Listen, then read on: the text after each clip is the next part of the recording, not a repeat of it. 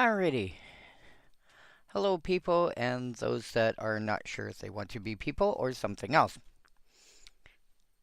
I know you want to be an Apache aircraft. I'll call you an Apache aircraft. You want to be a tomato. I'll call you a tomato. Anywho, hi. I apologize for no stream yesterday. Work schedule. Both of them got a little messed up.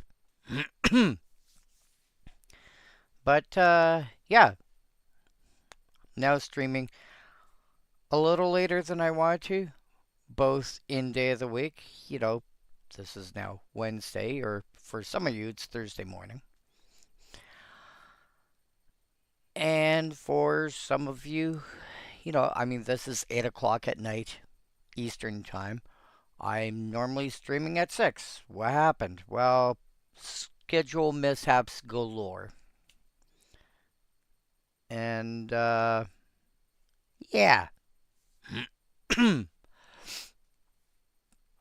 It's been interesting. But I'm here now. We are here. Let's get started. Alright, so Guildpact, we have 3, I wanted to call them clans. That's what you call them when you get to Tarkir. We have 3 guilds in this set. We have the Orzhov, which are black and white. We have the Gruul, which are red and green.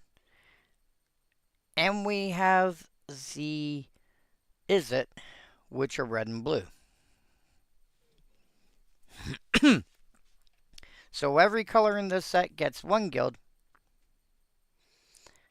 and red gets 2. Let's see what we get to play with.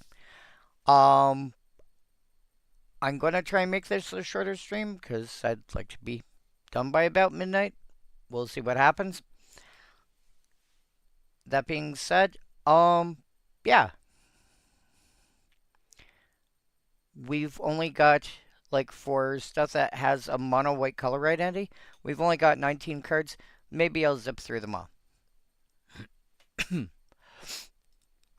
Skyrider Trainee. 5 mana, 3/3. Has flying as long as it's enchanted. I love the flavor text on it. The...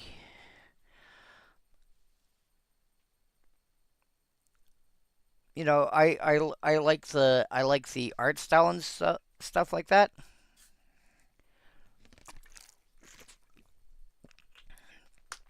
But I mean, why are you paying 5 mana for a 3/3 maybe flyer?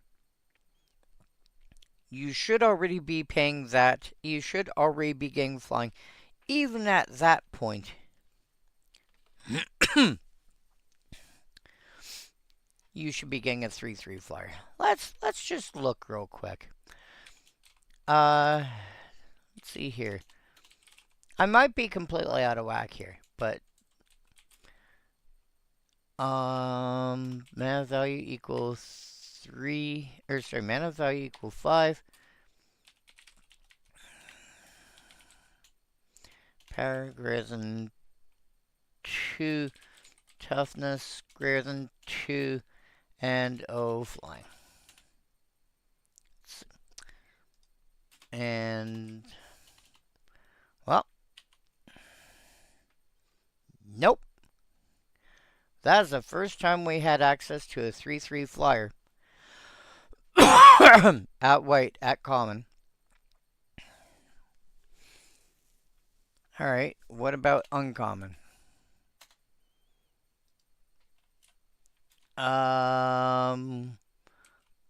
Color equal white. 8 cards.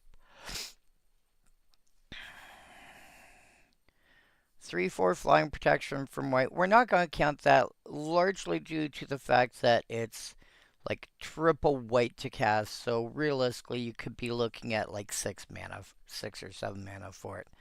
if you try to reduce it down to like white plus 4. 3/3 flying vigilance. 3/3 flying comes into play, gains 3 life. 3/3 flying looks at a face down creature. Okay, if you didn't have that ability, you could probably cut that off. 3/3 flying protection from dragons, protection from black. 3/4 flyer. Yeah, like based on what I'm seeing here, to be fair, also at uncommon. You could, for example, cut protection from black off of Malice Spirit and probably make it a 3/3 flyer for white plus 4. You already had that option. Just take that off of Angel of Light. Take the vigilance off. That I think is strong enough to actually be worth, a bump up in rarity. So I would see no problem with bringing that down to white plus 4, 3/3 flyer. Call it a day. The gaining 3 life, I'm a little. If it was lifelink, probably more so. But yeah, I think precedent could be called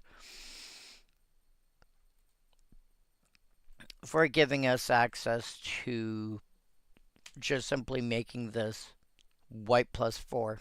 Well, precedent's probably the wrong word. But white plus 4, just give us a 3/3 flyer. Nowadays, I mean,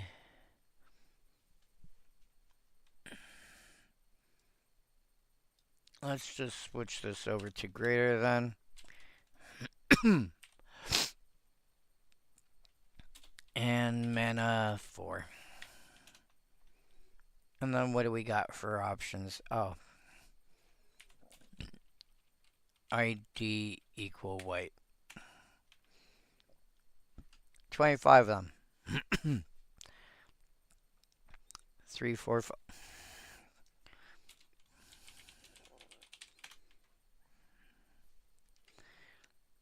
You can tell I don't like, cards that only exist on Magic Arena, right?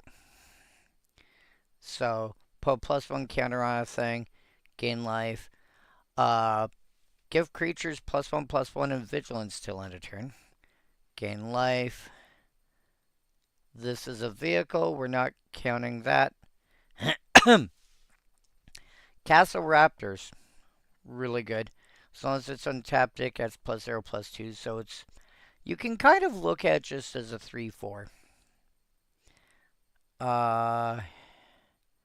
3/3 flying, enters, gives something a royal token. I treat every foe according to the highest codes of conduct. Then I kill them. Custody Square, this thing is really good. You get to bring a bunch of stuff back from your graveyard. Well, potentially a bunch of stuff. Creatures you control +1/+1 and flying, which is basically the same as Angel of the Dawn. +1. Nope, that's vigilance. This is flying. Nope, they're both vigilance. Wow. 3/4 flyer, 3/3 flying vigilance, almost Sarah Angel. Exile from your graveyard to get 2 more tokens. I should really consider putting that in my mono white commons deck. Target human gets +2/+2. Put +1 counter on a creature you control without flying. 3/4. This is so much card. Like, this is telling me you could basically get Sarah Angel these days at common. This is just shy of Sarah Angel. And then this having another option added on. I could see us now. I could see us getting Sarah Angel in the near future at common, which feels weird. But to be fair, it was always uncommon in the beginning. 3/4 flyers, easy. 3/4 flyer that gives you some kind of upside. 3/4 flyer with an upside. Excellent graveyards. Gaining life. This thing can just gain so much life. Starling, legendary creature. Another creature control gains. Yeah, this is basically like a 3/3 flyer usually. uh, when it enters, put a +1 counter on another creature you control. Being able to just continuously recur that is.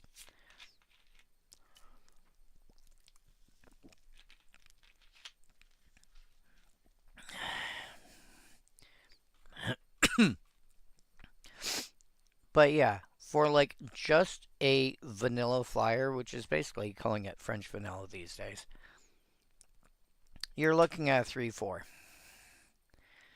At Guildpact, you couldn't actually get a 3/3 flyer for 5 mana, which I find interesting. To be fair, at common, you drop you drop making it common, suddenly that's an option. So,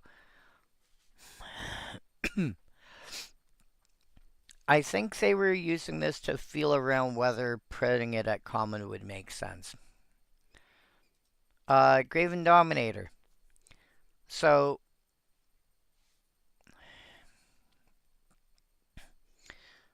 Haunt. Haunt is a bit of a weird mechanic. So,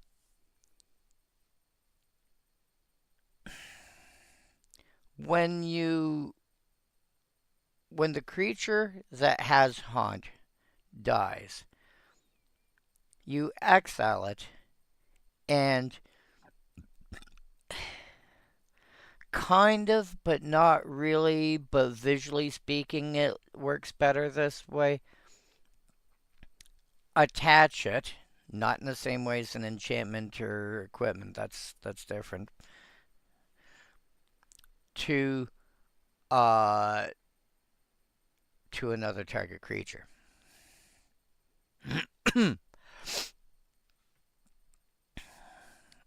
So, what's actually going on? Here's a simple example. If you have a card like Oblivion Ring, Banisher Priest, um,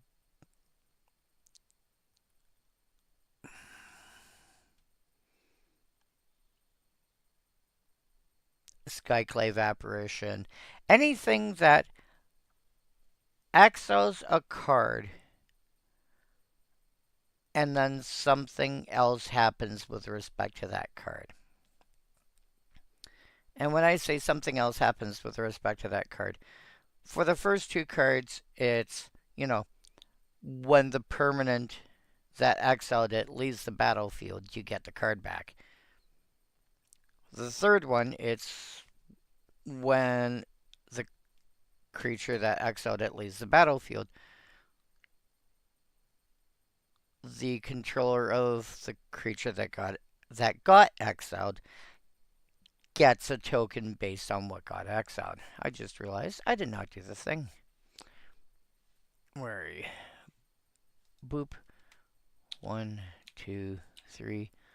I forgot to do these. 1, 2, 3.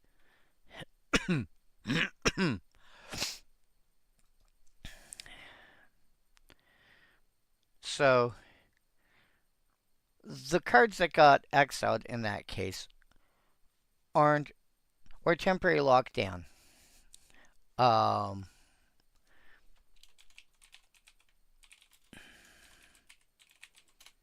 Temporary lockdown is also a good example. That was until earlier this year was in standard. And if you watch it being played on Magic Arena,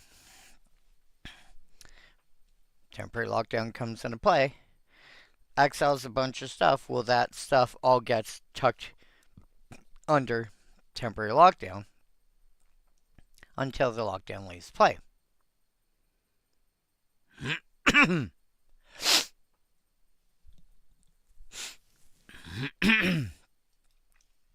God damn it. I apologize for this throat. So, Haunt, you can kind of treat sort of similarly. It doesn't attach to the creature per se, but if,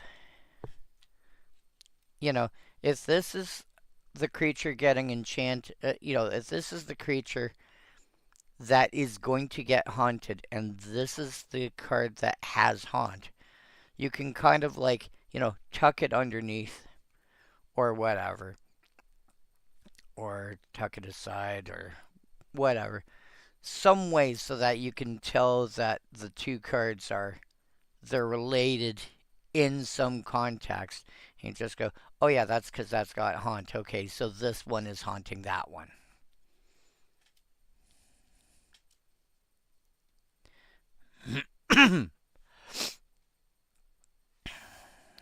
And so it's easier to it's easier to handle it that way.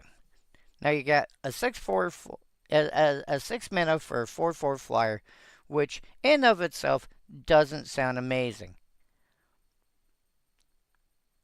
But here's the kicker. When Graven Dominator enters, or the creature it haunts dies, each other creature has base power and toughness 1/1 till end of turn.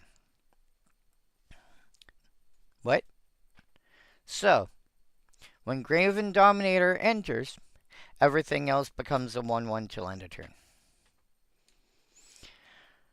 When Graven Dominator dies, it haunts another creature. Okay, we'll put them together to... So, when the creature that's being haunted by the Dominator dies, you get this ability triggering again. So if you're playing in a format where you've got, 4 ofs, even if you're just kitchen tabling it, this is suddenly 8 instances of making everything into a 1/1.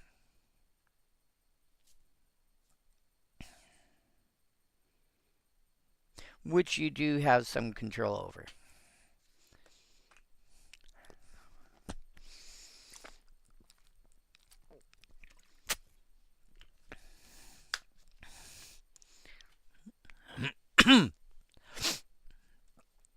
Now, obviously, if I'm playing Gargoyles for command, if I'm playing Gargoyle Tribal, I'm probably going to play this. It's still a decent-sized creature to begin with. 6 mana for a 4/4 flyer isn't great, but it's still fine. Hey, Yorgo! Oh no. Oh no. What dumb combo did you do? What dumb combo did you bargle?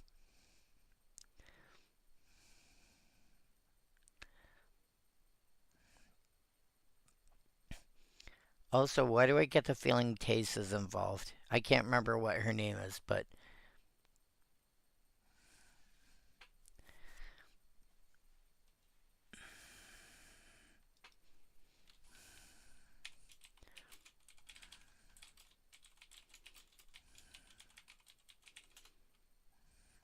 Teysa Karloff.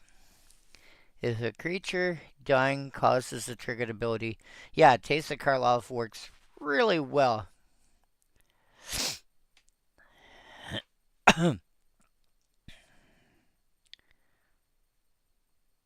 Oh, that's funny. Teysa Karloff, Masamune, and Drivnod.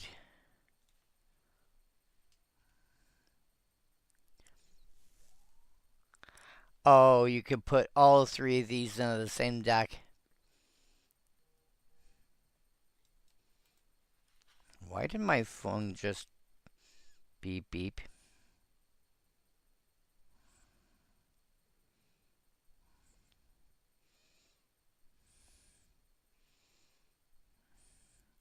Okay.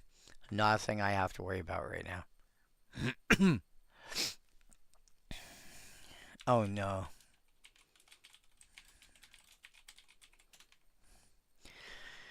When an enchant creature dies, return this card from your graveyard to the battlefield. When an enchant creature dies.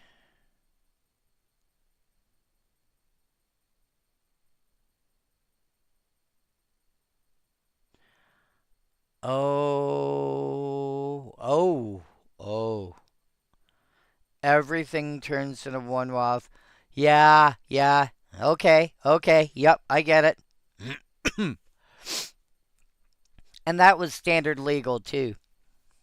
That was standard legal too. Because Screams from Within was in Darksteel. And Guildpact. Wow. Okay. So put it on, let's say, an Ornithopter. 0/2 flyer. Whatever it is, doesn't matter. So the Ornithopter becomes a 1/1.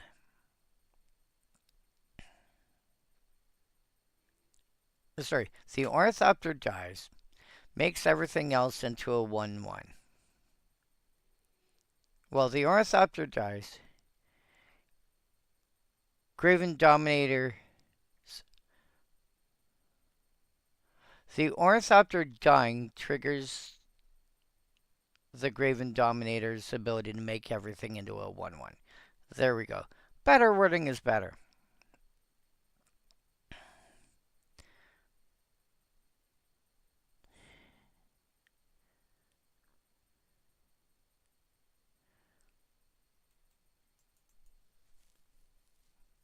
But you could have it enchanting, in this case, you could have it enchanting the Ornithopter that the Graven Cairn, that Graven Dominator is haunting. You can have them both on the same thing.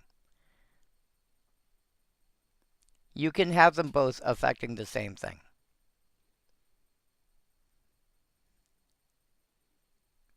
Well, no, they both trigger, but they but they both trigger at the same time.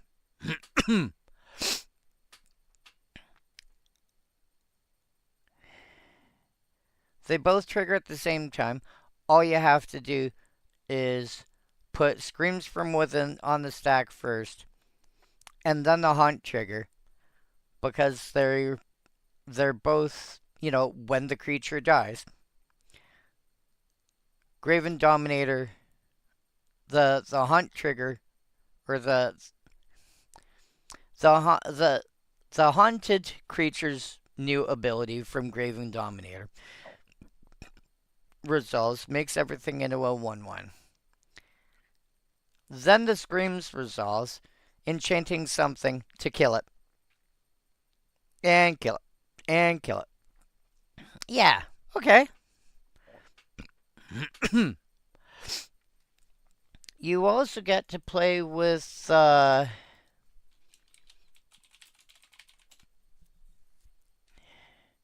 no, Ether Flash wouldn't work. You want when a...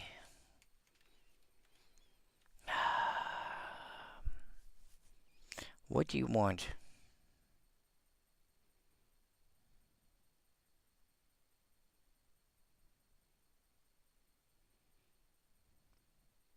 I mean, that being said, anything along lines of Knights...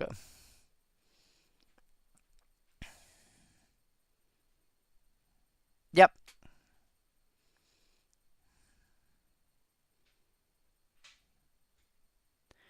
Yeah, that humility.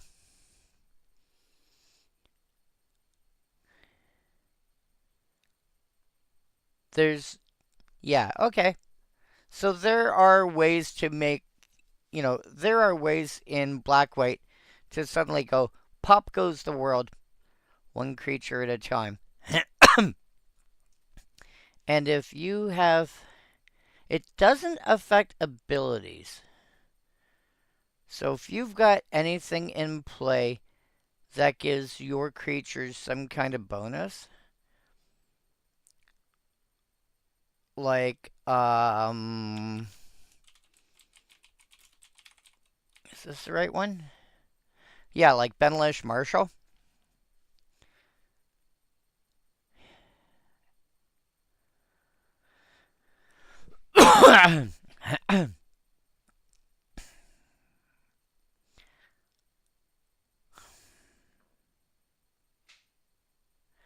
The problem with the Acacia nose pickers, as we always nicknamed it, because fling, um, was because it requires a token. You basically have to like, how do you make it?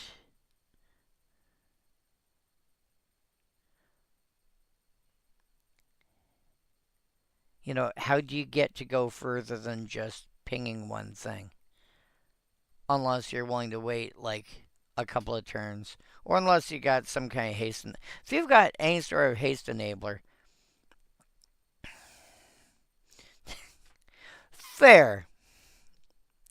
You did not claim it was good. You did not claim it was good. That is a fair statement.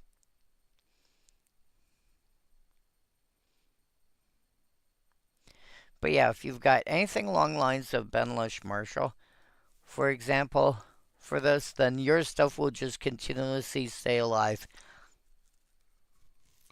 Everybody else's stuff will basically die. And then when it finally has to land on one of your own creatures, you're like, oh, okay, I guess it's back down to its native size now.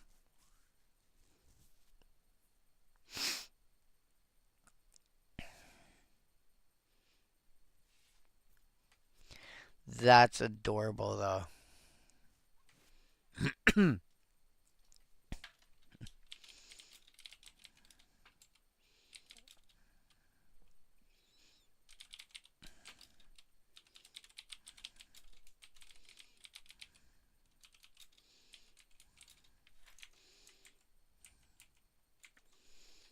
Oops.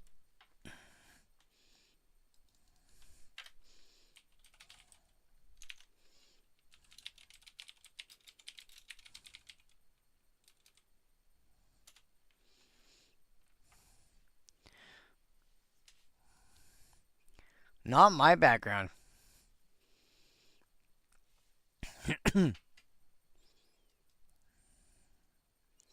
What you might have heard was just me posting it in a chat room to go, hey, by the way, this came up in chats. Here, enjoy. Yeah, no, I am doing this. I have a chat room open, and that's the only other thing. Uh, Withstand. Withstand, So here, this is the funny thing about Withstand. Gain 3 life, draw a card. You look at Revitalize. That's basically the standard these days, so to speak, for gain 3 life and draw a card at instant speed. 1 white plus 2. Preventing 3 damage, I'm not so sure that you can do that for better than 3 mana. Oh yeah, I posted your little Screams plus Dominator combo in the chat room. And one person who's been playing a long time and has become very um they're not really fond of Magic since it's not just the Universes Beyond, but it's how Magic has progressed since Universes Beyond the entire time frame. A lot of stuff is just kind of irksome. But I posted your combo and it's like, oh yeah, definitely enjoying seeing the silly shenanigans from that. Anyway, but yeah, Withstand, I'm not sure you can do better than Wow. No, it's not. No, it's not, because if it was 3 times bandage, you would draw 3 cards. So there. Although I do want to basically take my take me down a cantrip city deck and try and port it over to white and see what happens. Um, and if you don't know the deck list I'm referring to,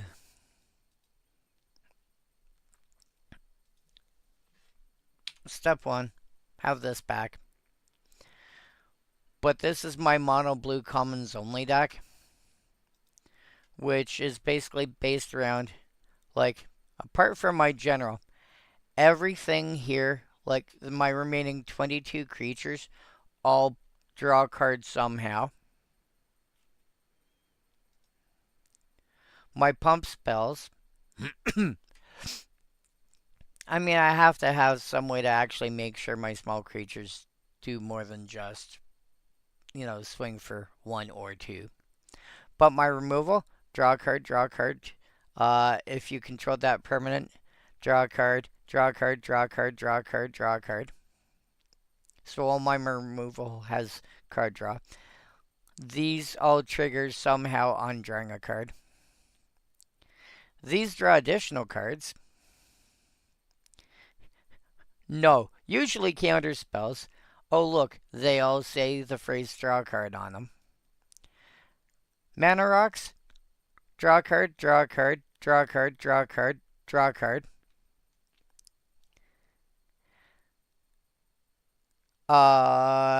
These seven lands here all either can cycle to draw a card, can reorganize my library, can put cards back on top, or scry or surveil. P.S. There is a lot of card draw in this deck. It is just commons. If you want to draw cards, that deck is probably half. If you end up with 3 lands, you don't need any more. You will draw into your remaining lands because you will continue to draw and draw and draw and draw and draw and draw and draw and draw. I cut myself down to, I think, 34 lands. But I want to take that concept and port it over to white with cards like Withstand and, oh, what's his name? The good boy. Yeah, I'll probably have a disenchant. That will draw me a card.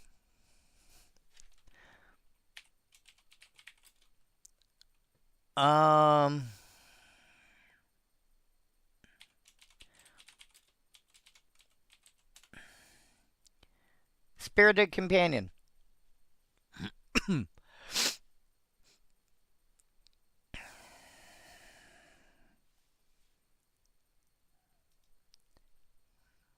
Yeah, the goodest boy.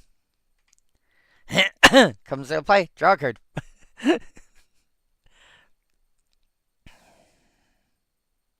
Yeah, I wonder how much card draw I can put together in a mono white deck at common now. For Commander. I'm not apologizing. Ghost Warden. Was it Angelic Page? 2 mana for a 1/1 flyer. Tap to give a creature in combat +1/+1. This loses flying, but can give it to any creature.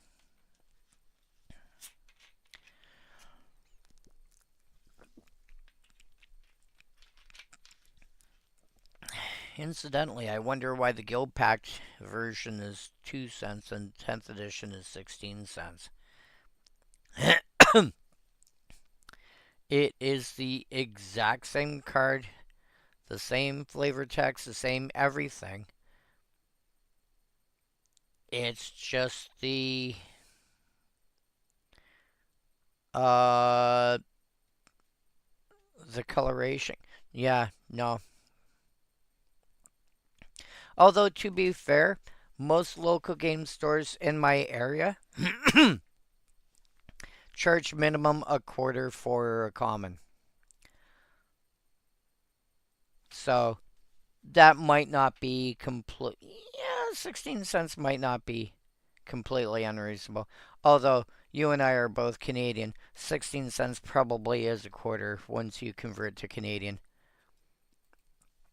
But yeah, Ghost Warden, I would. I think I would play Angelic Page if I was playing Angel Tribal. Otherwise, Ghost Warden is strictly Ghost Warden. I would. I hesitate to say it's strictly better, but it is sufficiently more generically useful.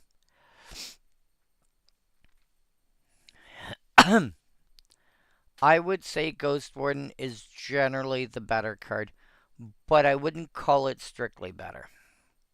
Because flying versus not flying can actually make a difference. Whoops. Lionheart Maverick. 1 mana for 1/1 Vigilance, which back in the day, that was still actually pretty decent. You could not be guaranteed to have a keyword ability on a 1/1 for 1, even in white. And then the fact that, yes, it's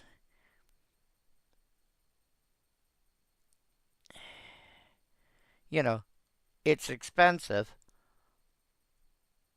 but 5 mana to give it +1/+2 till end of turn.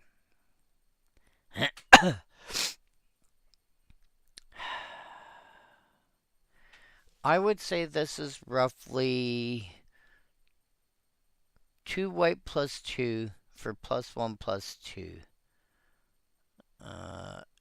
Actually,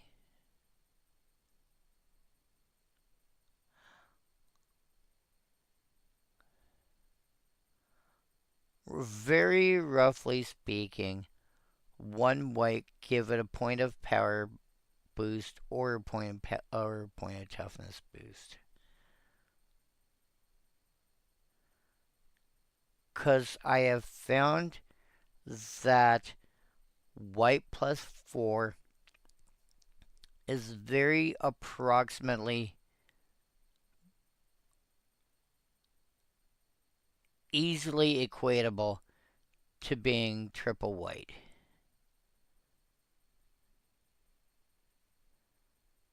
So you are looking at 1 white to give.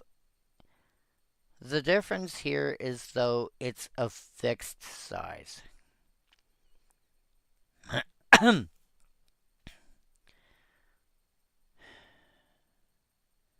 It's not bad. I mean, again, you are playing with commons, and even at that point, I think this would be acceptable. It's not amazing, but it's fine. Nowadays, you could get stuff like creatures you control get +1/+1 till end of turn. Where's my white common stack? This one. Yes, I know. I feel it might sound like I'm tooting my own horns, but I mean, this is my stream. I am streaming about my opinions and my this, that, whatever else. But compare something like Charismatic Vanguard. White +4 creatures you control get +1/+1 till end of turn. And in fact, I believe you can get that on a 1-drop nowadays. Creatures you control.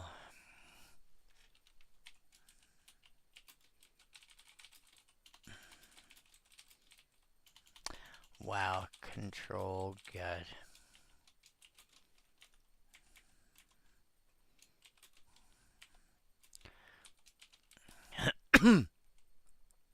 Mana value equal 1.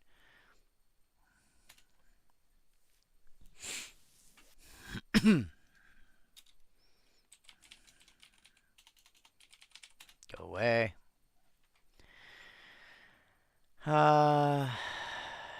Yeah, so you can get a 1/1 with that same ability that I was just talking about.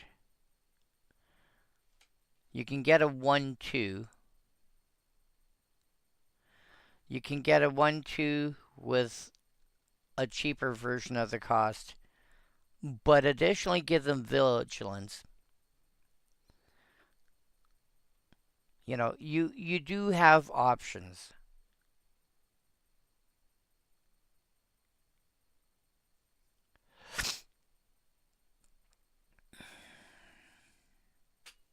What are you? Oh, that's what that is. Lionheart Maverick sounds like what Sarah Palin would name her son. I mean, honestly, there are worse names to call somebody. There are much worse names to call somebody.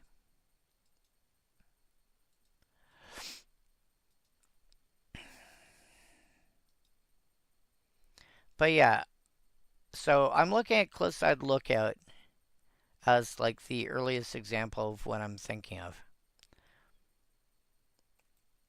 And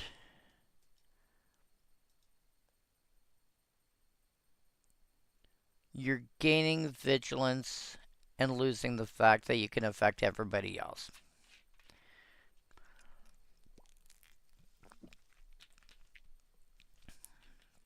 And yes, it's +1/+2 instead of +1/+1, but but again, you're also only affecting yourself. I could see that as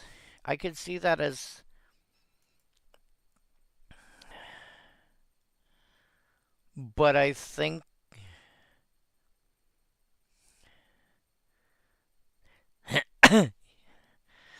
now my question is she the 3/9?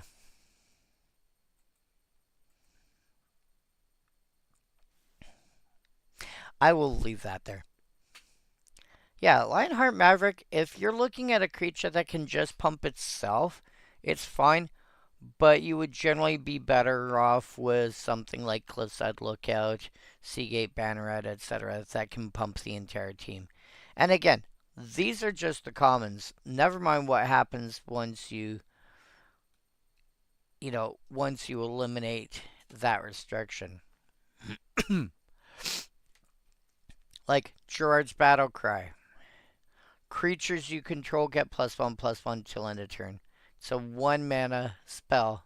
It's a 1 mana enchantment that you only have to pay 3 mana to activate.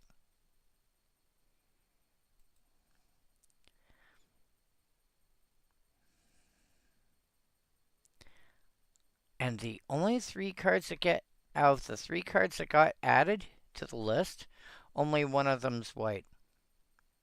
That's hilarious. But yeah, again, generally speaking, would recommend something that would affect everybody.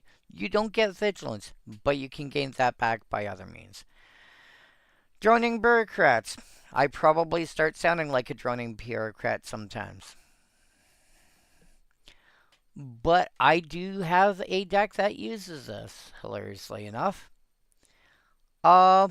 Yeah, it is right here. It is Tobias Andrian, Advisor Mill.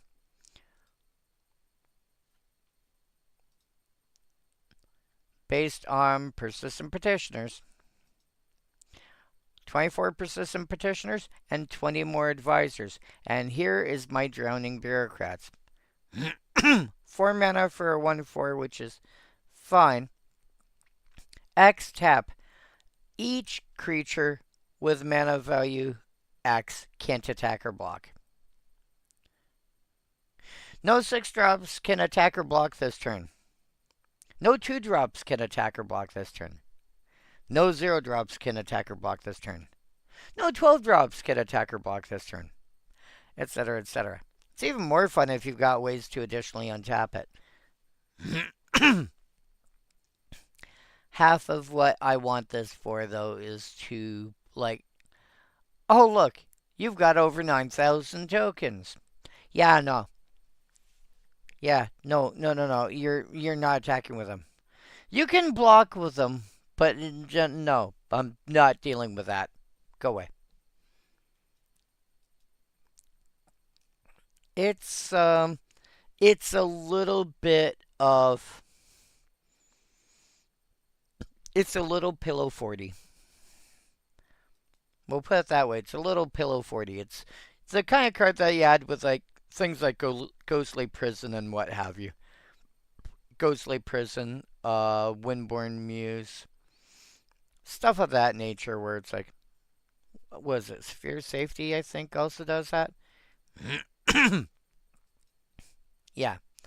Droning Bureaucrats you might want for a deck like that.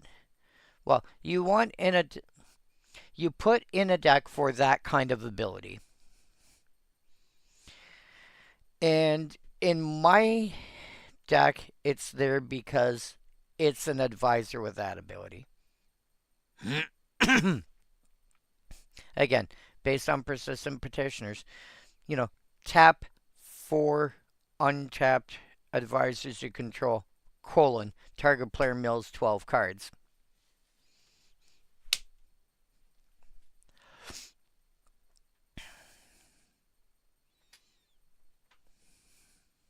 Yeah. And it's a 1/4, so it's going to be able to jump in front of a few things. Sun Strikers will. 4 mana. Enchant creature. Oh, this is hilarious. So,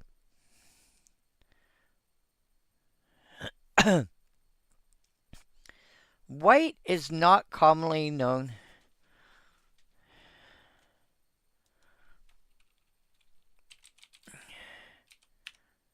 Go away. White is not commonly known for tap. This creature deals some amount of damage to another target. Unless it's to an attacking or blocking creature. This is where Sin Striker's Will comes in.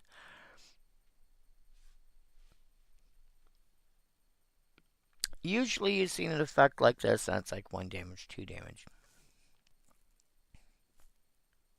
Even in other colors, it's like 1 or 2 damage. You're paying 4 mana for this. No. I deal damage equal to my power.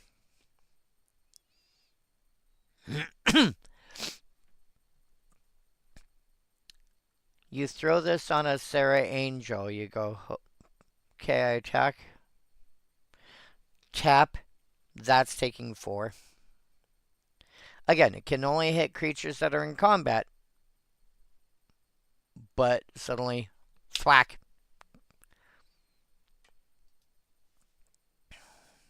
So yeah, Sin Strikers will. If you're playing this, consider this in your removal suite.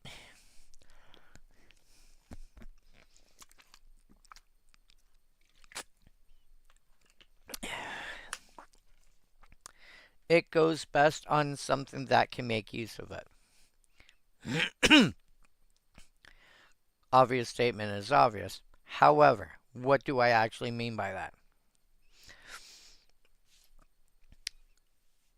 Is the creature big enough? Like the creature being enchanted, is that big enough? A 4/4, I would say, is enough to start making sure you are killing stuff. A 3/3 is iffy. A 4/4, I would be comfortable putting it on. Anything bigger than that, you are going to kill stuff. Like a 5/5, you're starting to kill, decent sized angels, the mid-range size demons, the typical dragons, etc. Sphinxes, elementals, etc., etc. Or something that's got at least 1 power with an effect like Death Touch. It doesn't have to be Death Touch per se. Um,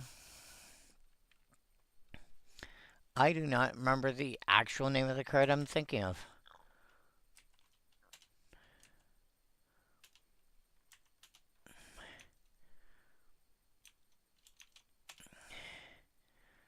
Uh, thank you.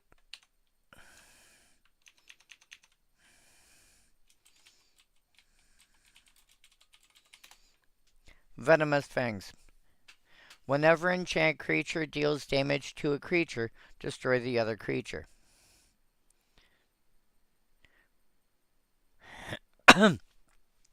It's basically Death Touch, but it's a triggered ability. But it's an enchant creature, so you can throw it on anything. Yeah. So have fun with that. If you're playing, a minimum at minimum Selesnya, could be banned, could be, whatever. Anything white, green, or higher. Orzhov, and you're already considering running Venomous Fangs, Sin Striker's will help its case. Also true the other direction. If they're both on the same creature, it's like, die, die, die.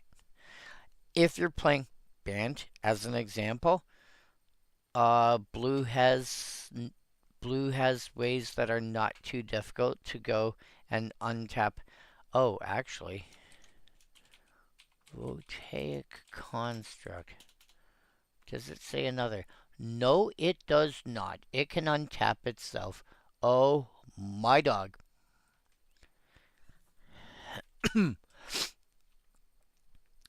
So, Voltaic Construct with Venomous Fangs and Sin Striker's Will basically is 2 colon destroy target creature. Yeah, have fun with that. Doesn't need to be Sin Striker's, but it's a way to make it work in just white green. Absolver Throw. 4 mana for a 2/3. Comes into play or the creature it haunts. Again, we talked about haunt earlier. Destroy target enchantment.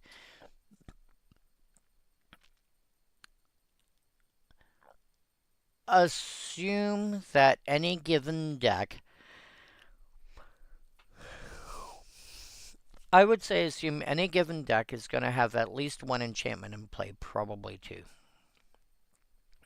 At some point during the course of the game. And so, hold on a sec here.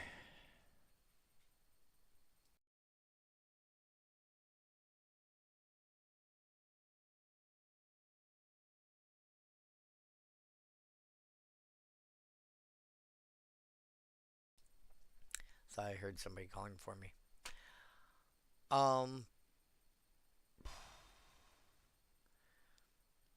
So the fact that this can kill off 2 enchantments relatively easily is nice. But you should be able to find better options for that. Although it only requires, this coming into play and something else dying to get your 2 options. So, maybe, maybe not. If I'm playing Throw Tribal, hi. I'm Mindstrap Throw, but I'm part of the Throw. Yeah. If you're playing Throw Tribal, you might have to run it. I wouldn't exactly behoove someone for playing it in a deck like that. But I think, as a general rule of thumb, there's going to be better options.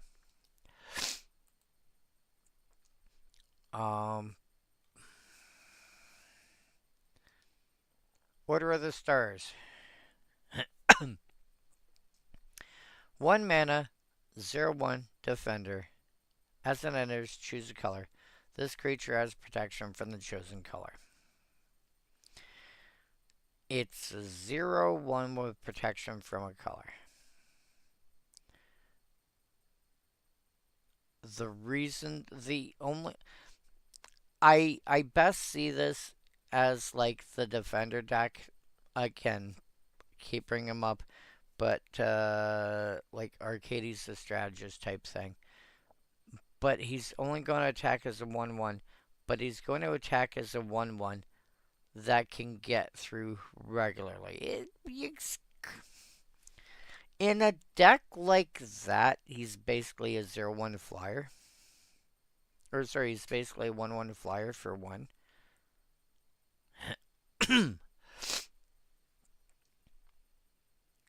That is going to be a little harder to kill. So maybe like a 1/1 flyer with ward 2.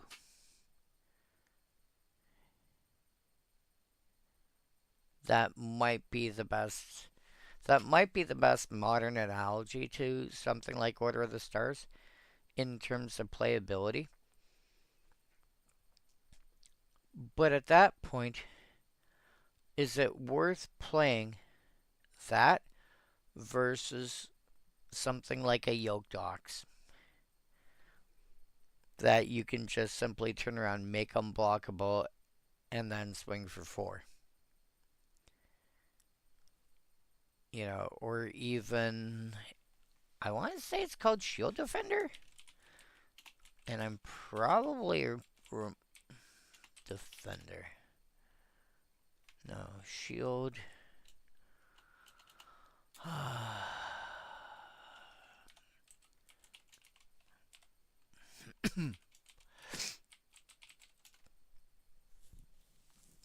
Shield Bearer. I wonder if Shield Bearer is the card I'm thinking of. Might be. But it doesn't have Defender.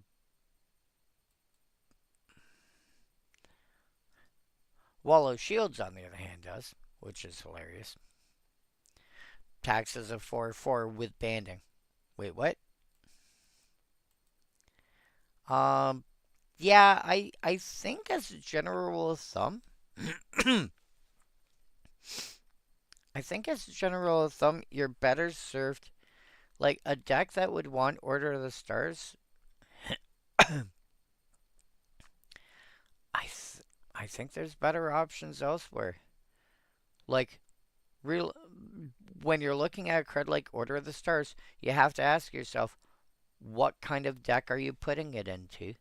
What role does this fill? And if this is, you know, even an Arcades deck, if this is basically a Suntail Hawk with Ward 2, sort of, you know, i.e., it has protection against some of my stuff, but not against others. So it requires more effort to actually deal with it. I don't think that's enough. And if you're thinking about giving giving it protection from red or whatever, find other ways to give like all your creatures protection from red. You know, you've got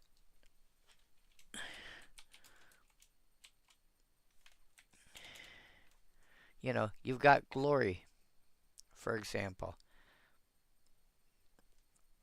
that you can activate while it's in your graveyard and go, hey, by the way, 3 mana, all my creatures have protection from the chosen color till end of turn.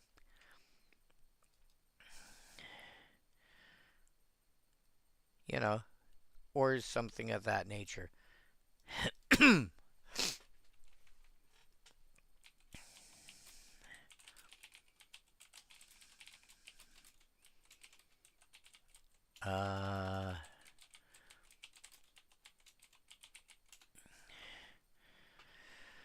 Absolute Law, Absolute Grace also do similar effects. So realistically, you're looking for like white and green.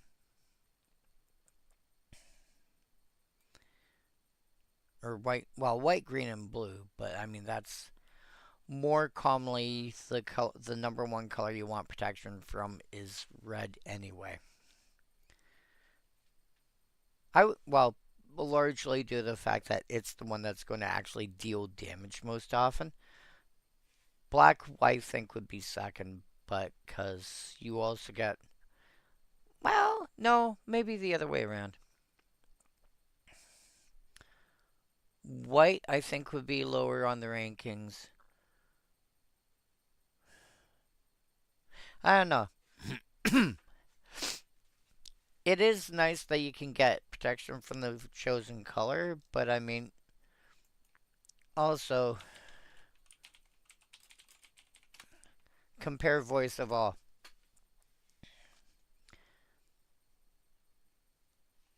You know, I would rather have this. The only reason to play Order of the Stars is because I can get protection from the chosen color on turn 1. But I would much rather have Voice of All. It's just going to be more useful.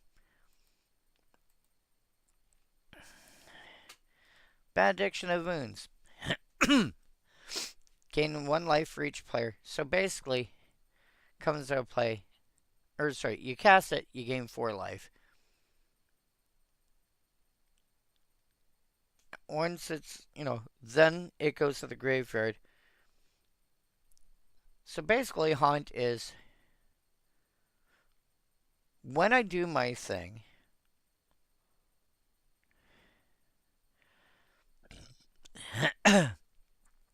exile it.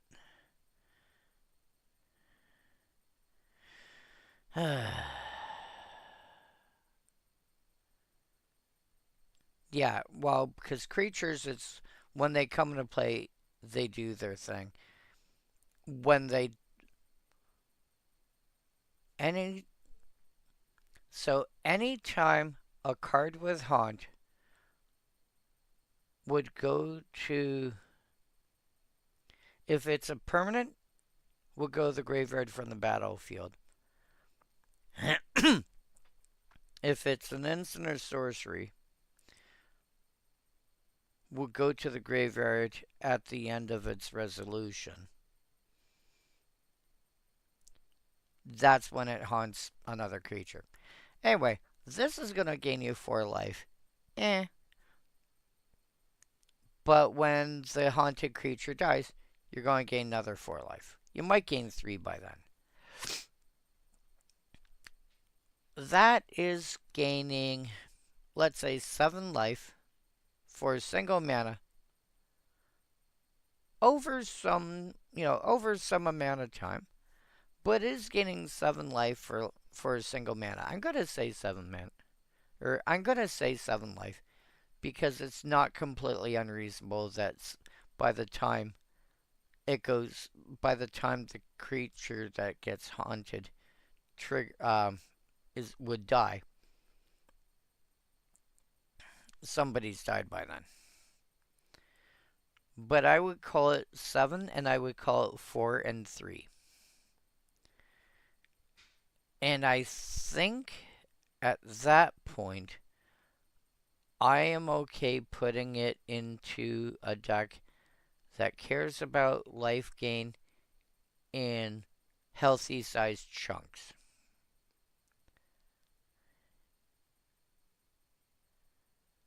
As opposed to, getting a little bit of life at a time. Like again, my comparison is if you're gaining like 10 life, do you want like 10 triggers of gaining 1 life or 1 trigger of gaining 10 life?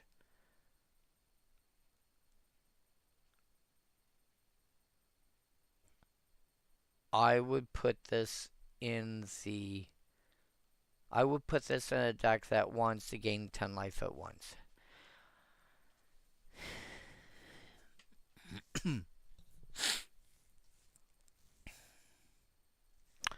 I suddenly want to arrange for a 4-player. Well, I say 4-player game. For a 4-team game of Commander, but it's it's 2-headed giant per player. So you're going to have 8 people around the table, but 4 positions. And each position is going to be a team of 2 people. I would love to try that one of these days. Anyway, yeah, and a setup like that, this again, like this is going to gain at least 14 life. A single casting, the first time you cast it is going to gain 8.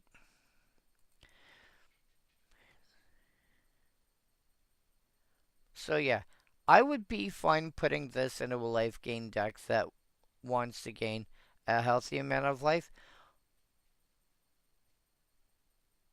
especially considering you're only paying a single mana for it. Harrier Griffin. Again, Griffin Tribal, I would obviously be. Moon Market Merchants sell bottled scent to cut purses and other criminals. Those doused in the liquid become Griffin bait. Fun. So you're basically paying 4 mana ish for a 3/3 flyer. At the beginning of your upkeep, tap target creature. You're paying 2 additional mana once to get that every turn. I think I'm okay with that. At the beginning of your upkeep, tap target creature.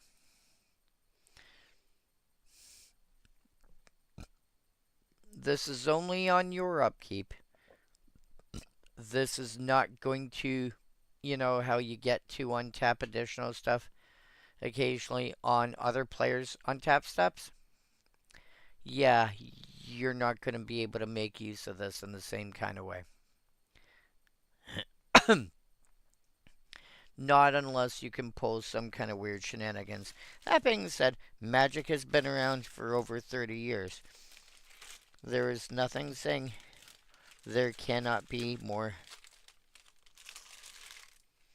There's nothing saying there cannot be more shenanigans.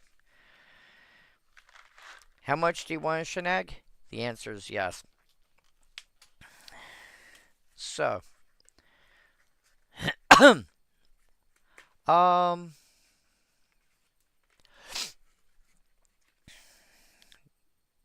tap target creature.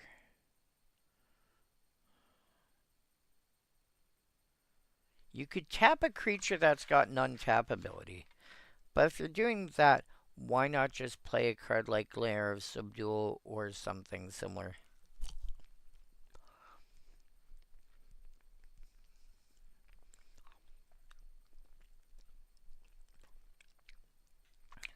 Or a card like Viridian Longbow to say, this gives me a way to tap the creature.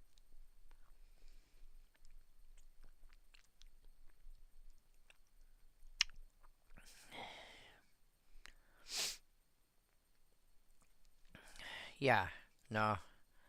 I think Griffin Tribal, you want this?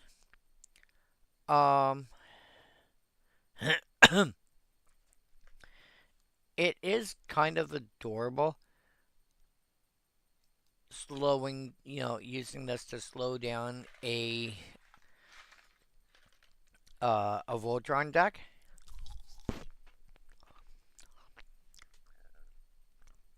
But I think there's better ways to slow down a Voltron deck.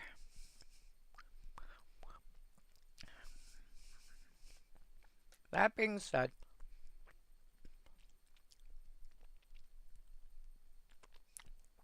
it is a triggered ability, not an activate ability.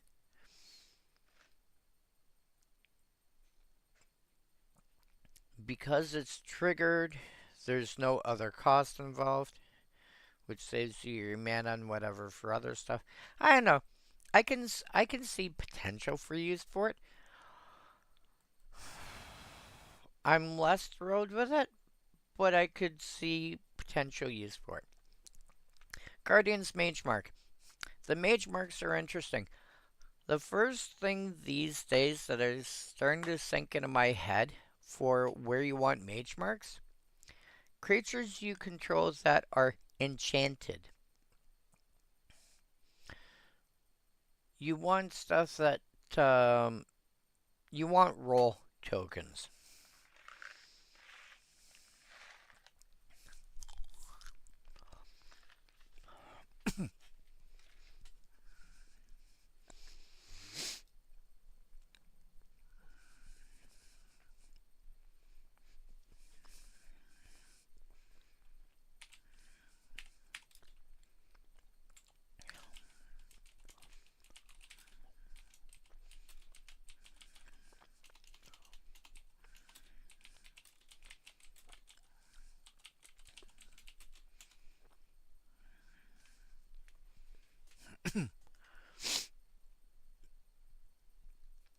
Okay.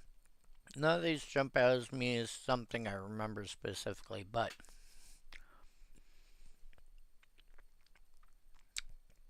Unassuming Sage. 2 mana for a 2/2. When it enters, you can pay an additional 2 mana to create a sorcerer role token and go, oh, by the way, you're now enchanted with this, making it into a 3/3 that whenever attacks, scry 1. Oh, Return Triumphant. Better option. 2 mana, return target creature mana value 3 or less from your graveyard to the battlefield.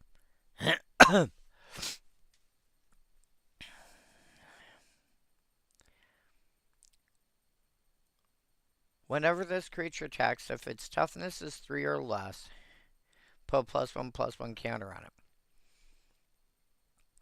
So you can, with mana value 3 or less, so it's not difficult for 2 mana to bring back a 3/3 that attacks, and you go, hey, by the way, it's now a 4/4.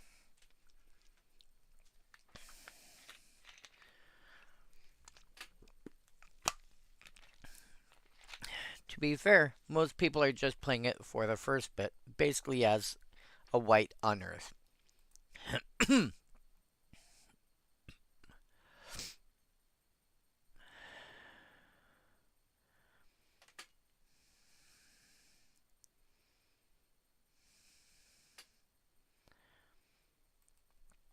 But yeah, you start throwing role tokens on stuff.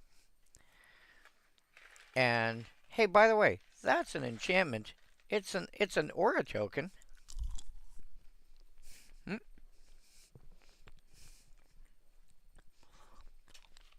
It's an aura token. But that means it's enchanted.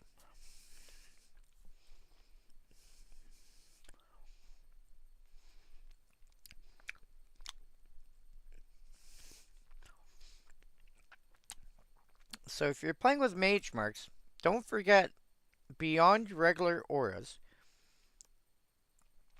role tokens are a thing. So are creatures that have bestow. Those are probably the 2 biggest slots where people will forget that, oh yeah, these are also options. It is unusual to find stuff that's, that'll be auras in other manners. It's not impossible though, but it's unusual. I don't know if the Mage Mark, I don't know if the Guardian's Mage Mark will do enough. But if you're playing with enough enchantments, you might as well. Belfry Spirit. It's a 1/1 that makes. It's a 1/1 flyer that, due to Haunt, can make 2 more 1/1 flyers. If this was common, and I wish it was, that would have gone into my. That probably would have gone into my mono white commons deck. Because it's like, oh look, 5 mana, I make 3 1/1 flyers.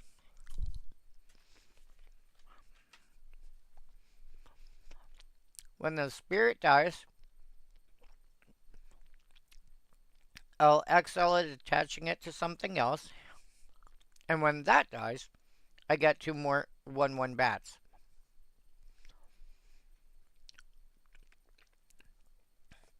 So I'll have spent 5 mana over some amount, but I'll have spent 5 mana and got 5, got 5 1/1s out of it.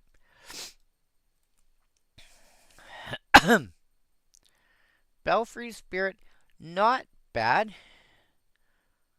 Not quite the droid similar, but it's not bad. Martyred Rusalka. The Rusalkas in general, I think, are pretty good.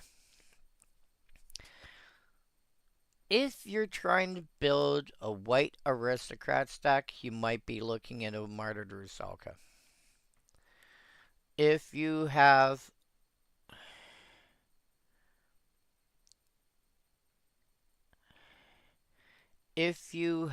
a bunch of tokens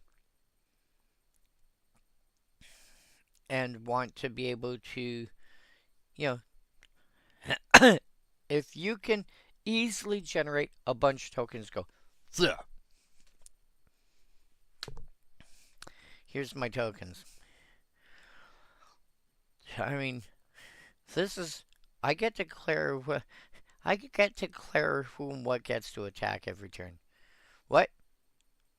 But there's like 20 creatures on the board. Yeah, I can. Did you notice I can make 20 tokens a turn?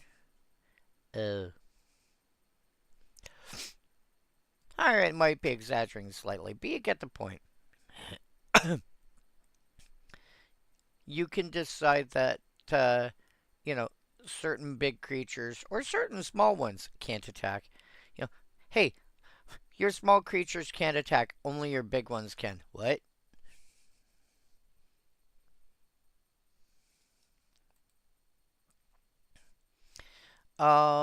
It's. But if I'm looking at if I'm building a mono white aristocrat style deck, I'm the Martyred Rusalka is on my shopping list. Well, maybe I shouldn't say shopping, but it is on my list of cards that I'm at least considering. Leyline of the Meek, Leyline or not, are you playing a token strategy? Are you playing white? You should be playing this.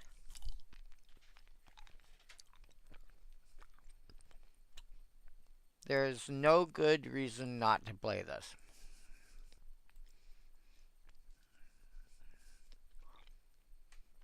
Oh no.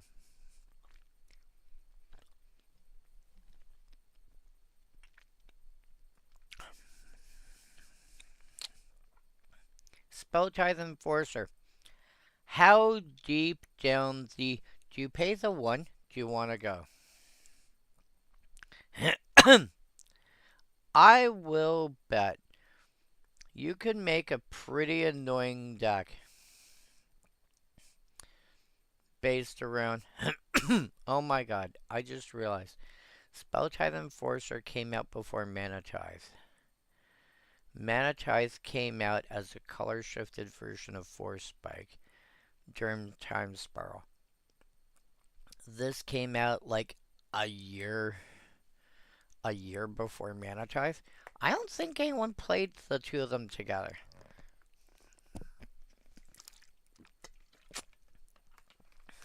But yeah, Spelltithe Enforcer. How deep down the how deep down the rabbit hole do you want to go in? Do you pay the one? Now, if somebody's playing a token strategy, and are able to regularly, consistently make more tokens, they probably don't care. Um, something along lines of what's his name, Slimefoot, for example, or Chatterfang, or decks where it's like you breathe and you get 6 more tokens. So yeah. And if you don't want to be playing, and this is the other thing, like compare this to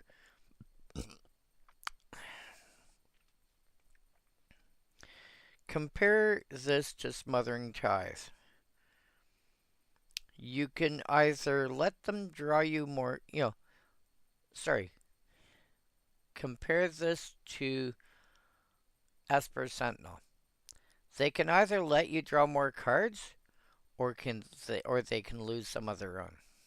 I was going to say Smothering Tithe, and then I realized Smothering Tithe only makes you treasures. That's easy enough to shut. Well, I shouldn't say it's easy enough, but there are ways to shut that down. At least in a couple of colors. Yeah, Spell Tithe Enforcer. If you're playing that kind of deck, plus never mind the finding ways to make cards like balance.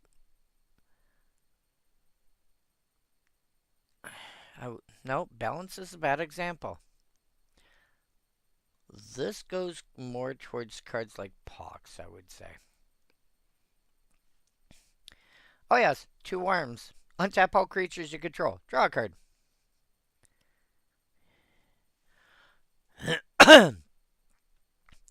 um, how hard is it?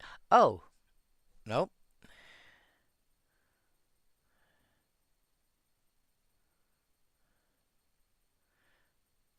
So I can come up with a way in white blue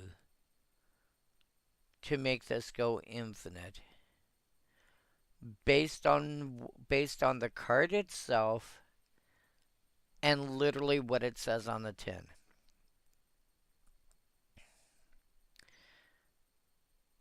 You need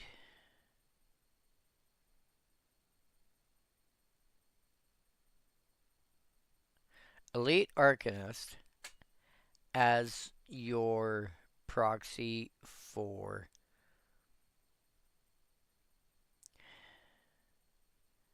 Isochron Scepter.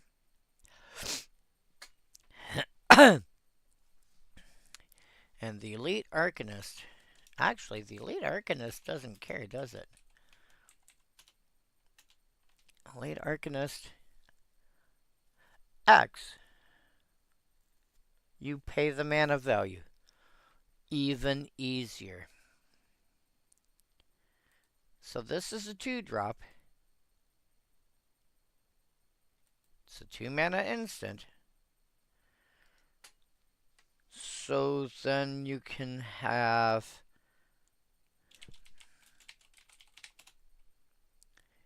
Sea Square, which you can tap for colors, or tap 1 and tap it for blue. You only care about the first ability. And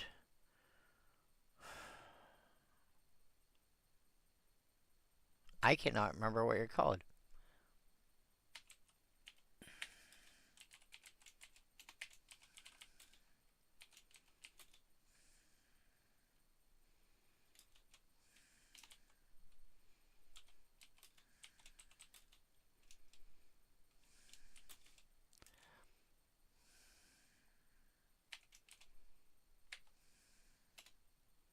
Sunseed Nurturer.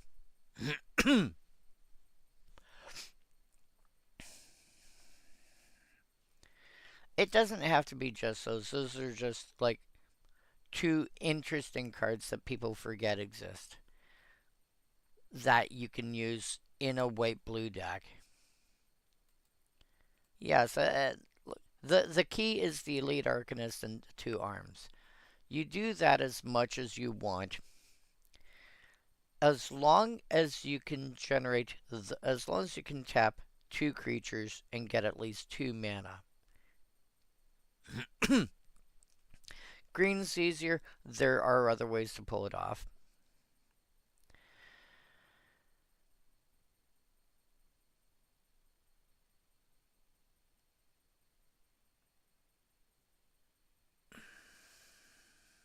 Yeah, there are other ways to pull it. And I will tap and untap my creatures, and I will draw through my deck until I decide I don't want to draw anymore.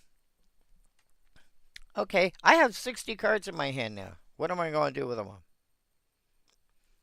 Well, if you have other stuff that you've tapped for mana, you probably also have all the mana you'll ever need. Bleh. At that point, then you start adding things like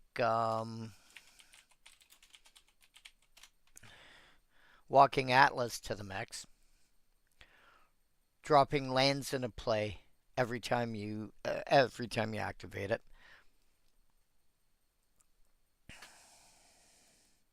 Yeah, there's ways to make that silly. Stormherd.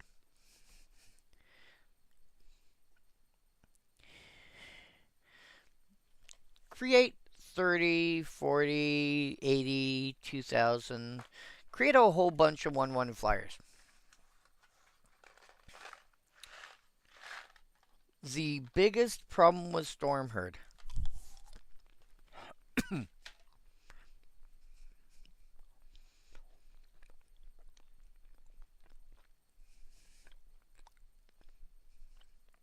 is they all have 1 toughness.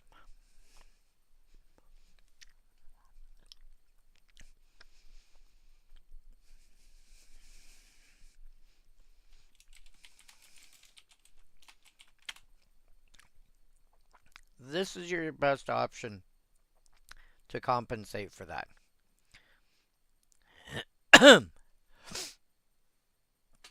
If you generate 25 Pegasus tokens,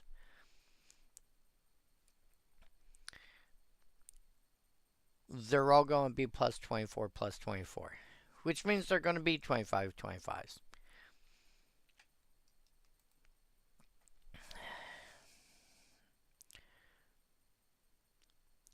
But if you've got no backup for them,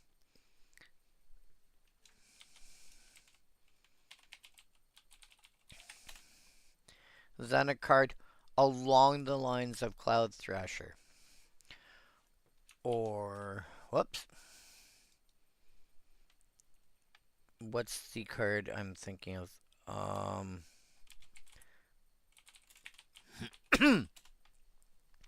Breath Weapon. Anything remotely along that line at all. Just turns around and goes, hey, by the way. Oh, you have flyers?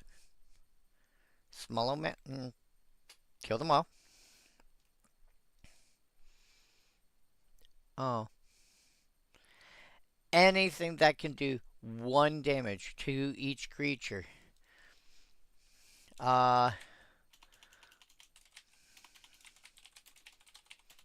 Crypt Rats. You pay 4 mana. 3 to cast, 1 on activating it. Boom, they're all gone. It is really stupidly easy to get rid of just a bunch of 1/1 flyers. Or, in response to the casting, if a creature were to enter the battlefield under an opponent control,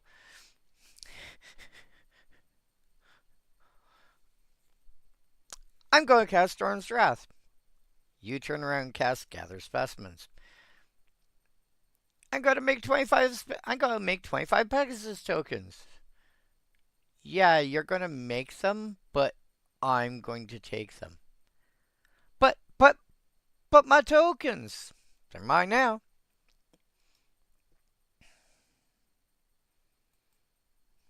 Yeah. And then Ghostway, which I've used as the, I was going to say mugshot, as I've used for the thumbnail for this. Exile each creature you control. Return them all back to the owner's control at the beginning of the next end step. I'm going to exile all my creatures. At the end of turn, they all come back. 3 mana instant. The original thought for something like this, as far as most Commander players I've ever come across, and possibly even standard at that point,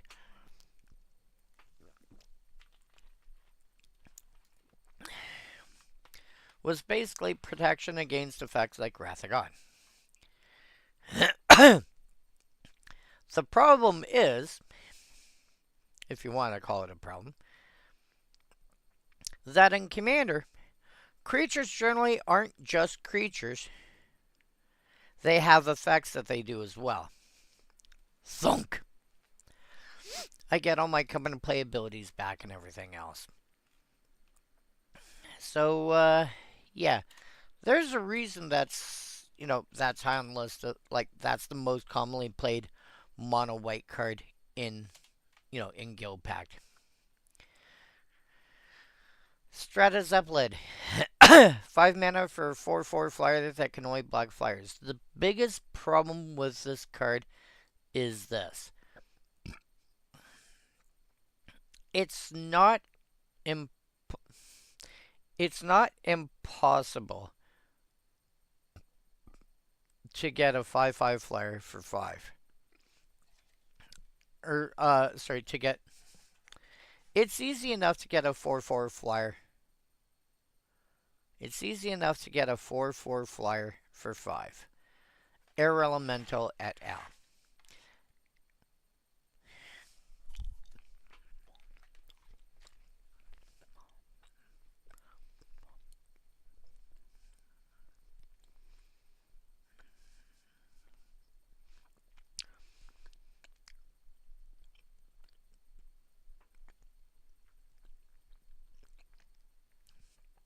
This was basically designed assuming that Air Elemental was still fair.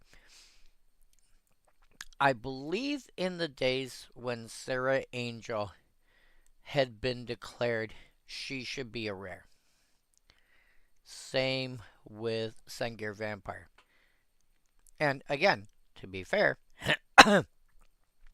back in the day, i.e., during the time of Revised, we knew they were both uncommons, but they were strong enough that we treated them as rares when it came to trading. Back when it was the internet existed, but you didn't have sites like Card Market or TCG Player or Star City Games or Troll and Toad or what have you, where you could look up pricing easily and go, hey, this is what it's worth, and go based on that. You either had to go buy a physical price guide, and the pricing would change month to month. And they would basically query stores and say, how much are you selling this for? Well, this is the going price. And publish that in an actual physical paper form. Or you would chat with your friends and go, well, rare for a rare, common for a common, and uncommon for an uncommon. Mythics didn't exist yet.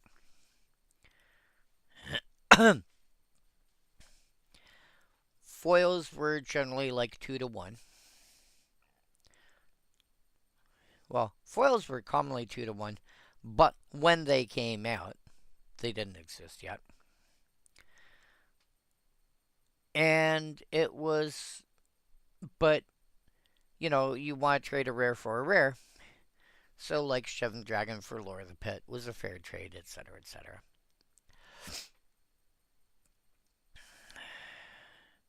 But Sarah Angel and Sengir Vampire were considered strong enough that even though they were printed as common, or uncommon, I should say, they were treated as rares.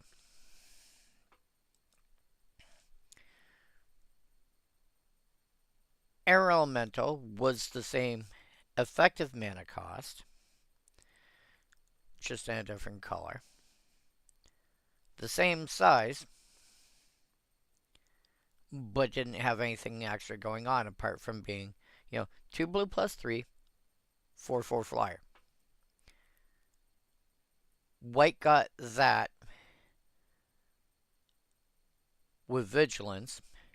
Black got that, but if it helped kill anything, it would get a +1 counter on it.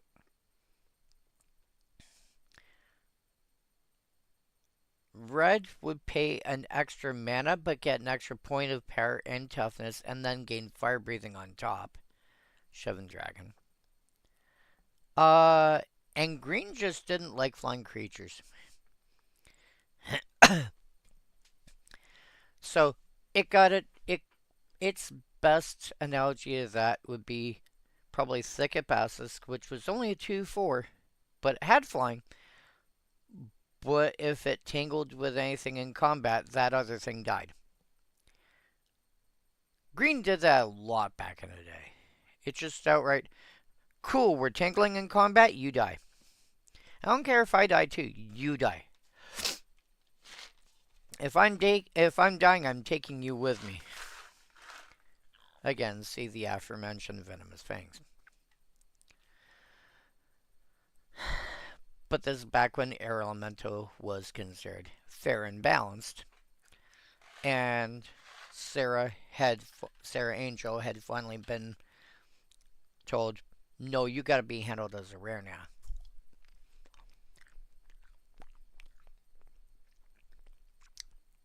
Not just how people were trading it. No, Wizards of the Coast basically said, "No, no, you're rare now."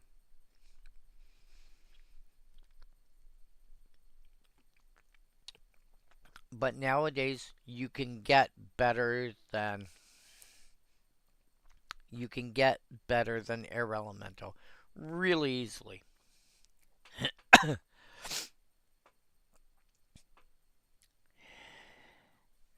So, yeah. And the thing is, it's even the original printing was a beast. Are you playing blue beasts?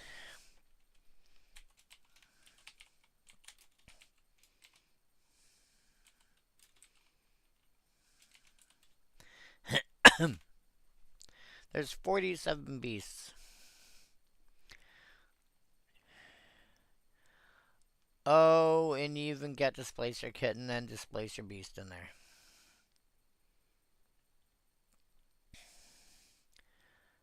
Um,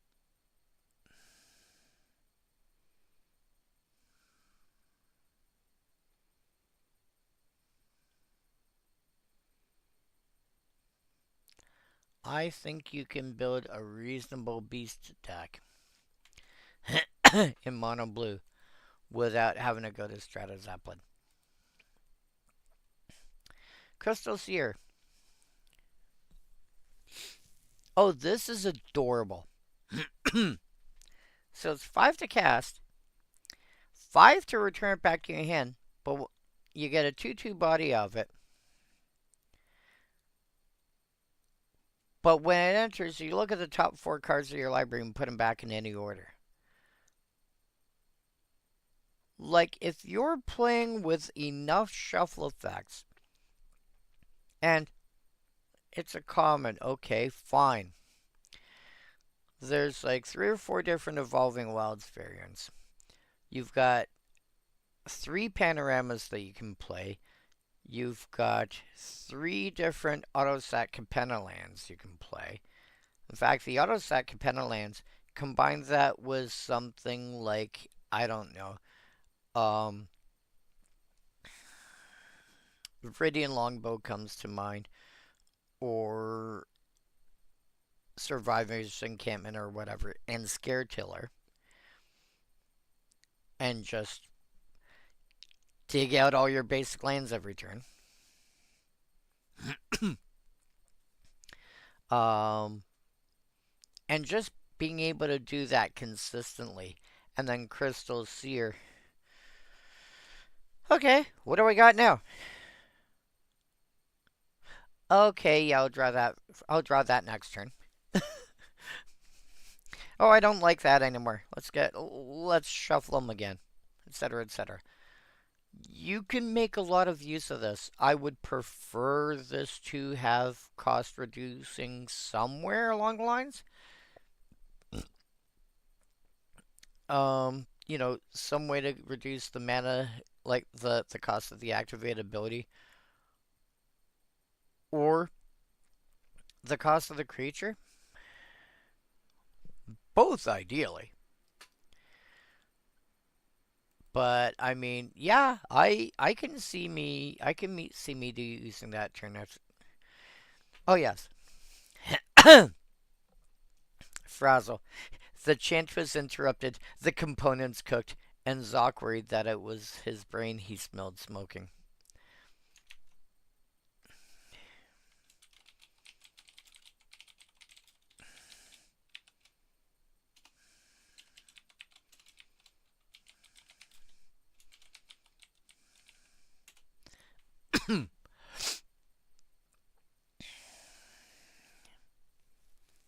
Yeah.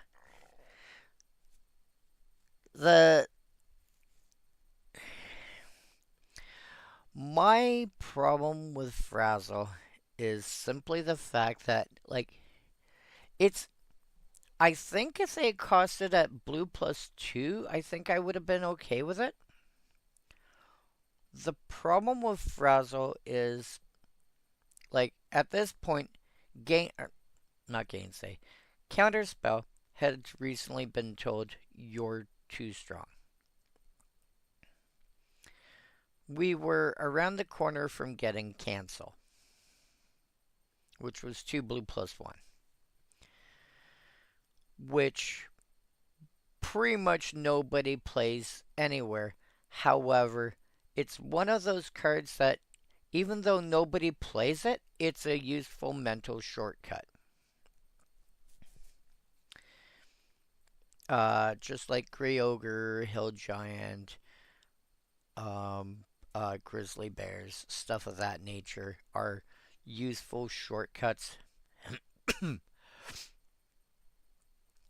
for creatures of a given size.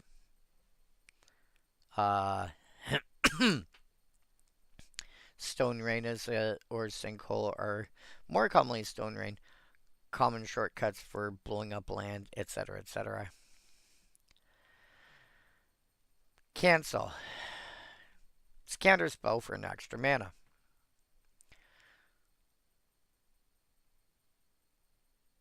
We had recently, maybe 3 years earlier, had Gainsay out of Invasion. Counter target blue spell. Was half this cost. Blue plus 1. Now that was during the time frame when Counterspell was still, considered fair game.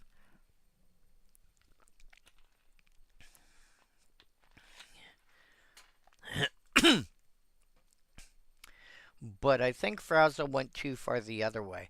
I think if they had stopped at blue plus 2, they would have been fine. People did not want to pay 4 mana to counter a spell that had a restriction on what kind of spell it could counter. They would rather play Mana League. So, Frazzle lost out. It's better in Commander, but again, you are comparing it, you're putting it up against cards like like even if you're looking at counter target spell that's blue plus 3, you have a lot of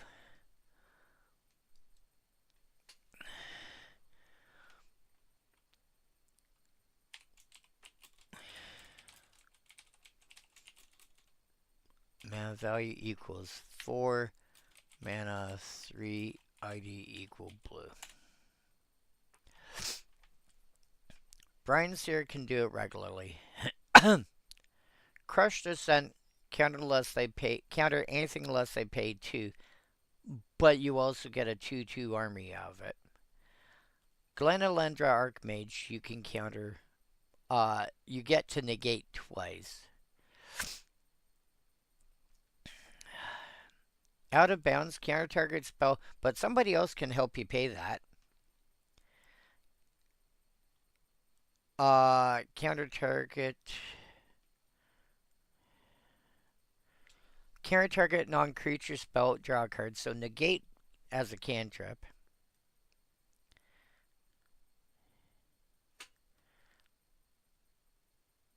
Spell shift, counter target instant or sorcery, but then they get to flip over and get a new spell instead. You get it, or this one is the 2/2 with flash, comes and play counter target activate ability. Whenever you cast a spell, you may return it back to its owner's hand. Like, there are better options than Frazzle. Usually they're, Can't target spell unless I pay X, but that's still better in general. Vacuum melt. Uh, the Izzet has got some really interesting choices for card names. Vacuum melt, Giga Drowse comes to mind. There's a few others. They're just like two words. Just smack them together. Um, yeah, never been fond of this. 3 mana to return a creature to owner's hand. That's called Unsummon, and it's a third the mana and an instant. Replicate, blue, also blue +2. Uh, the thing is, to do it to 2 creatures, 4 mana would be fine. For 3 creature, like I'm basically mentally seeing this should be like maybe blue +1 and blue +1 to replicate. 3 to cast base and 3 to replicate at sorcery. That's a lot to ask. I would be okay returning 2 creatures to hand for 4 mana. For 6 mana, no.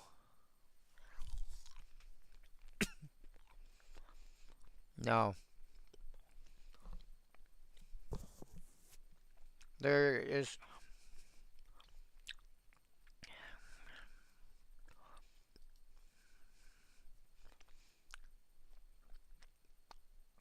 I can't even make a tribal deck based on the artist because it's only 19 cards.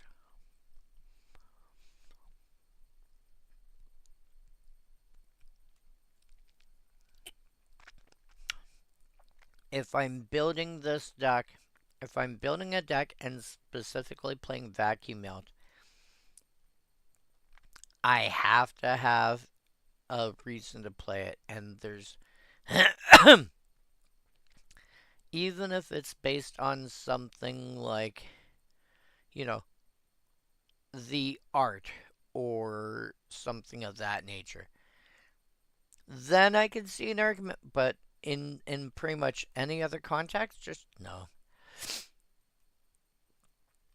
So far out of this entire row, the only one I have an actual interest in playing is Crystal Seer. Thunderheads. This on the other hand. This on the other hand.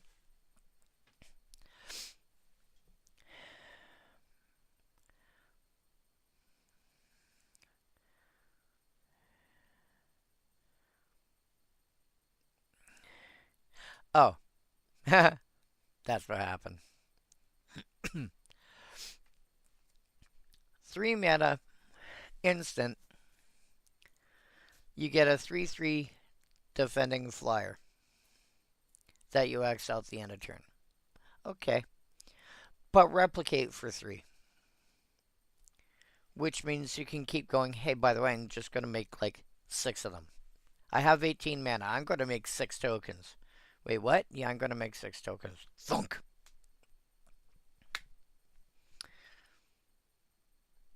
Yeah. Can totally see this. 3 mana for a 3/3 flyer. That's, sure, it's temporary. But just keep going, hey, by the way, here's a bunch of them. Enjoy. Yeah, I can totally legitimately see reason for playing this. Just out of do you show up or no?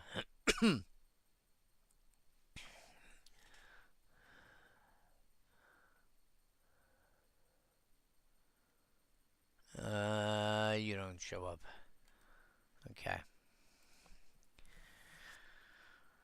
But yeah, give me like so much better from what I've seen than anything else on this row.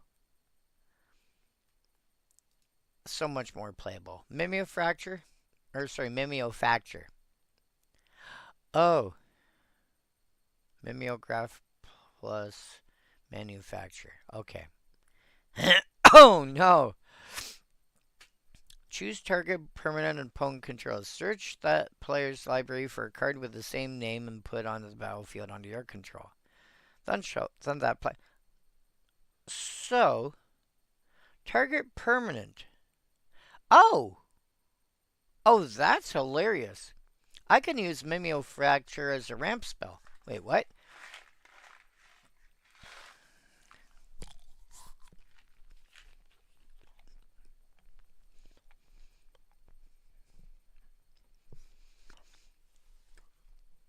Again.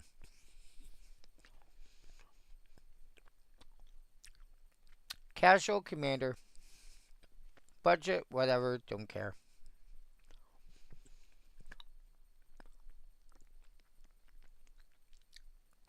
$5 deck, $500 deck, whatever, don't care.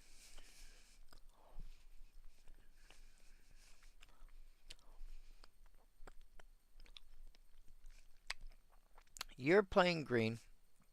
I go, oh, you have a forest in play. Pay 4 mana.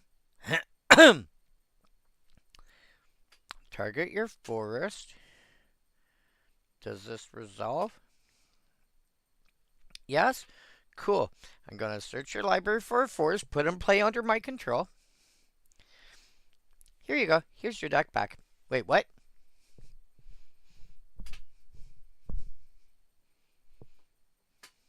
Yeah. Mimeofacture. It is potentially a blue ramp spell. You. Mimeofacture. Guildpact. Alright. Not. It's a card. I remembered the name, and that's it. Rune Boggle. So much love for that flavor text. Ever try to count hyperactive school children while someone shouts random numbers in your ear? It's like that.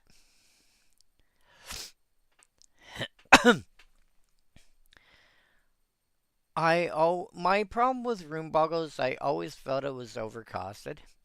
And I think part of the problem there came from the fact that we had already had, for example, Arcane Denial, which, granted, really old card, but I think Vex came out around this.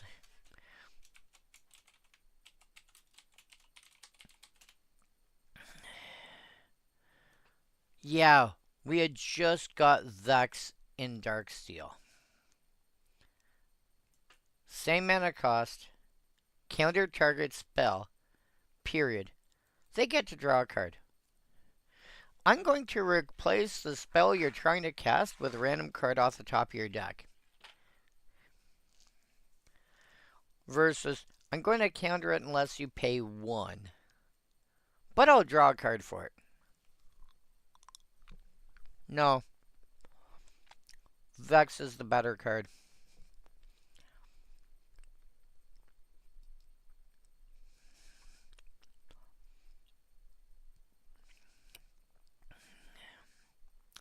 You are casting a 6/6 trample, or like a 6/6 demon, or you're casting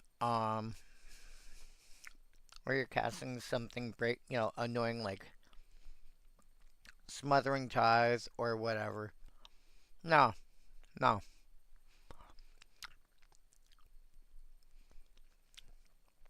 I'm saying no to your card. You can have a new card to replace it, but I'm saying no. Versus counter unless you pay. Like this is Force Void.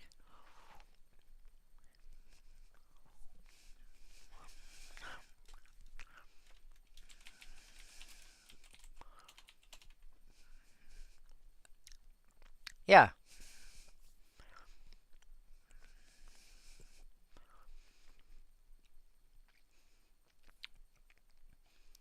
Force Void. I remembered Force Spike. Like, this is from Ice Age. Force Spike had come out in Legends. And it took some time, but I'm like I thought Force Void was cool. But I kind of understood it wasn't great. Because it's like, for an extra 2 mana, you know, it's still. Because, like, the other problem is I'm comparing it to things like Power Sync, and I'm drawing a card next turn.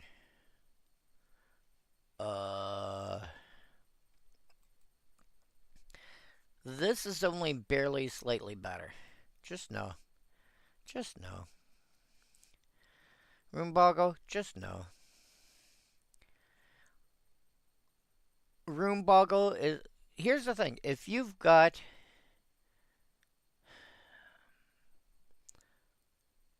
If you've got a Sky Medallion in play, then Rune might be worth considering.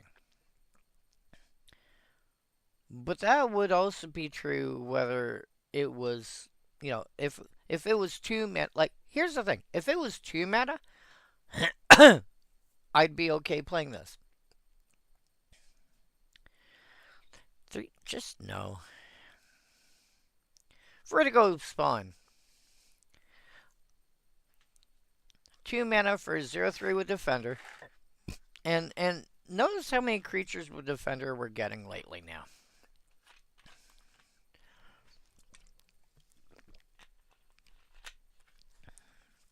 In previous sets, they'd have to be refigured out somehow to be walls.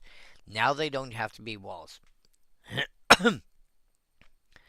0/3, when it blocks a creature, basically stun a creature for a turn. Okay. And again, you're playing a deck like, I was going to say Arcanist the Omnipotent.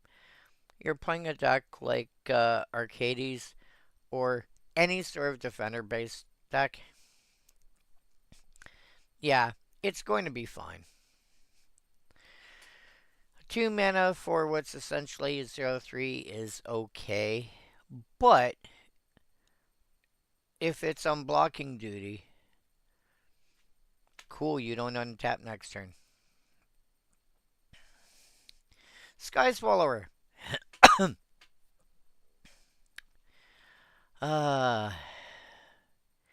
If you can get this into play fast, your opponents don't get much to compensate. And you get an 8. Here's the thing. You're getting an 8/8 flying for 5 mana. Do you know what the do you know when the fun time to play a card like this is?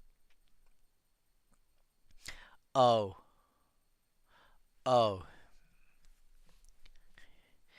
If you get to choose your deck based on what people already have, you know, on what other people are declaring as their decks, and somebody goes, yeah, I'm going to play Elesh Norn.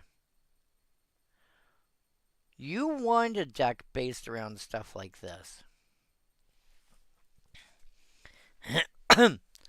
Oh. Oh no.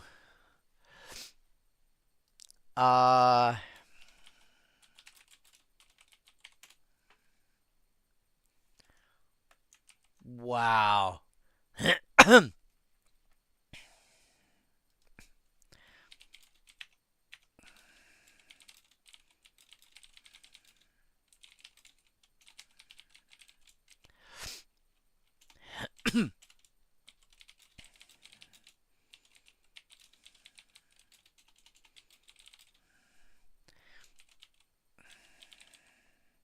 Harmonicons.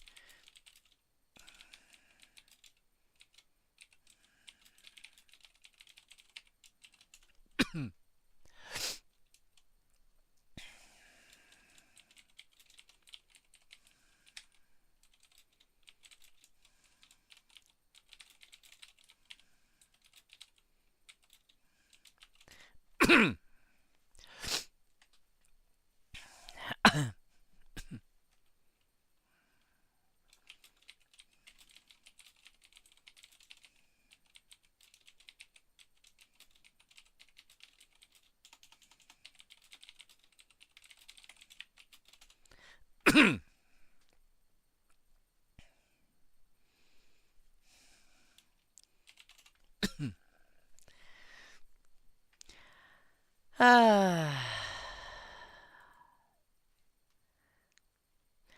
Oh.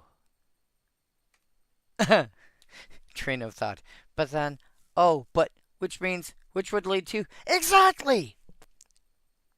God, I love that flavor text. Oh yeah, before I forget, yeah. So Sky Swallower, if you're able to come up with a deck of like just like what people consider to be bad cards, and then somebody's playing some kind of deck that involves some kind of torpor orb effect. Sky Swallower is a 34-cent rare. Eater of Days. Oh my gods. Eater of Days is almost $1. It's over $1 if you get Darksteel.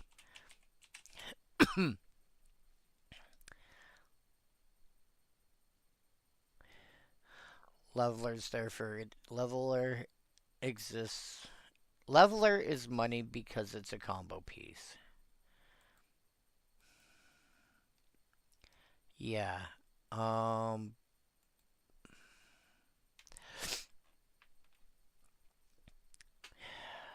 Damn it. How do you torpor orb yourself?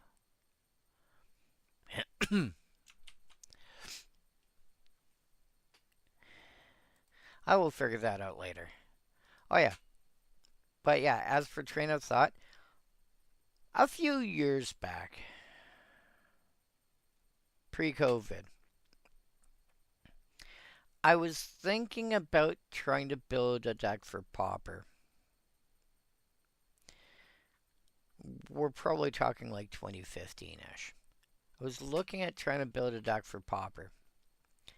I knew of the format. I didn't know anything about what would be good at it, but I knew about the format. And I wanted to take this well-known vintage deck, aka Type 1, and try and port it over to Pauper.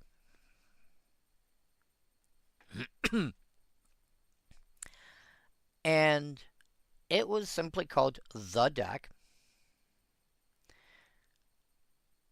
Alternatively known as Keeper. And it was a 5-color control deck. Okay, I can find my way around that.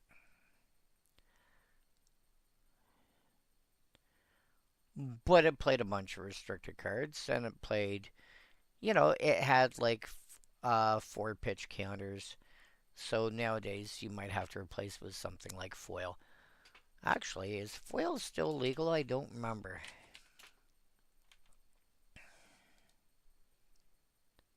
Yep, legal in Pauper.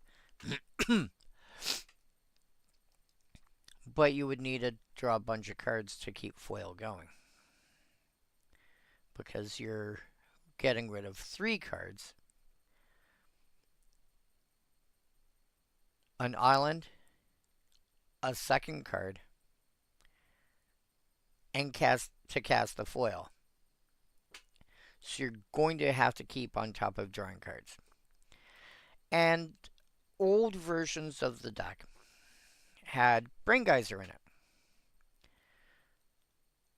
You don't have an X-Spell card draw spell at common, but you have Train of Thought. You'd have to generate a bunch of mana and and ideally has some kind of cost reducers going on. And just go Train of Thought.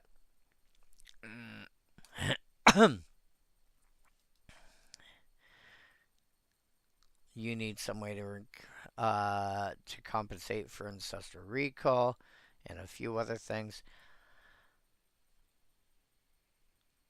Train of Thought is also a card that could have gone into, take me down Cantrip City.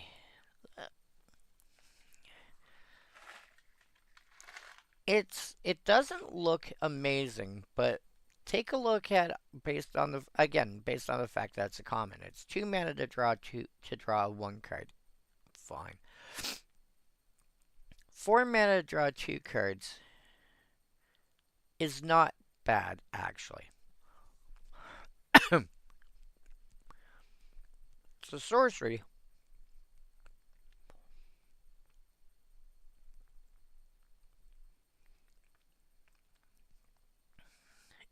It's a sorcery, but it's still 2 cards for 4 mana, which is not bad. You can do that for, you can do that for 3 mana. But you end up paying a little extra for flexibility.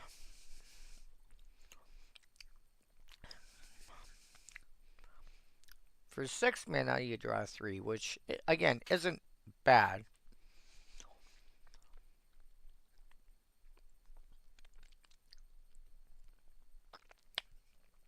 But you're looking at commons. I do not know of any common way to draw 4 cards at any cost or more. Know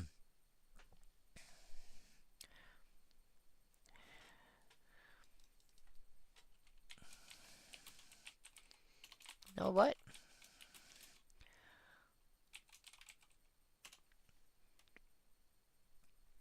Prying eyes.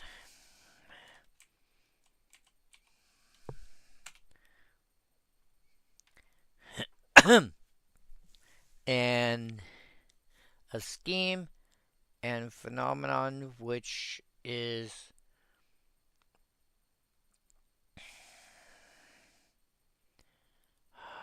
phenomenon. What are you? What are you? What are you? I can't remember what you're called.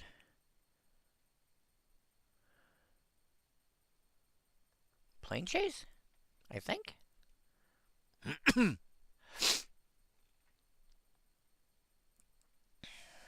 uh, Plane chase. Okay, yeah. You're a plane chase thing.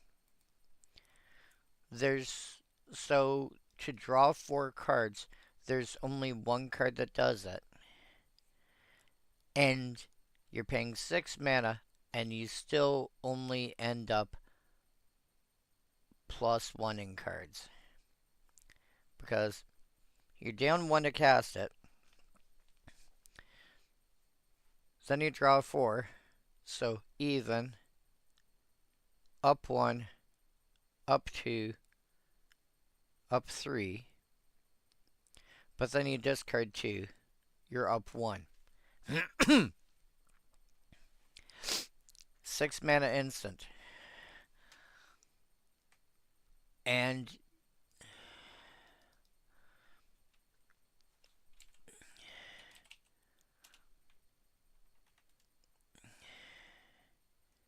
nope.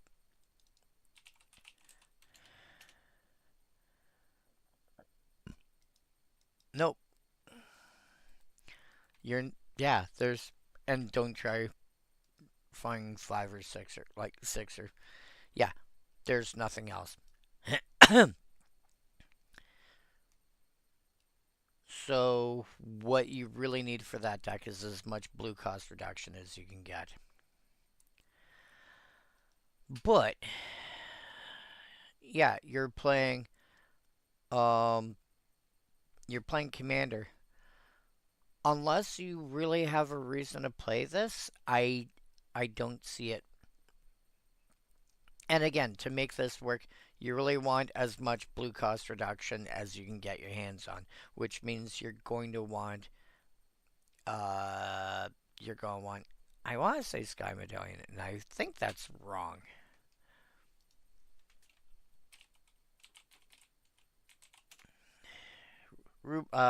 Sapphire Medallion.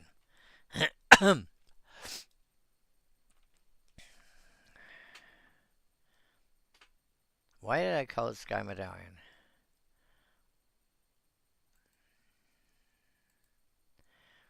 Yeah, you want Sapphire Medallion. You want to be playing more than one color because you also want to be adding stuff like Sunscape Familiar and or Nightscape Familiar and a few other things to just Sunscape probably more likely. You probably also are playing Grand Arbor Augustine the Fourth. Not to be a dick, but just because you need the additional cost reductions to make playing a card like Train of Thought worthwhile. Or you start playing cards like, I don't know, Mindspring.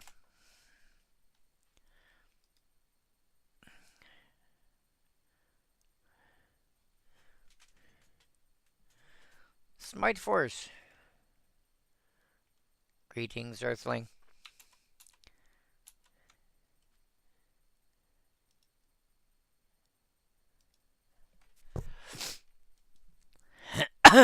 Or something that claims to be one anyway. Uh, yeah, at that point I would just...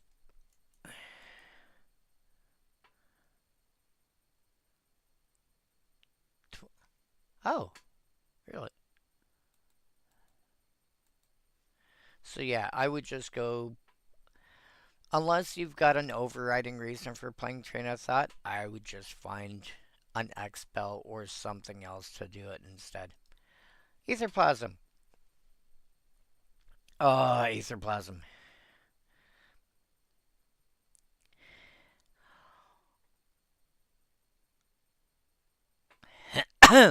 I really need to play this card. Okay. Where are you? Etherplasm.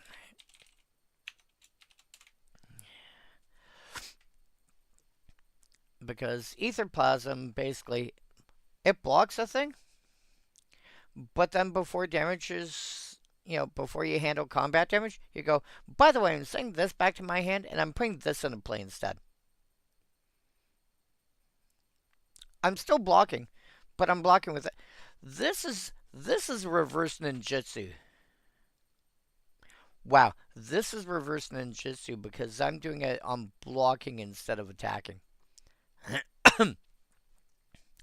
That's funny.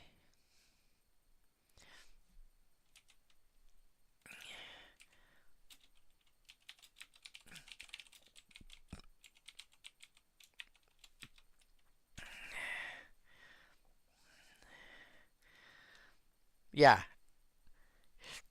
if you really want to confuse people and you're not even and you want to do something ninja, but you're not playing with ninjas, Etherplasm, I like it. I'm gonna randomly drop this like 6/6. There's a green card that allows you to put your entire hand. Oh yeah. Um. Thing is, when I look at cards like Etherplasm, I'm looking at a card that does something that, like, green is known fairly well for dropping big creatures into play. Blue is not known for that. And I have a green deck. Sorry, I have a blue deck. Are you here? I do not remember. Is that this one? Yes. I have a blue deck here that thinks it's a green deck.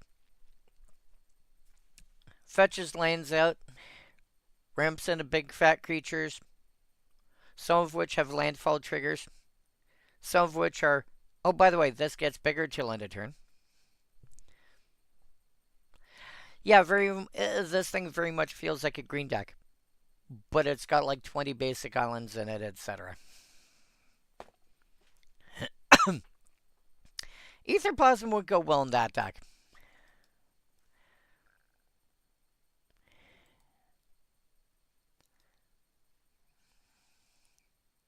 Yes, yes, it is.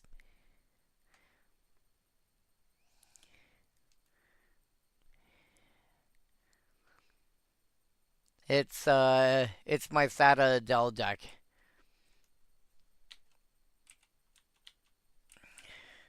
It is. Whoops.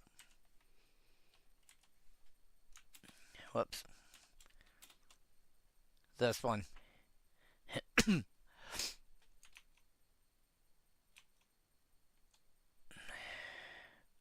Boop. There's the list again if you need it.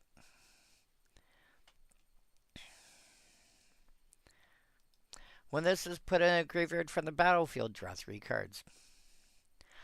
They keep trying to find ways to give us something like Ancestral Recall. They keep trying. This is actually not too far off Ancestral Recall. The fun part is when you have a thing that says, hey, by the way, sacrifice a permanent and draw cards.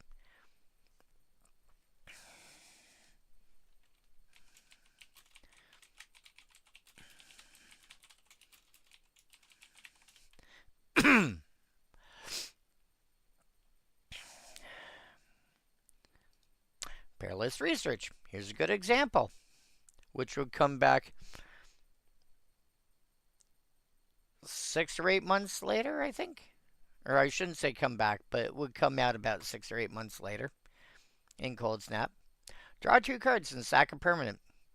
Okay, so I'll draw 2 cards, sacrifice the Hatching Plans, which will draw me 3 more cards.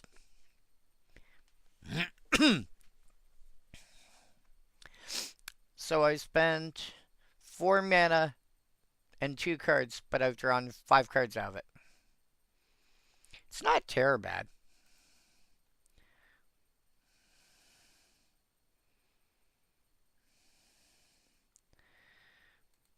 There's always more. Yeah. Hatching Plans. I would not feel terrible about throwing this into like some kind of enchantment based deck either. Because there's going to be enchantments that are going to be useful when they're in play, and there's just going to be enchantments that are like, I need to be able to draw more cards somehow. Oh look, somebody got some kind of tranquility effect going off. Oh well.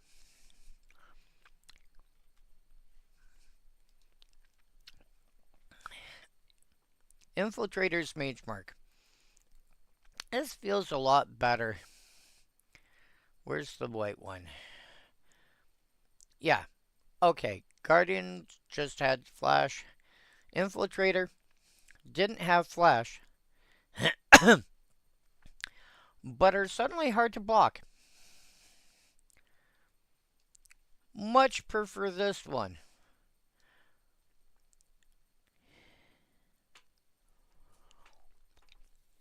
And again, if you're playing with mage marks, don't forget roll tokens and don't forget bestow as options. This, most people are not playing with stuff that's got defender.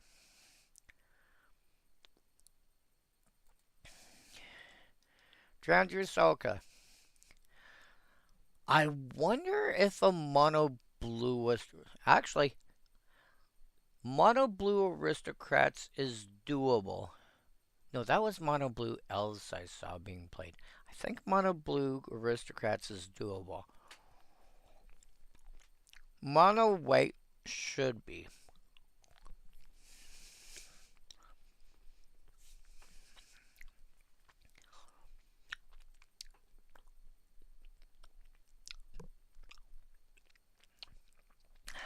Blue, you need payoffs for stuff dying.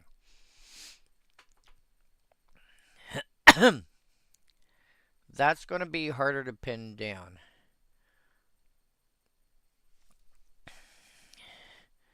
I wonder. ID equal U. Oh.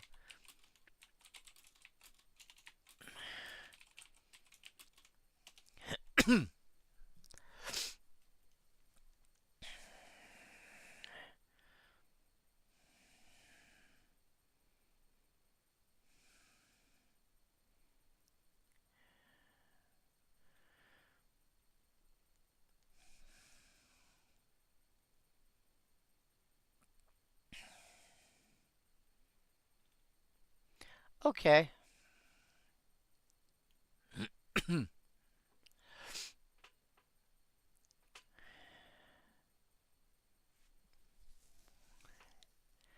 A lot of it is just drawing cards, but then you do get stuff like Kega, for example.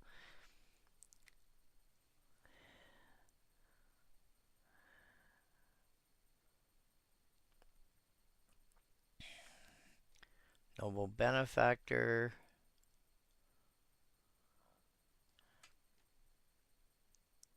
O'Hare Pakpatik.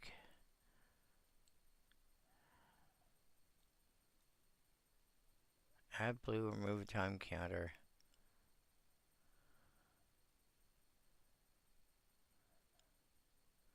Three. Oh, okay. Princess Yuri. Oh, yes, Reform.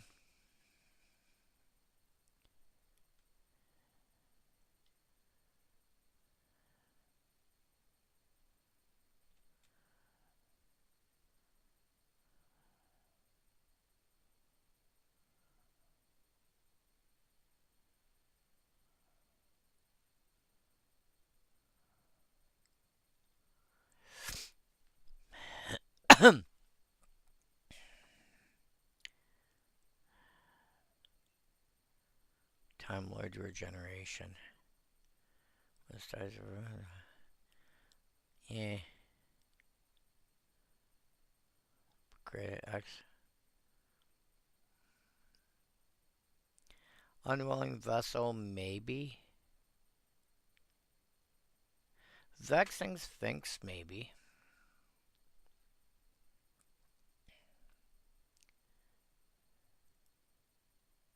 Whirlpool Drake, maybe.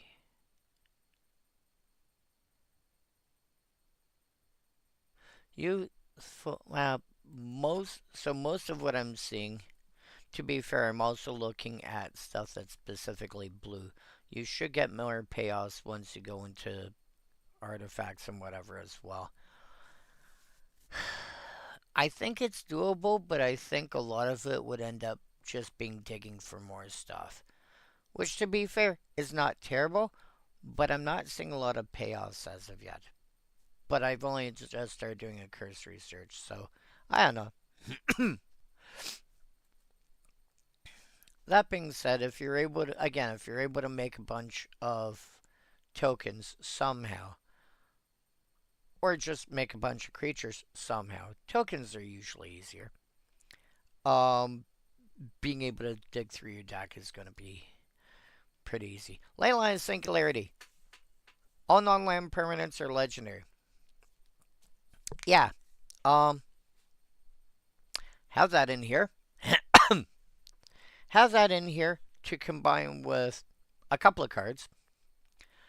One is Mirror Box, so I'm not affected. Two is Curse of the Swine to help me blow up a bunch of creatures, and then everybody else that gets creatures blown up only gets a single 2/2 token, regardless of how many creatures they get blown up. Uh, Pardon me. And three is I want to say it's the phasing itself here. I think I might be wrong. Boop. What are you? Uh.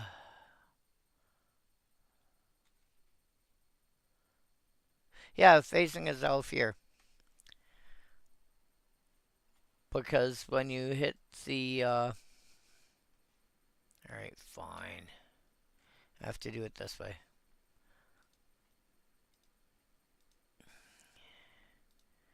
Virtual storage for land, spot removal, landfall. Because when you hit the chapter 3, hey, all creatures get blowed up and turned into basically 2/2 zombies. They're not called zombies, but essentially they're zombies. But if you have Leyline Singularity up, then people only get a single 2/2 zombie. Okay, it's a 2/2 for action, whatever. It's still a zombie in my eyes. You're still a zombie in my eyes. But if I've got mirror box out, I get one per creature. I get to keep my one per creature. So I do have reasons in there for it.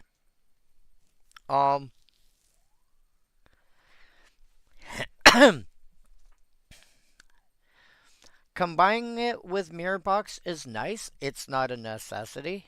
It's a nice to have. But I really want it in there so that, I'm not replacing, 37 squirrel tokens with 37 2/2 pigs or 37, 2/2 Phyrexians or whatever. No, just no, you get one. Repeal. This is generally there for some kind of combo shenanigans. This and paradoxical outcome and similar cards are like bounce a sufficient, bounce a thing back to hand and draw cards. This goes into combo decks.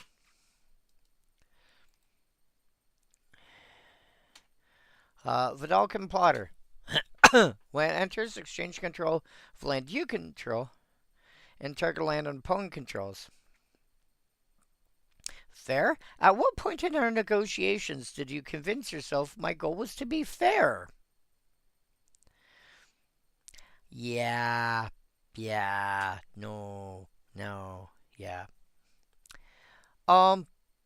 Your ideal, like, if I put that in this deck, my plan would be, here, you can have an island. I am going to take some land that you have that taps for more than 1 mana, because that's the only thing I care about at that point. And it's a 3 mana ramp spell at that point. I got no problem with that. Giga Drowse, as I mentioned earlier.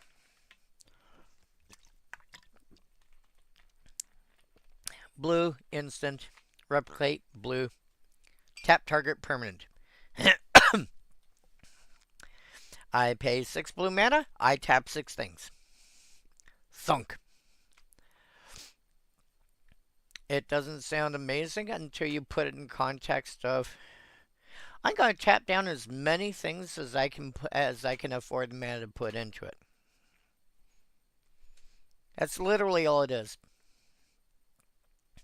The funny thing, the thing to keep in mind though, is each of these tap target permanent instances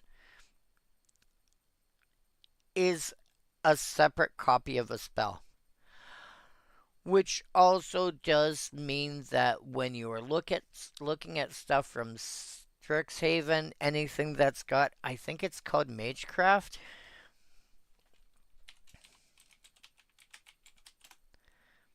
Yeah. Anything that's got Magecraft, whenever you cast or copy an instant or sorcery spell,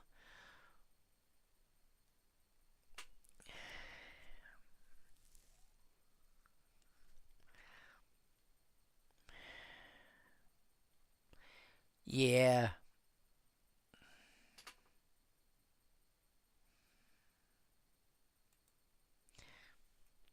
You are copying spells. Have fun. Make a bunch of copies. Quicken.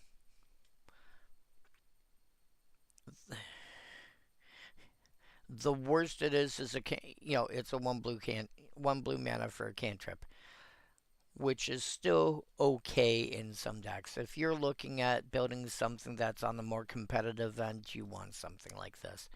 This also lets you do things like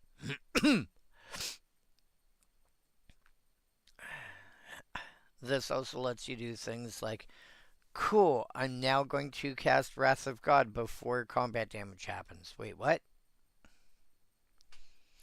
Yeah. Cards. Crypt Wailing. I do not remember this card name. Oh.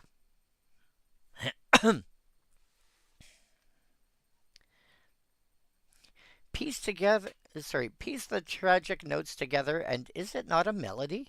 Tesa. Interesting. You are commonly going to find that being able to make somebody discard cards is going to be sorcery. Either the card itself is a sorcery, or it's an ability that says activate only as a sorcery. There are the rare times when it's not a sorcery, but most of the time it will be. To do this, you have to eat creature cards out of your graveyard. I don't think I'd even consider this for a discard deck, because you need to combine, like, you need to have enough creatures in your graveyard to be able to do this. You need to have enough creatures in your deck to be able to do this. You're going to want enough to... which means you're probably running like 35-ish creatures. Wanting some kind of, probably some kind of self-mill strategy of some description. And wanting to be able to rip an opponent's hand apart, but you don't know what they're going to be tossing. Honestly, I would just play Raven. I would much prefer a card like Raven's Crime instead.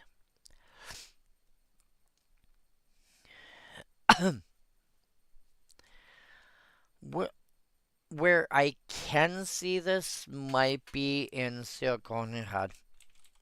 Yeah, I can't say his name. Silkonhad. Whenever another creature dies, or a creature card is put into a graveyard from anywhere from the battlefield, or a creature card leaves your graveyard.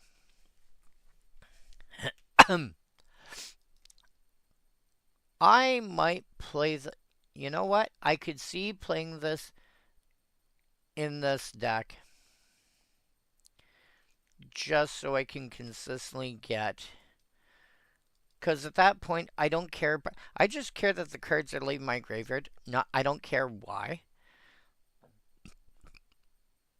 You do 3. You exile 6 creature cards. You ping everyone else for 6. And you make somebody pitch 3 cards. I guess in a deck like that, sure. Daggerclaw Imp. If you're trying to build any sort of aggressive deck and you're playing black, I would not be completely upset with Daggerclaw Imp, although my first impression at 3 mana would be Vampire Nighthawk. However, this is a 3 power creature and that's a 2.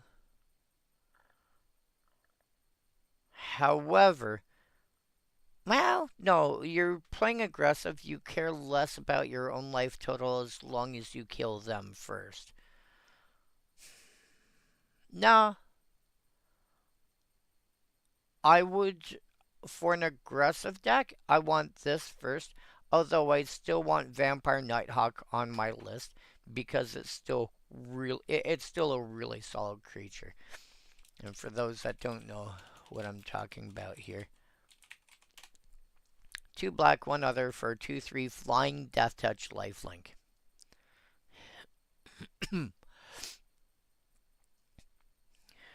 There we go. Give me that version. I've been around the game long enough.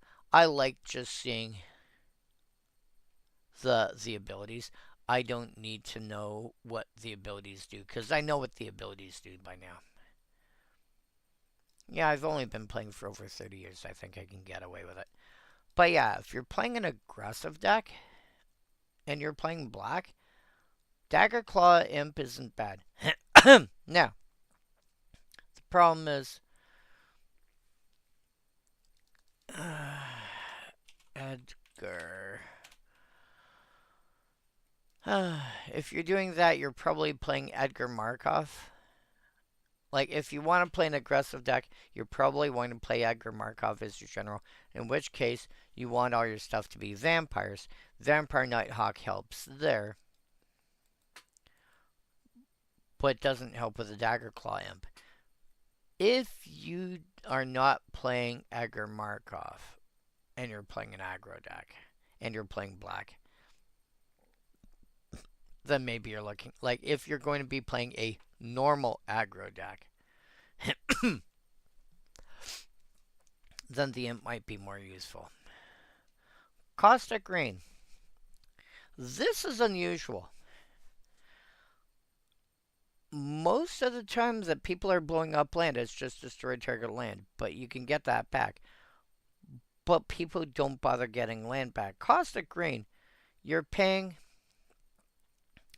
2 mana over Sinkhole, or 1 mana over most other black removal spells.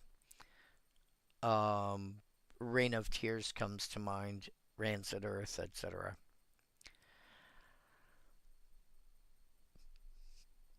And exiling the land. You're not getting it back. What? You're not getting it back.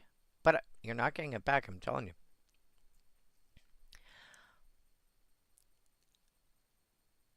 I mean, now that I know of the existence of this, I think I wouldn't mind spending an extra, realistically an extra mana.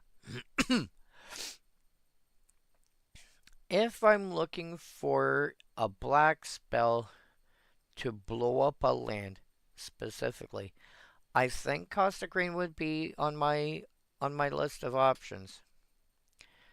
Spending slightly more to exile it so they can't get it back, and they, like, if they tap a Strip Mine for mana and you go, cool, on my turn, land, tap out, Caustic Rain, blow up your Strip Mine, go away. Or exile your Maze of Ith, or whatever. I would not be completely unhappy from that perspective. I think it's fine. I'm, at 4 mana, I'd rather have options other than just destroying a land. See what I've said before about Aftershock, Lava Flow, Fissure, etc. When it comes to black, the first card going through my head would be Befoul. Destroy target non-black creature or land. Creature destroyed this way can't be regenerated. But Exumer Thrill with Haunt, okay. So 6 mana for a 3/3, so you're paying an extra 2 mana for the Haunt.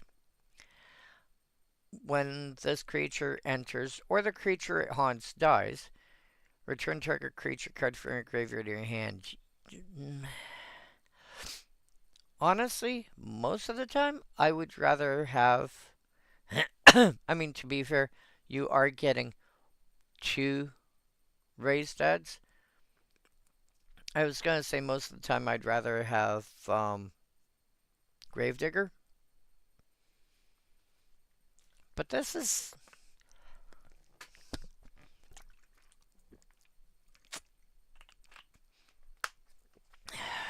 The one thing to keep in mind, though, is a lot of stuff with spot removal specifically. A lot of the spot removal exiles. And so I'm a little less certain on how I feel about Exumer Thrill here. I mean, it's still okay. Oh yes. Poison Belly Ogre. 5 mana for a 3/3. Whenever another creature enters, its controller loses 1 life. So you can get around that. There are ways for you to get around that. You know, you're playing black. You're playing a color known for draining away people's life.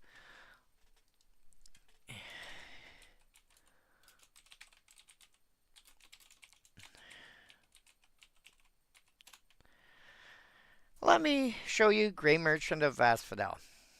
5 mana for 2/4. When it enters, each opponent loses X life, where X is your devotion to black. You gain life equal to the life lost this way. So, devotion. Look at all your permanents that have mana costs in the top right corner.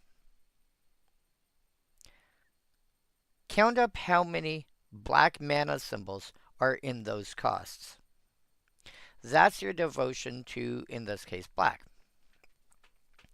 So if you have, let's say, Grey Merchant and Poison Belly Ogre out, and just those two cards as permanents that have black mana symbols in the top right corner, well, the Ogre has got 1 black mana symbol, and the Merchant's got 2. So you're at 3. If it's just that, 3, 6, 9, because each opponent loses X life. Each opponent loses X life. So you lose 3, you lose 3, you lose 3. You gain life equal to the life lost this way. So I will gain 3 plus 3 plus 3. So this person gains 9.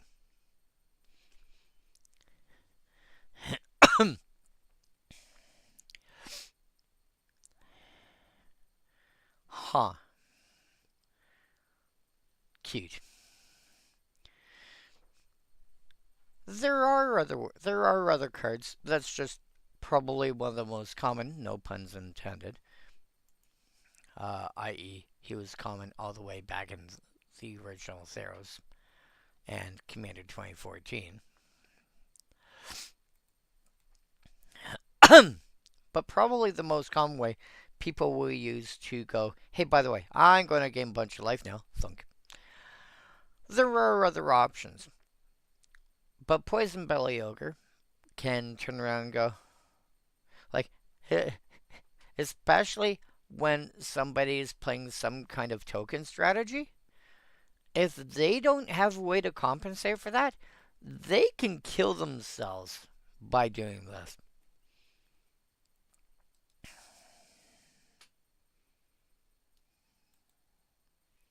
So it is a thing to keep in mind. It is a thing to keep on your mental menu of options. Sanguine Praetor, 8 mana for 7/5. Pay black and sack a creature. Destroy each creature with the same mana value as the sacrificed creature. I sacrifice a 3-drop. Every other 3-drop, every other 3 mana creature gets destroyed. What? Every other creature that costs 3 gets destroyed. I sacrifice an 8-drop. Everything that costs 8 gets blowed up.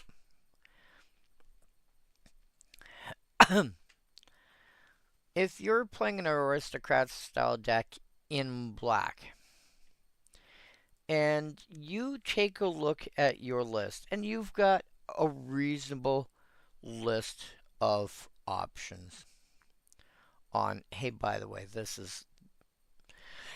I've got mana values all over the place.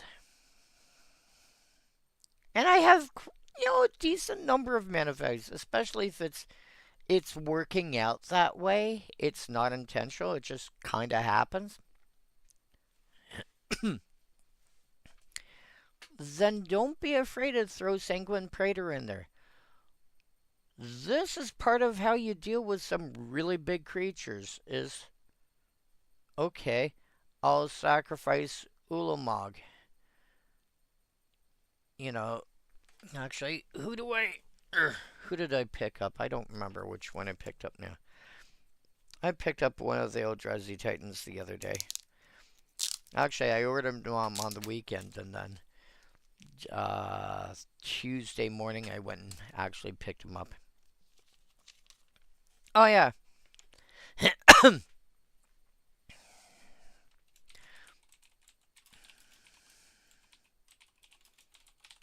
I picked up this guy. And more specifically, I picked up that version. The funny thing is, 11 mana, 10/10, indestructible, Annihilator 4, cast it, destroy target perm. I don't care about any of this for this card. I don't care about this. I care about this right here. When he's put into a graveyard from anywhere, its owner shuffles their graveyard into their library. The entire reason I bought this card for one specific deck was for that sentence right there.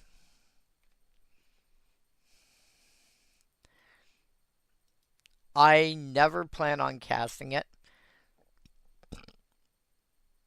It's going into a mono red deck, which is going to be like typical rampy stuff. But the fun thing is, if I've got Ulamog out and I've got a Sanguine Praetor and I sack the Ulamog, A, before the ability resolves, my graveyard's getting all shuffled back in. B, everything that costs 11 mana is getting destroyed. Dazzling Gloom. I have this in my mono black pauper deck. Not my commons only commander deck, my mono black pauper deck. Its job is actually no. I was going to, and I pulled it for something else. Sorry, I'm getting cards mixed up. No, Dazzling Gloom, I was going to burninate a creature and kill it. But I'm like, that doesn't do what my deck is trying to do. My deck wants burn attached to everything.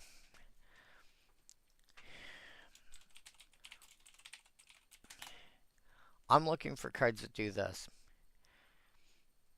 Target player sacrifices a creature of their choice and loses 1 life. I have burn attached to lands. Dazzling Gloom would not bother with in a commander deck. I would only bother playing this at all if you are looking to gain life, specifically. You might turn around and kill, like, some random token, or you might finish off a creature in combat or whatever. But you're playing this because you want the life gain. Seize the Soul.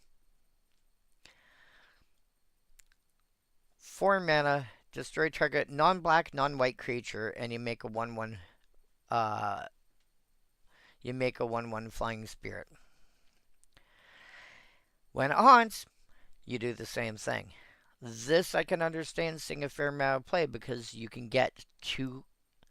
You get to kill 2 things and get 2 1/1 spirits out of it. The problem is, if everybody at your table is playing black and or white, it's going to be a lot harder to find targets. However, don't forget, you can hit artifact creatures as long as they're not also black or white.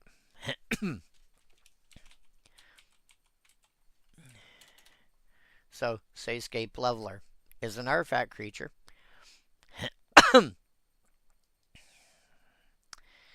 It's an artifact creature. You can go, okay, kill it. So, yeah, it's an option. Orzhov Euthanist. Again, haunt. 3 mana for 2/2. which in and of itself is fine. It's not amazing, but it's fine. But when it enters or the creature at haunt dies, destroy target creature that was dealt damage this turn. This is a phrase you're going to see enough when you're looking at black. It's kind of like the black analog to white only being able to hit creatures that are attacking or blocking. You're going to see it just enough that you're like, oh yeah, I should remember that's actually a thing. But again, this gives you, like this is 3 mana, 2/2, kill a thing. When the creature it haunts dies, kill another thing. Honestly, I would not complain about, like, this is a card I could. I don't think I saw this when I was looking at my list of options for my mono black aristocrats. And it might make it now because this is a. It might just simply be because of the wording I chose when I was doing my search. Because I think I did when this creature enters, comma, destroy. And I don't think I gave this. I don't think I gave anything that might be after the enters an option. It's still a perfectly serviceable. It's still a perfectly serviceable creature. 3 mana for 2/2. Again, not amazing, but it is going to. You play it after combat, and you go, oh hey, by the way, kill that thing now.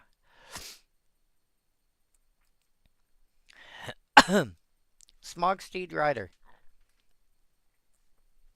2 black, 2 other for 2/2. Whenever it attacks, each other attacking creature gains fear till end of turn.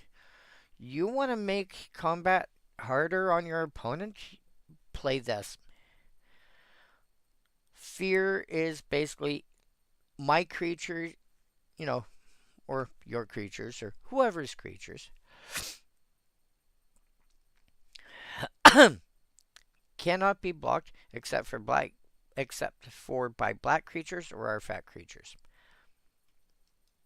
If it's not one of those, that means even Ulamog, this giant Eldrazi Titan, cannot block them because he's not black and he's not an artifact. He's colorless, but he's not an artifact.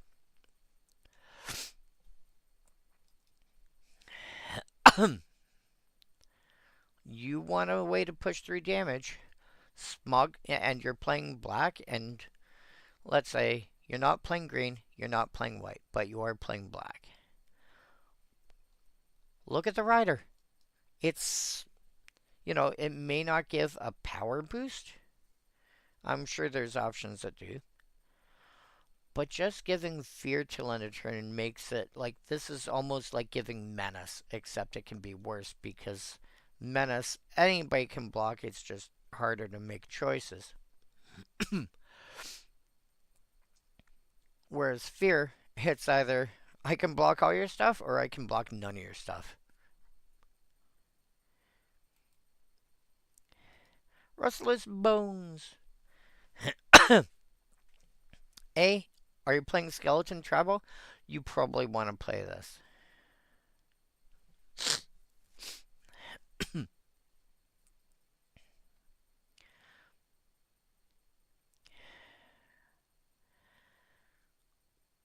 But even if you're not, like giving creatures Swamp Walk, are you playing with are you playing with Urborg Tome of Yawgmoth? Then don't be afraid to play this. Especially since this allows you to mess around with combat. You can mess around with combat math between this person and this person. Because you can suddenly go, oh, you're attacking him with that? Wait, she's got that? Okay, this is getting Swamp Walk. Next turn comes around. Oh, she's attacking with those? Want to get some extra damage in? Here, that can have Swamp Walk now. Or the other shenanigans that Swamp Walk can get used for, as I've mentioned previously. Really, really good card. Cry of Contrition. Really, you only should play, in my opinion, you only should play Cry of Contrition if you are playing a discard deck and you're already looking at playing uh, more cards like Raven's Crime. Because this is essentially 2 cards for 1 mana. With some extra effort, but it might be something you're already doing. Necromancer's Mage Mark.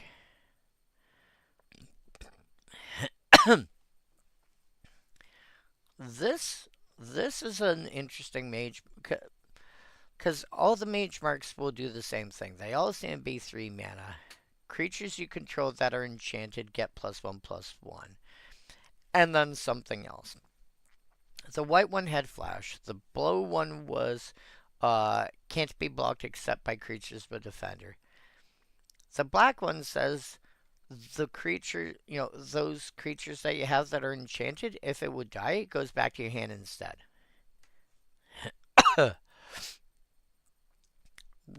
Worth playing.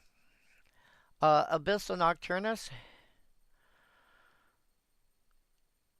You want to make people discard cards, but again, I don't feel a discard deck in and of itself is the kind of deck that people would enjoy playing against. It'll be fun for one player and probably not the rest of the table. If you are going to play a card like this to me is like a one-hit kill with effects like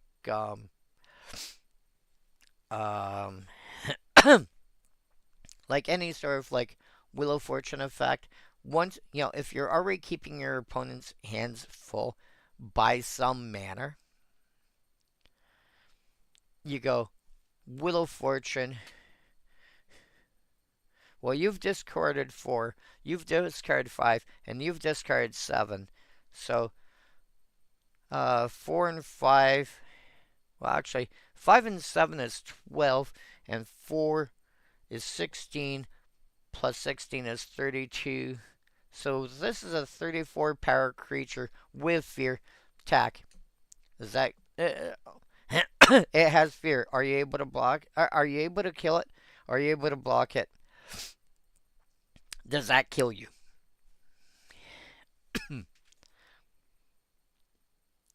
And a lot of times that will just outright kill one person. Plague Rusalka. I think I have you in Mono Black Aristocrats. Boop.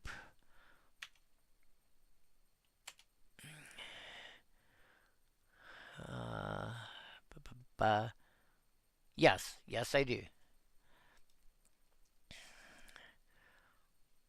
Right here. Because it got a column. It got a couple of common reprints. It's a sack outlet. You shrink away creatures. Sometimes that's enough to kill them. Sometimes you just need the sack outlet.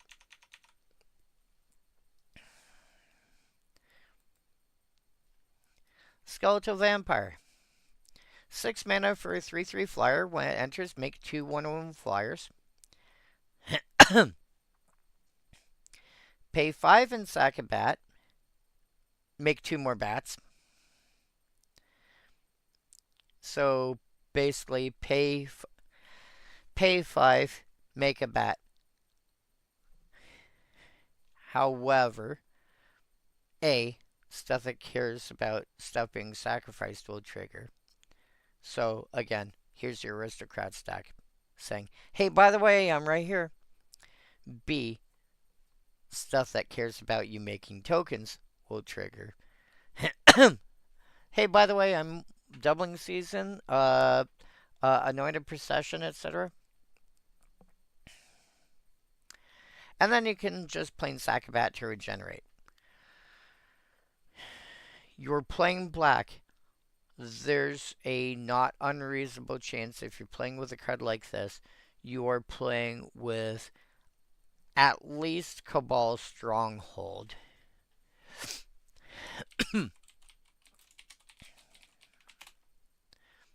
Which is your. Wow. Cabal Stronghold's over $11 now. This is the budget version of Cabal Coffers. So 1121. View all prints. Checklist. Sort by USD. I would not say no. White, it's uncommon. The Mad Lads actually went and did it. They went and remade it as uncommon. That's funny.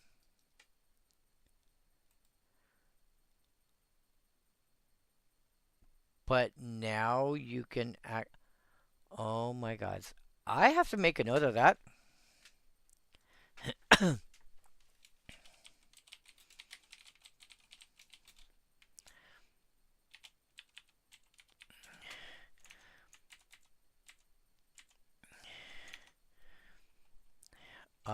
Cabal Coffers MB2 1581 1739 1739 1739 and 971. Wow. Anyway, as I was saying, if you are playing with a card like this, you're probably playing with at least Megas of the Coffers, at least.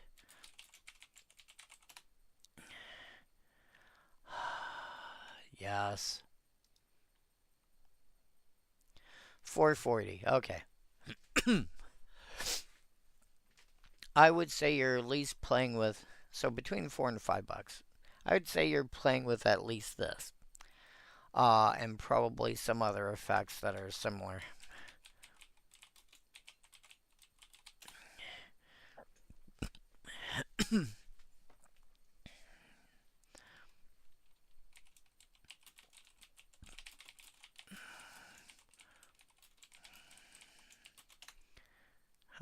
Cryptgast.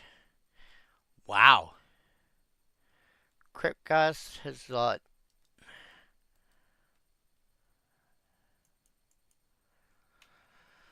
because it comes down sooner.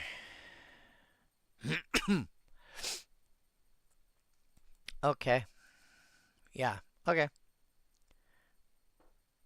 But yeah, if you're playing any of these sort of effects, Skeletal Vampire is like, Black has got a reasonable amount of generating extra mana somehow. Cabal Coffers, Cabal Stronghold, Magus of the Coffers, Narcana Revenant, Cryptgast, stuff of that nature. There's probably more, and there is more. I'm currently drawing a blank. Anyway, yeah, basically, if you're not playing with stuff that cares about creating extra tokens, a la doubling season, or sacrifice effects, a la Blood Artist. I think it's Blood Art. Yeah, Blood Artist. Then this is basically, as long as you've got at least one bat in play, pay 5, make a bat. Pay 5, make a bat. Pay 5, make a bat. which is still pretty decent. Hissing Miasma, yeah, you want to play a deck that you want to play something like Ghostly Prison or similar effect, and you're playing black.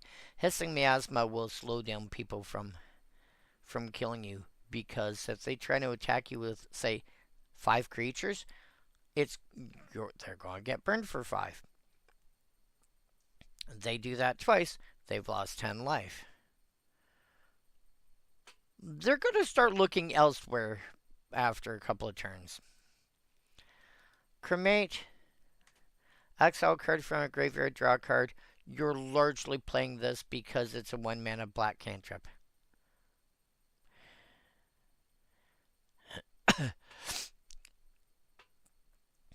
Cremation of the Dead is not a religious ritual in Ravnica. It's a business designed to keep the Golgari from growing in numbers. Ooh. Leyline of the Void. Unsurprisingly, oh my dog. You were like 20. You were consistently $20. Now you finally got reprinted enough times that you can be picked up in a bunch of sets for under $1. Wow. That's depressing. You're even in standard right now and you're under $1. Probably because everyone already has other copies. But yeah,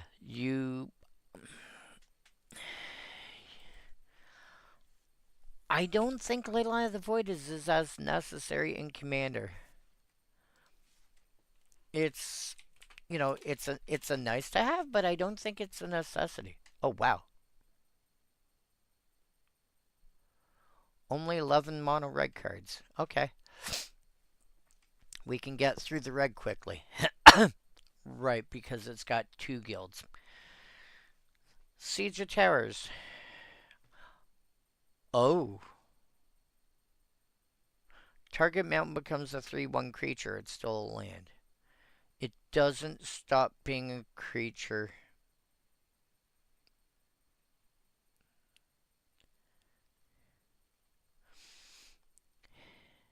It won't stop being a creature if it stops.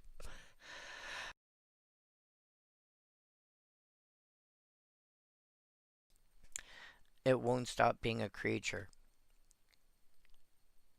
It won't stop being a creature if it stops being a mountain. What? What I'm trying to say is if you've got something like Magus of the Moon or Blood Moon Edge, turning all non-basic lands into creatures, you go, cool. I'm turning this into a 3/1. And then the Blood Moon or Magus of the Moon disappears. It's still a creature. This is not a till end of turn effect or whatever. This is a. It was a mountain when the ability resolved. Done. It doesn't give haste or anything. But you can turn around and go, I've got 5 lands that I'm not going to need for anything anytime soon. you know, I've hit I've hit a nice big mana clump. I've got excess lands. I'm never going to need the rest of these. Cool, I'll turn these 5 into lands or into creatures.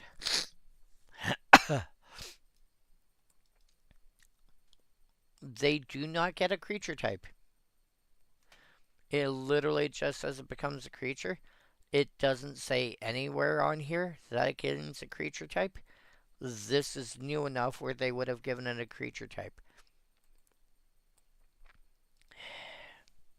So, yeah. If you were concerned about mana flood at all, and you want extra bodies, especially if you want extra bodies without casting creatures. What?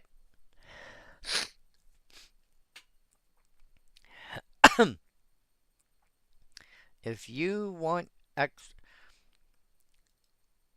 you're playing with cards that have got replicate. If you are what do they call? If you want to play a spell slinger deck and you want extra bodies, and you think you might have too much land in your deck, use Siege of Towers. Go, hey, by the way, here's an extra 6, an extra 6 attackers or whatever.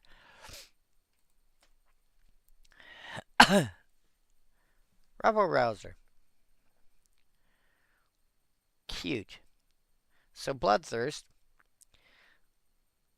If this comes into play after somebody's been dealt damage, it comes into play with X +1/+1 counters on it.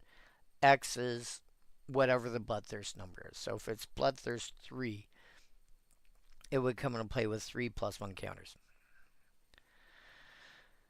4 mana, 1 tap. Attacking creatures get +X/+0 till end of turn, where X is this creature's pair. Notice it does not say attacking creatures you control. So again, that entire thing was Swamp Walk. Oh, she's attacking you with this? You haven't been very nice to me this game. Yeah, I can give an extra +1/+0. Oh. Sorry, I did that after I burned you. After I burned your face off. This should have an extra +1 counter. Sorry. Try an extra 2 points of power.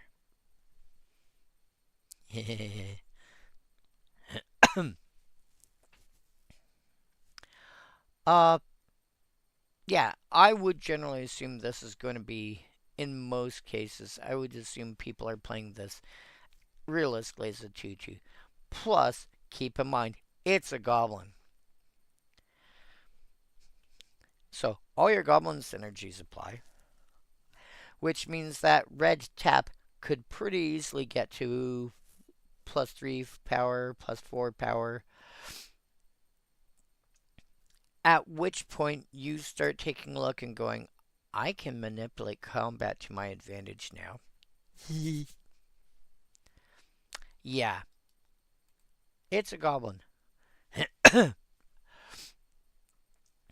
you've got a way to get that thing vigilance in any way, shape, or form,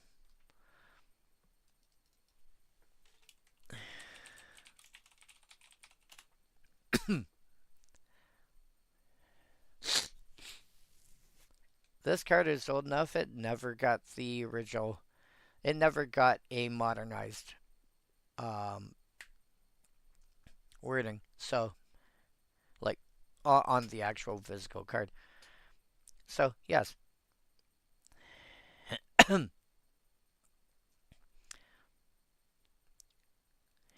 Attacking does not cause enchanted creature to attack. Yeah. So, you do that in some manner, and Rabble Rouser starts getting really dumb. Because it's probably also going to be getting its own boost. Bloodscale Prowler. 3 mana for 3/1 with Bloodthirst to 1. If you manage to burninate somebody, Mog Fanatic comes to mind.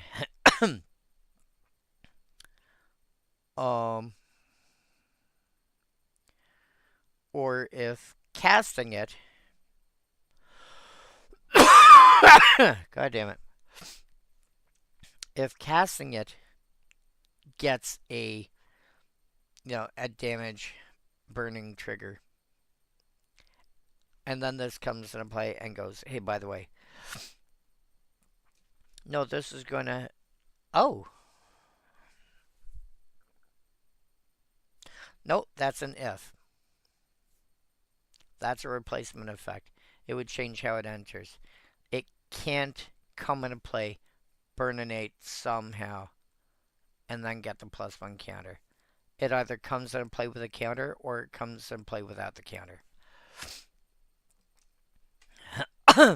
But if the act of casting it does it,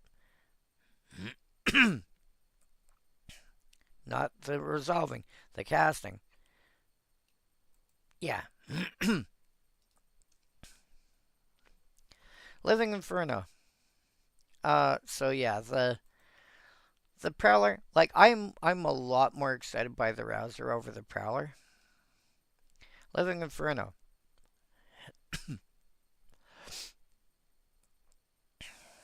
This looks like fight. This is not fight. 8 mana for an 8/5. The reason this is not fight is because, well, two things. One, it's splitting its damage amongst multiple creatures and they're dealing damage back. Two, because it's not all being done at the same time. It's one batch is being done and then the other. Well, why does that matter?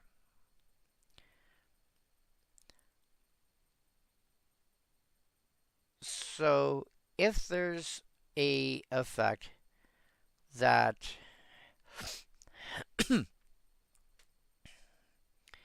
let's say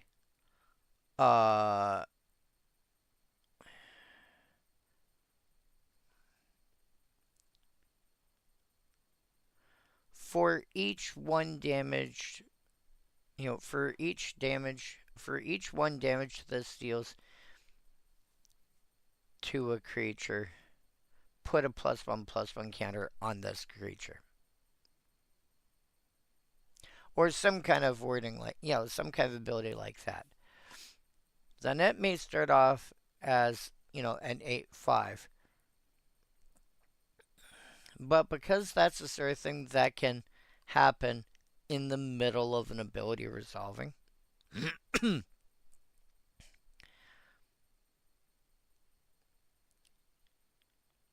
those, the creatures trying to hit back would go, well, we were doing 5, we were doing 7 back, and it's now 12.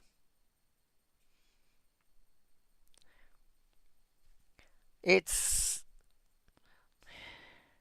the rules try to take into account not just what does exist, but what could potentially exist. And so there's always the possibility of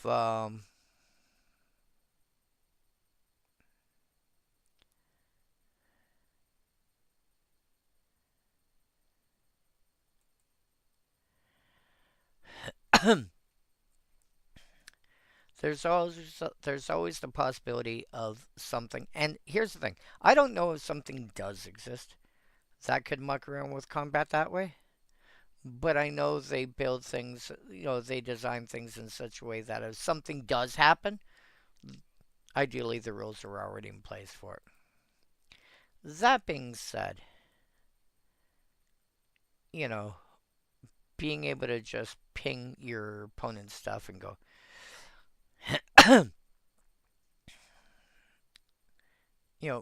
being able to ping your opponent's stuff and, like, throw Basilisk Collar on it. Deals damage equal to its power divided as you choose among any number of target creatures. Cool. I'm going to tap this and gain 8 life. Is this going to die? It might. But I'll gain 8 life and I'm going to kill 8 things. Paraelectric Feedback. This is not a counterspell, but you cast this when you would cast a counterspell.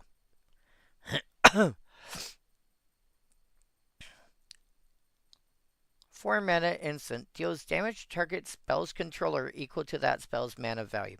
You cast this when the spell is on the stack. If somebody is casting Ulamog, the Infinite Gyre, this is an 11 mana card. If they are casting this, you go, Paraelectric Feedback. By the way, take 11 damage from casting that. What? This is the kind of card I would not be completely upset to find people playing at, like, a regular kitchen table, 60 card, 4 of card. I would not be upset to see somebody going, I'm going to shuffle up a playset of these. if you are building a deck to punish people for trying to play Magic, put this in. Fencer's Mage Merc. Again, 3 mana, everything gets +1, and has first strike. The first blow is the most important. It often negates the need for a second. Okay, fair comment. Yeah. Giving all your creatures that are enchanted first strike is kind of a lot. Are you playing some kind of aura synergies? Are you playing some kind of aura synergies? Are you playing red? Actually, you know what? It doesn't look like a lot.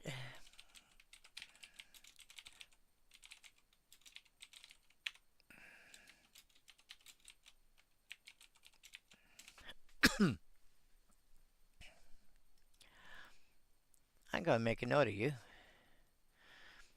Scorched Rusalka. They all seem to be the same plan. 1 colored mana for a 1/1. 1 colored mana and sack a creature. Some effect. The black one gave a creature -1/-1. The flip side, this deals 1 damage to target player or planeswalker. Again, because rules have changed and you used to be able to target planeswalkers by targeting the planeswalker. Or sorry, you used to be able to target planeswalkers by targeting the player first.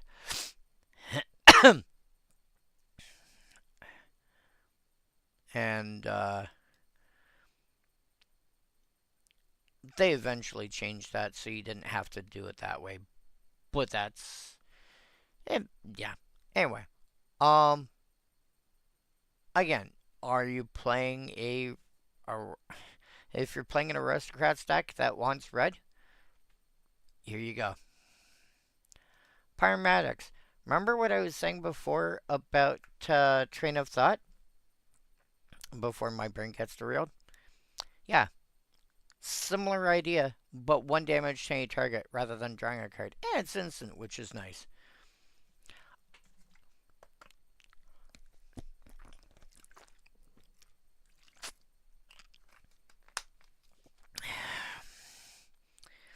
Does not look that exciting until you realize that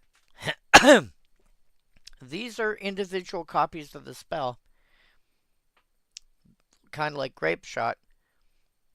Each one can target somebody or something else. So I would have preferred to have, a single red for the first point of damage. But ping ping ping ping ping ping ping ping ping ping ping ping. Spend 12 mana, split up 6 damage any way you want.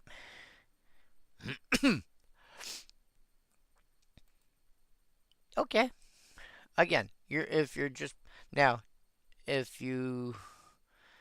really want that sort of effect, you can do it more efficiently even if you want targeted removal.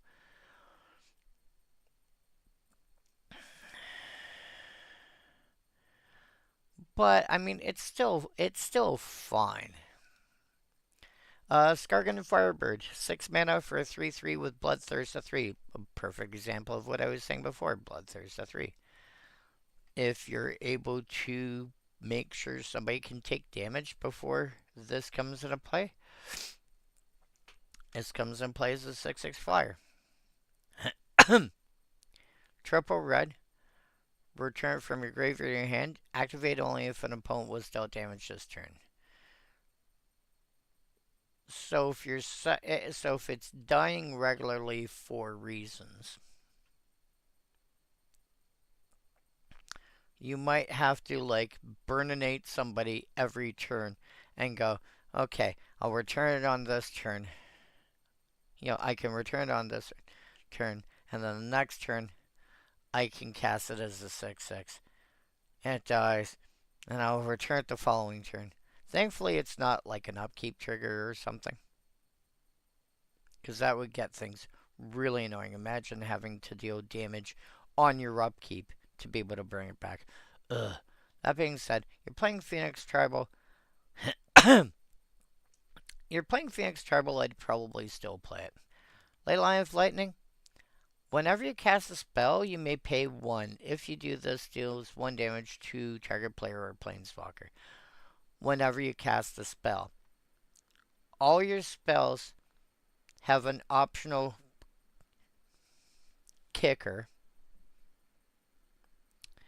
of 1 that if you pay, ping a player or planeswalker. So you can pay an additional... yeah, you are playing... whatchamacallit?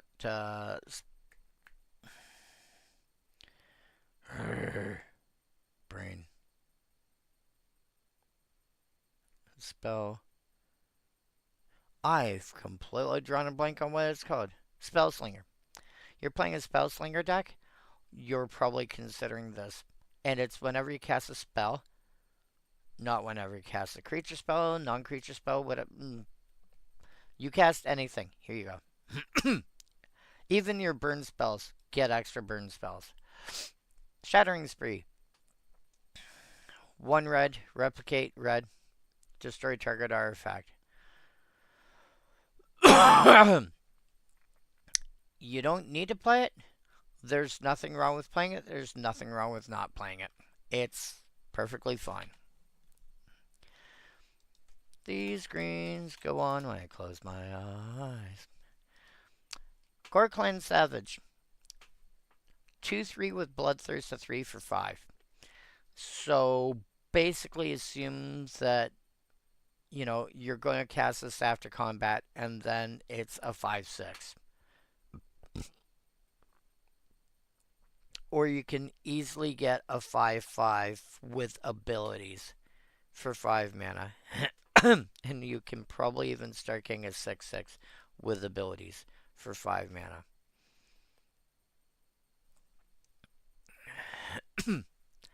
The only reason to play this over something else is the fact that it enters with counters, which can be, you know, manipulated with doubling season et al.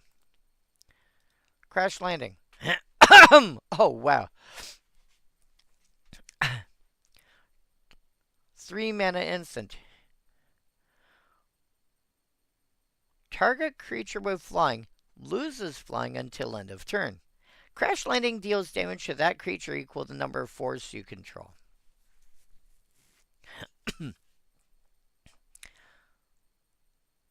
Yeah. If you're playing a green heavy deck and want other ways to kill creatures, I mean, you already have access to fight. You know, fight in combination with Death Touch. And effects like Wing Snare and variants thereof to blow up creatures. But if you want it to hurt, Crash Landing. No, you're going to plummet to the ground. Plummet's another good card for that sort of thing. Now, for that, I would usually look at things like Beast Within. But, you know, options are never bad. Gristleback. The worst this is a 3 mana 2/2 that you can sack for 2 life, which is fine. If somebody managed to take damage before this comes into play, then it's a 3 mana 3/3 that you can sack for 3 life, which is, again, it's fine. Neither of them I'm excited for. It is a beast. It's also a boar. So maybe if you're doing a tribal of one of those, I would hopefully the boar would be the more interesting option. Petrified Woodkin. I am running a copy of this in a deck. for this line only. Pretty sure you are there.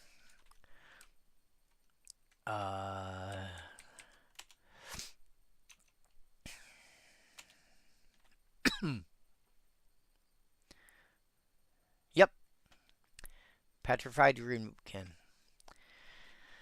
Sphella Ice Shaper, probably the only creature in the deck that actually can be countered. Right here. 7 mana for 3/3. Protection from instance. Can't be countered. And Bloodthirst of X. Which means if an opponent was dealt damage before this comes into play, let's say they took 4 damage, this is going to come into play with 4+1 counters on it.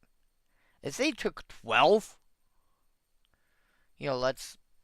potential flavor-wise, combat damage makes most sense. Cool. Took 12 damage. Nice. Okay. This is now a 15/15. Enjoy.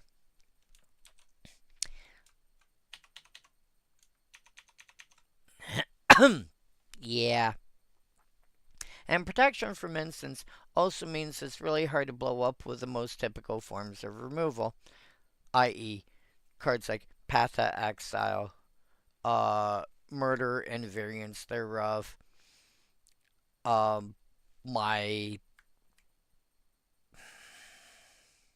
Fisher is not going to be able to hit it. Lots of stuff that can just various polymorph effects.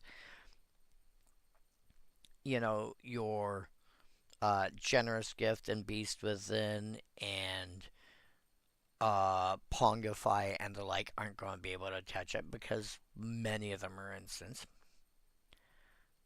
So I think if you get this for Bloodthirst 2, you're probably okay. That brings it to a 5/5. A 5/5 with some modicum of, built-in protection. That's serviceable. Skargan Pitsulk. 1 mana. Creatures with power less than this creature's power can't block it. It is a human, it is a warrior. One of those is going to be a relevant creature type. It is also not difficult to make this into a 2/2, which means anything smaller than a 2, anything smaller than 2 power can't block it.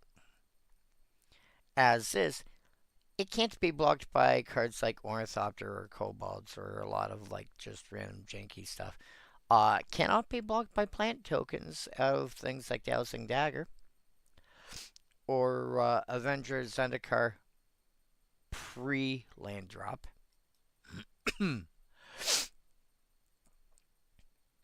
If they've played their land for a turn and then had to cast Avenger for Zendikar and made a bunch of plant tokens, and can't be blocked. So there's that going for it. Battering Worm. 4/3 for 7 mana, which sounds like a lot. Again, Bloodthirst 1. Creatures with power less than this creature's power can't block it. These two are pretty much the identical thing, except this is Skargan Pitsulk. Skulk is a 1 mana 1/1, and Battering Worm is a 7 mana 4/3. And whereas you kind of don't mind casting the Skargan as a 1 mana 1/1 occasionally, you really don't want to be casting this as a 7 mana 4/3. You want a cost reducer and you want Bloodthirst. It doesn't have to be a lot of cost reducer. Honestly, if I get this down to 6 mana and I get to Bloodthirst it, I'm looking at a 6 mana, 5/4, which is fine. But things. Oh, wow. Actually, that's. Hold the phone. If I Okay. If I just cast it straight. No Bloodthirst, no reduction, no anything. It's a 7 mana 4/3 that cannot be blocked by anything with 3 power or less. That means you need some healthy sized creatures to be able to block it. That's actually a lot better than I realized. You need for 7 mana. Yeah, I could see that. I think 6 mana is where I would want that. But no, 7 I can see an argument. And plus you're also more likely to hit Bloodthirst at that point anyway. So suddenly now it's a 5/4 at 7 mana. That requires creatures that are at least four, creatures. It can't be blocked by anything that's smaller than 5 power. And you're playing green.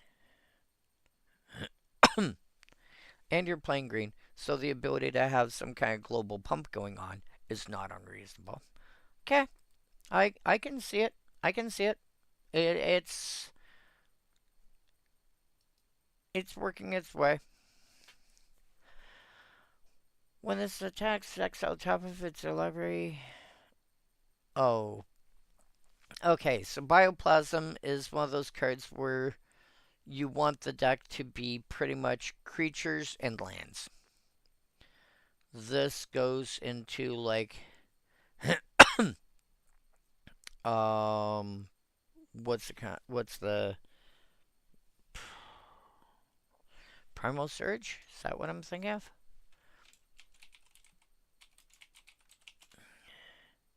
Yeah, Primal Surge.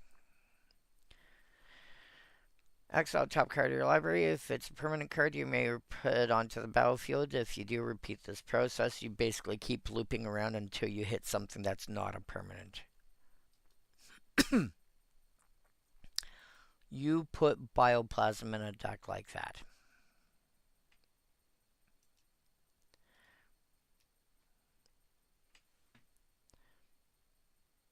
You also ideally want ways to get your creatures back from exile. But, yeah. I mean, it's fun. Ooze Tribal definitely wants it. Gatherer of Graces. 2 mana for a 1/2. Gets +1/+1 for each or attached to it. Sack an aura to regenerate the Gatherer.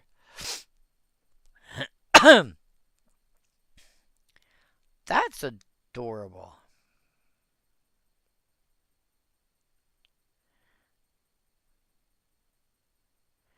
If you're already playing with Aura Synergies and you're already looking like,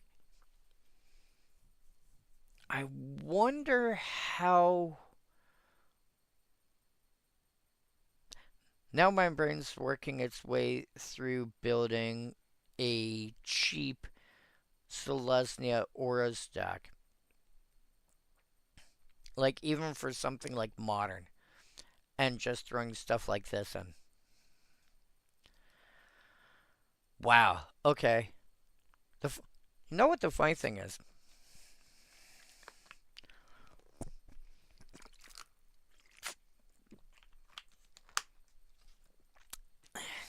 There's a few decks that existed for a very, very long time in competitive Magic. The cards existed. But nobody played them because they weren't seen as something competitive people played. Auras was one of those decks. It took until, I want to say, somewhere in the Innistrad era, like first trip to Innistrad era, where we first encountered Liliana Vale, Delver's Secrets, et al. I believe it was around that era when we got Invisible Stalker and Was it Glist? No, not Glistener Elf. Was it?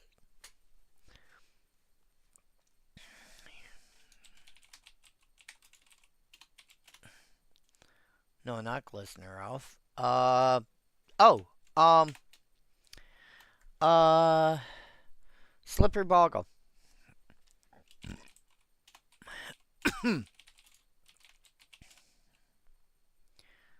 Which was an Eventide. So, I think it was an extended at that point.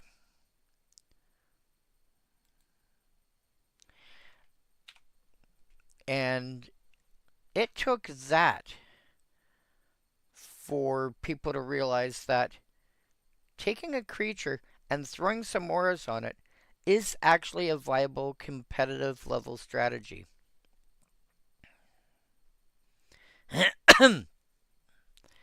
It wasn't an idea for like for probably at least the first half of Magic's life. You it was the kitchen table decks that you would do that. But part of the problem was the thought process was, well, if your creature dies, look at all the look at everything you lose. Because if you take Gatherer of Graces and you put, say, 3 auras on it, and they blow up the Gatherer somehow, let's say it's the only creature you've got in play, which a deck like that, one would assume, and your opponent goes, hey, target player sacrifices a creature. You've just lost the Gatherer and the cards you've attached to it. Which is part of the reason why equipment exists, to solve part of that problem. You don't lose the equipment, it just falls off and you can reattach it elsewhere. But this was a deck that could have existed and nobody bothered building it. So now I'm wondering, cards like this, I wonder how hard it would be to build something that's like, an inexpensive thing where it's like a whole bunch of this sort of effect, like this, and then auras that say, "Hey, by the way, I give +1/+1 for each aura you control or whatever," and just load up a bunch of them. And go, blah.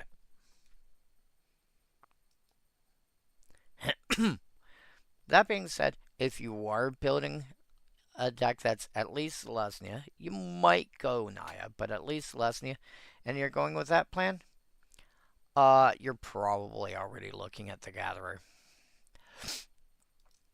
Primeval Light, destroy all enchantments target player controls. I would much rather run Tranquility. I'd rather hit everybody. But a card like Primeval Light, I can see an argument for wanting an effect like that in case a particular player, and it's not, no, not in case this person gets out of hand. No, it's there's somebody at the table that's getting out of hand, and we have to do something about it. However, don't be a dick.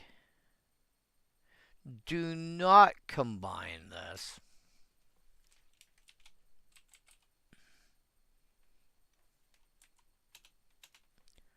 Do not combine this with Enchanted Evening. This is how you get one person to just turn around. Okay, I'm gone. Bye. No, don't do that. It just makes it makes the game worse for everyone involved. It makes the experience worse for everyone involved, and it's like that person is probably not good. That person could conceivably just not come back. Not even not come back to the table, not come back to the game.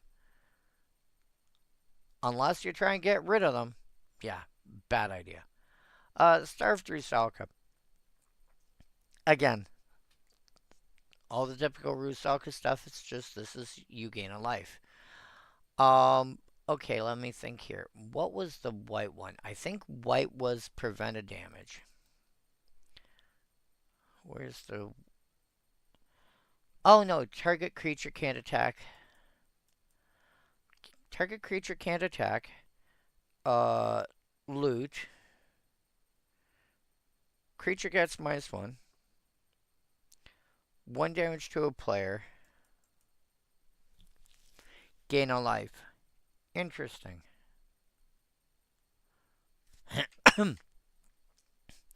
So the red and the green are opposites. The red and the black are similar. The white and the blue are not related. Interesting. Uh, Beastmaster's Guild, Mage Mark. Whenever a creature you control that's enchanted becomes blocked, it gets +1/+1 to end a turn for each creature blocking it. Uh, okay, so it's got +1/+1 natively from the Mage Mark, and then another +1/+1 at least just because it got blocked. Potentially more. Uh, yeah, it's okay. Oh, Wormweaver Coil. So 6 mana, enchant green creature. Enchant creature gets +6/+6. So here's an aura to make my creature really big. And I can pay 3 mana at some point and sack the aura to make a 6/6 token. Okay. It's adorable. Dryad Sophisticate. 2 mana for a 2/1 non-basic landwalk. You have any non-basic landwalk. You have any non-basic lands in play? You have a fetch land, you have a Maze of Ith, you have a Dark Depths, you have a Thespin Stage, you've got a Ghost Quarter, you've got a whatever. Cool. I'm attacking you, you can't be blocked. I should put this in my mono green burn deck because this is going to hit for 2 every turn. Because, like, even my commons only decks are running. Like, let's just pick one here. Take me down Cantrip City. Bam. Visual spoiler. Fast forward all the way down to my lands.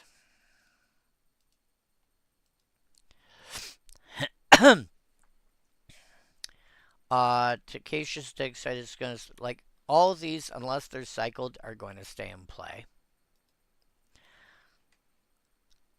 Skyline Cascade. So, I have 1,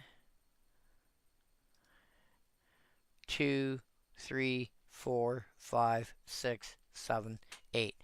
I have, I'd say, 8.5 cards in here that will stay in play. Yeah, 9.5. Well, okay. The panoramas potentially, but probably not. But potentially. But yeah, this is like it is not unreasonable for somebody to play. Cool, I have land in play. Okay.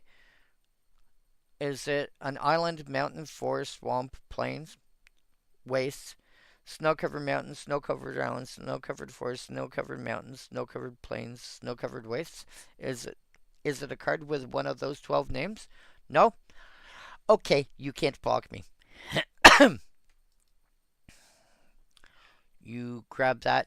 You want a creature to carry an aura to, you know, you grab Dried Sophisticate, you throw the coil on it, and you're swing for 8, and they can't block it.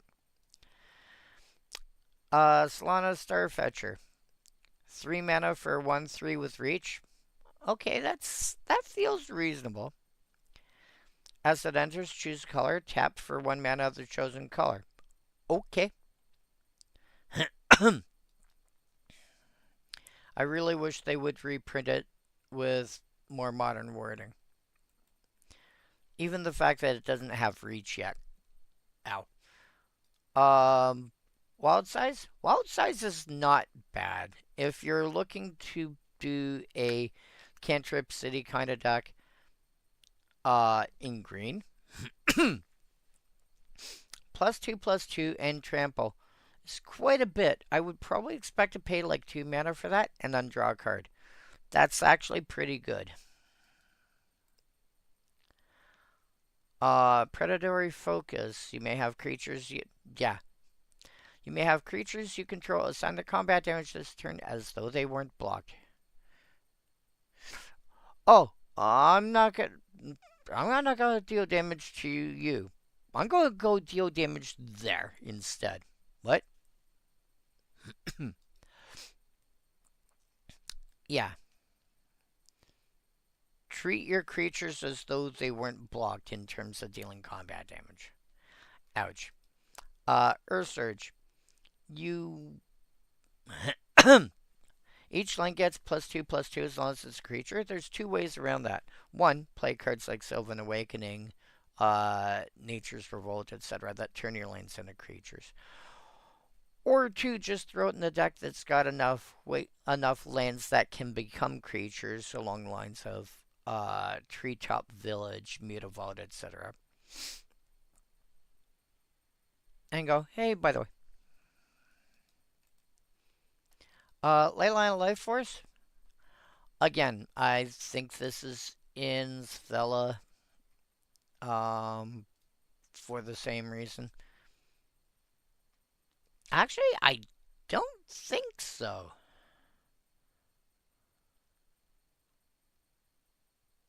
No, because I don't need it.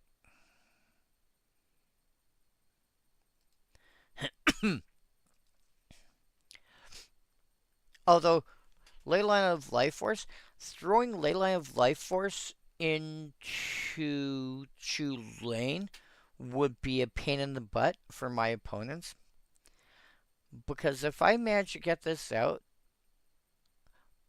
all my creatures that are counter spells, so by which I mean things like creatures like this, Frilled Mystic, 3/2, comes into play, counter target spell. Well, if I've got Leyline of Life Force, the Mystic is a creature, can't be countered, but I can counter something else instead. What? Ah, crap. Yeah.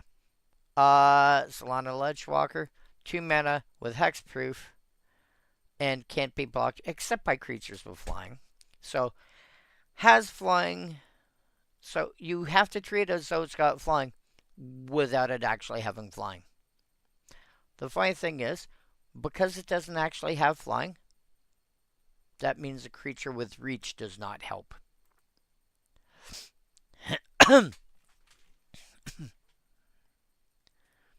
Alright. Minus color.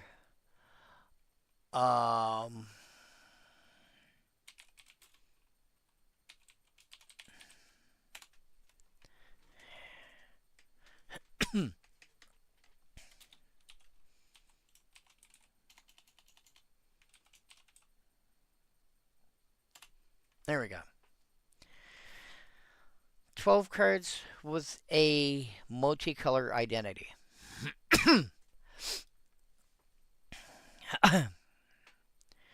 Torch Drake is fine. It's a 2/2 flyer for 4.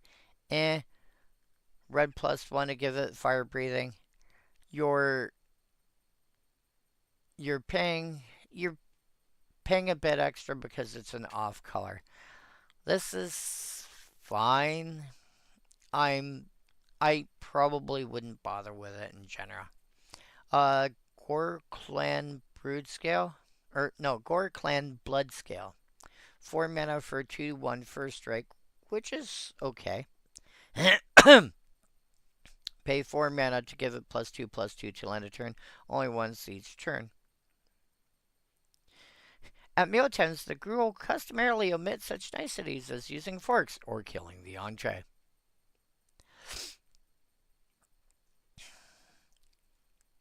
Now, that might not sound like much, paying 4 mana to give +2/+2. Wow, that's so annoying. But it does have first strike. So even though you can only do this once a turn, you're going from a 4 power, a 4 mana 2/1 first strike to a 4 mana 4/3 first strike.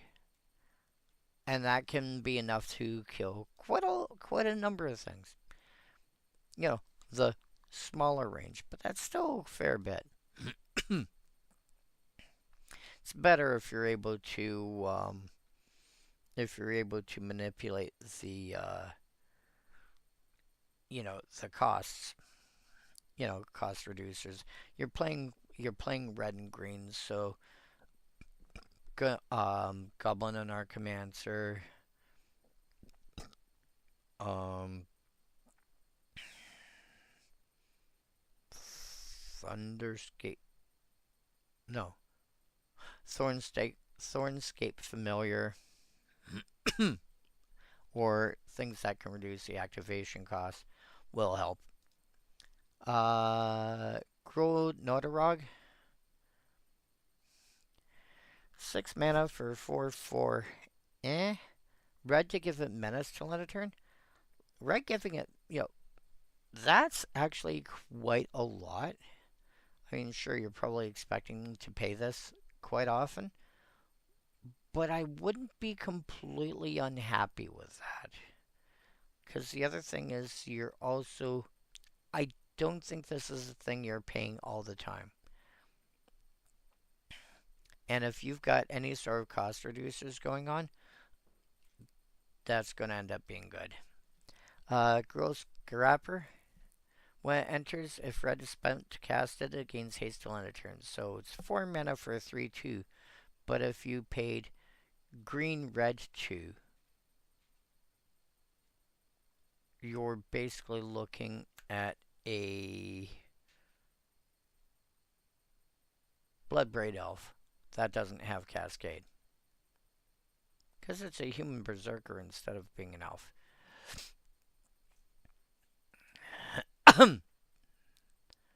But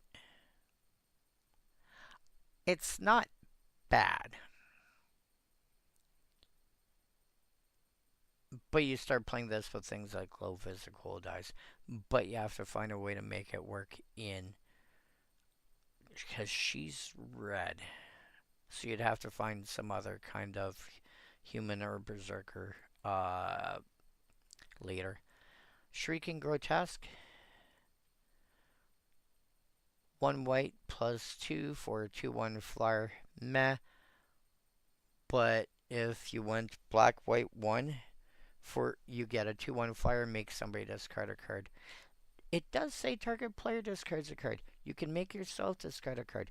This is not always a bad option. There are times when you're playing, say, like you're in black and white. One thing that black-white likes to do is reanimate.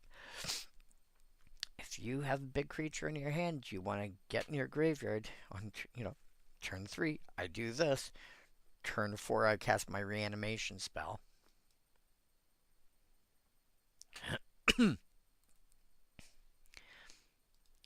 Austerity Throw.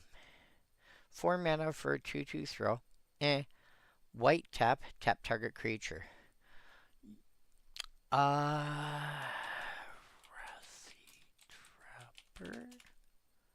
Yes, Wrathy Trapper. 4 mana. So, wow. So you can stay in color, lose a point of power, and knock 2 mana off.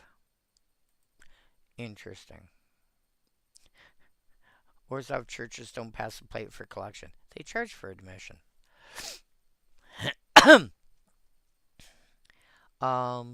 Yeah, if you're in white, you can get this a lot easier, a lot cheaper. Just staying in color. If you're in black, there's some. There's not a lot, but there's some. I wouldn't bother with the Austerity Throw. I'd just go one way or the other. Ogre Savant. 5 mana for a 3/2. When it enters, if blue was spent, return target creature to its owner's hand. Here's the funny thing. You can call this blue, red, +3. And have a 3/2. Comes in play, return target creature to its owner's hand. It can return itself.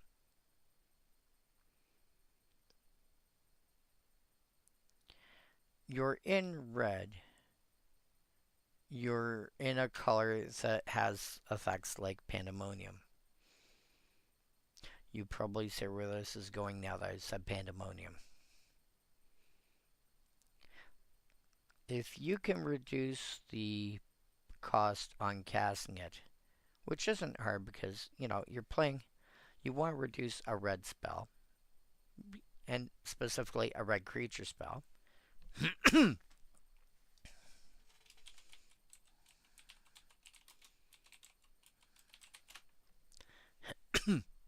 Red creature spells you cost 1 less to cast.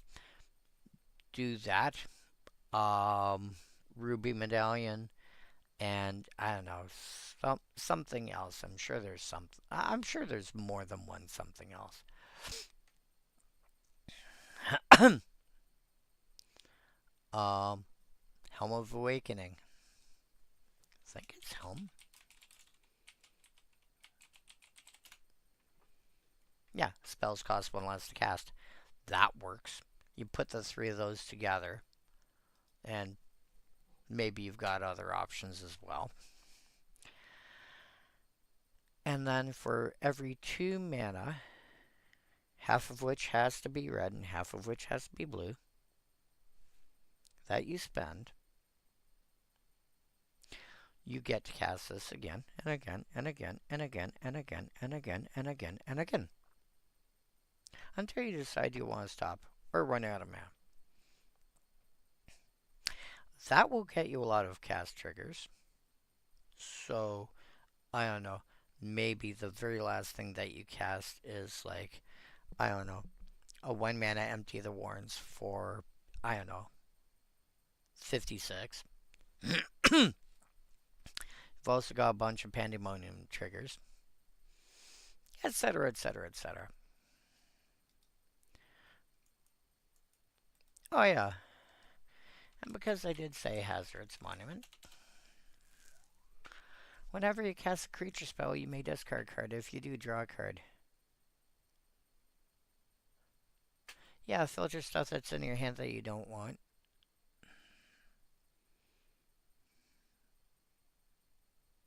Etc. Oh yeah, what's the blue monument? Kefnet. It won't reduce your creature. It won't reduce the cost of your creature spell, but target creature an opponent controls doesn't untap during its controller's next untap step. So while you're doing this, you're also able to tap down your opponent's creatures, etc. No big deal. Steam Chord Word. It's a very weird card. 4 mana for 1/3. But if you cast it as red plus blue plus 2, it's a 1/3. So let's say a 2/2. That deals 2 damage to a target. Okay, I can see that.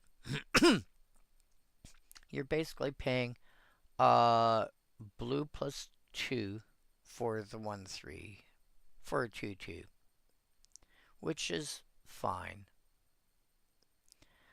And getting a shock built in. Okay. Revenant Patriarch. 5 mana for 4/3 that can't block. When it enters, if white was spent to cast it, target player skips their next combat phase.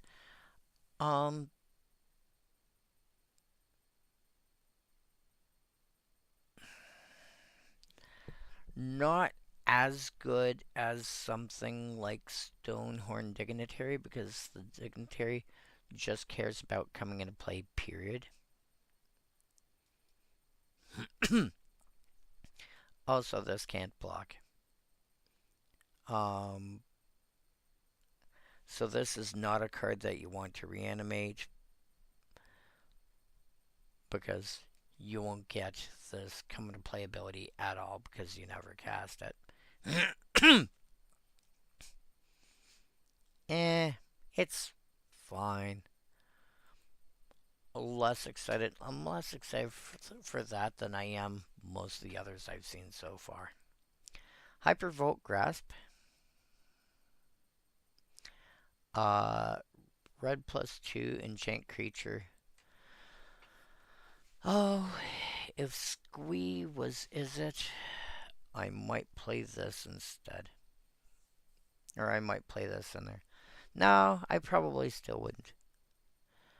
Enchant creature has tap, deal 1 damage to any target.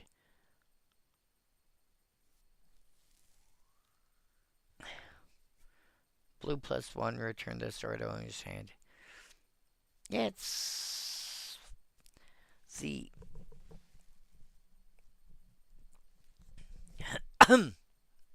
really the only reason to play this is so that you can do the similar sort of thing that you can with Ogre Savant and keep recasting it and saying it back. Shadowlands. Oh, I like Shadowlands.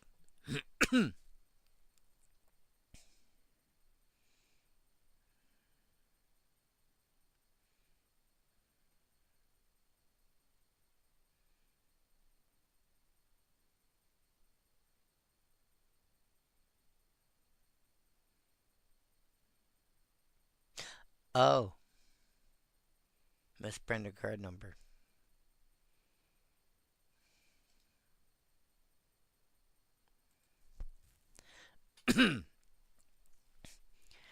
So, yeah, because back in the day, you had an aura that gave first strike called lands.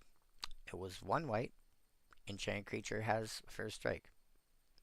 This is the exact same thing, but for black +1, enchant creature gets +2/+2 till end of turn. That's a lot. Because, especially when you compare it to cards like Frozen Shade and their ilk, it's black, enchant creature gets +1/+1 till end of turn, which means you would expect double black to get +2/+2. No, it's black +1. This is so much easier to get through. I like it. It the first strike here and the pump ability would much rather play that over the brood scale. So much easier. Oh yeah, and the hooligan red +1 for a 2/1 goblin rogue, which in of itself is not terrible.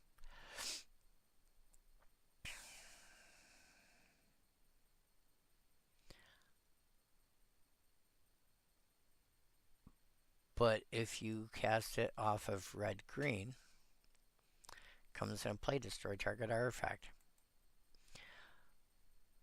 Everyone's gonna have an artifact that can be blowed up.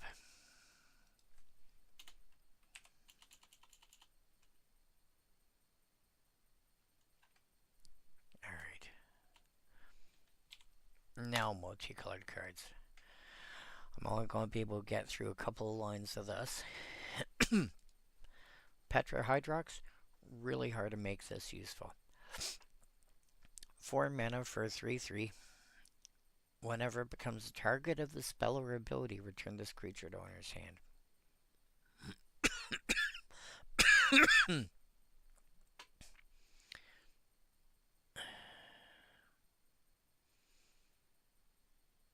You have to have a reason to want this to keep coming back to your hand. I mean, you could try off of something pandemonium based, but I don't think I'd.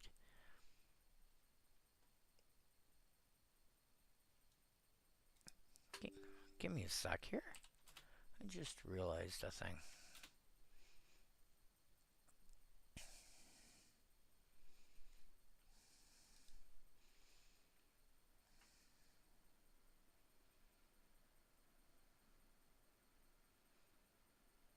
Oh, okay. A lot cooler than I expected. Okay. Sorry, I was wondering why I'm streaming and I haven't heard my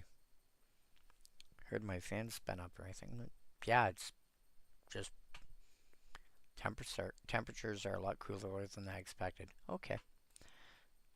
Street Breaker Worm.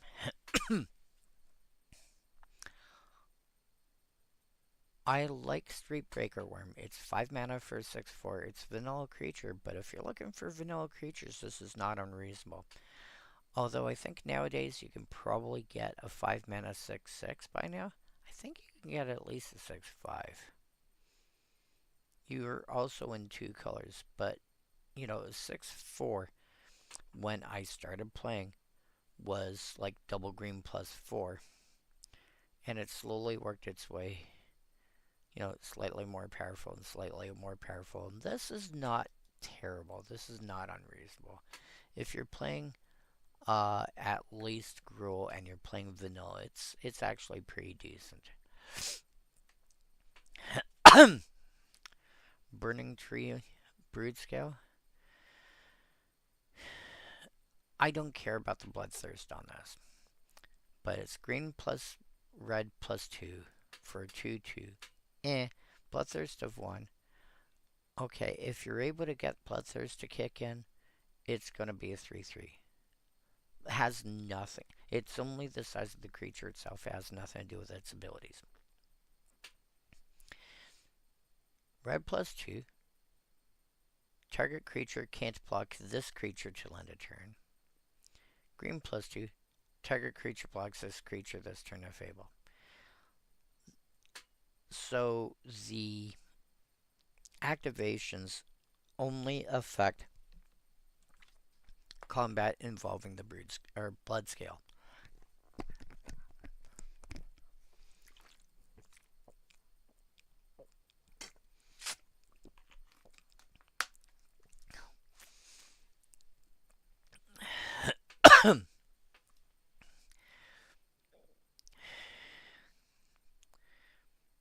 Which is eh.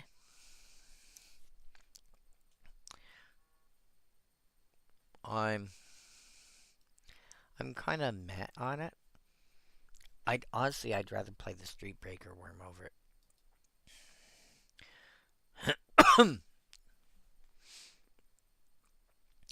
Conjurer's Ban. White plus black. Sorcery.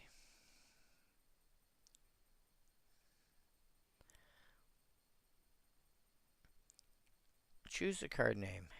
Until your next turn, spells with the chosen name can't be cast, and lands with the chosen name can't be played.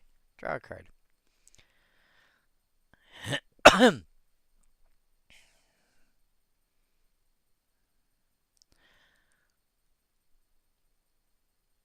the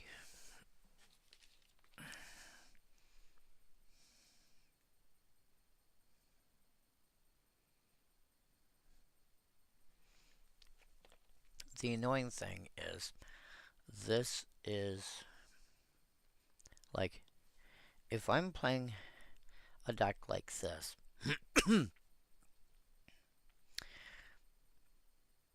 most of my decks run somewhere around at 15 to 20 basic lands. Again, because I don't want to be getting caught with my pants down when it comes to cards like Path of Exile, Assassin's Trophy. I always get Assassin's Trophy and Abrupt Decay mixed up. Ghost Quarter and other similar effects. But somebody decides to be a pain in the butt, and they go, "Cool. I'm going to play Panoptic Mirror.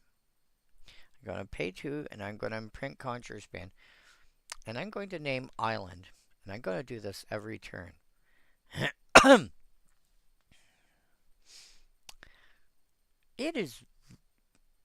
It's not impossible, but it's really hard. It's harder, I should say, for me to get my islands out of my deck. I do have some ways, but it's harder for me to get them out of my deck. And they're drawing an additional card every turn, just from a triggered ability at that point. Of course, part of that is the problem that Panoptic Mirror is legal.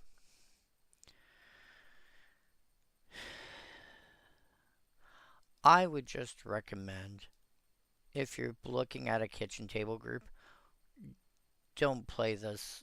Don't play Conjurer's Band with something like Panoptic Mirror.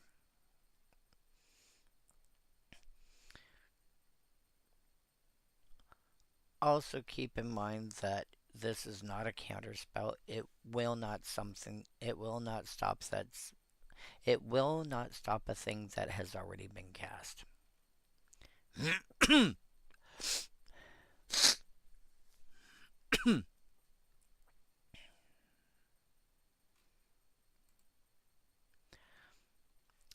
Skargan Skybreaker. Again, Bloodthirst 3. Really fun. The sky isn't falling. It's being thrown at us. So 2 red plus a green plus 4 for a 3/3 with Bloodthirst at 3. I think at 7 mana you are generally assuming that it's being uh you're going to have Bloodthirst enabled by then, so you're probably assuming it's going to be a 6/6. So the Bloodthirst 3 is almost flavor text.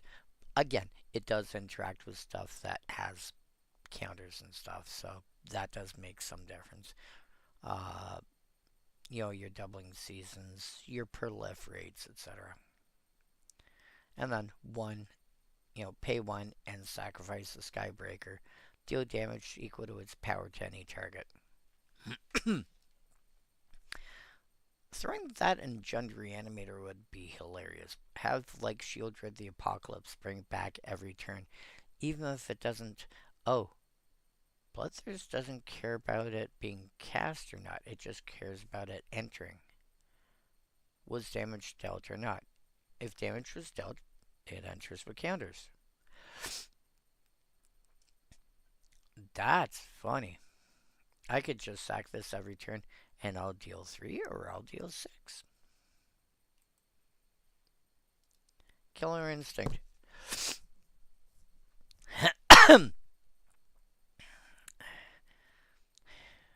1 black, 1 green, plus 4. Enchantment. Beginning of your upkeep over the top card of your library. If it's a creature card, put on the battlefield. That creature gains haste till end of turn. Sacrifice at the beginning of the next end step. At which point Shieldred can bring back the following turn. Wait, what? Oh yeah. Or do it in white with a Myriad of the Sky Ruin and Ray of Dawnbringer. Oh, that's just funny.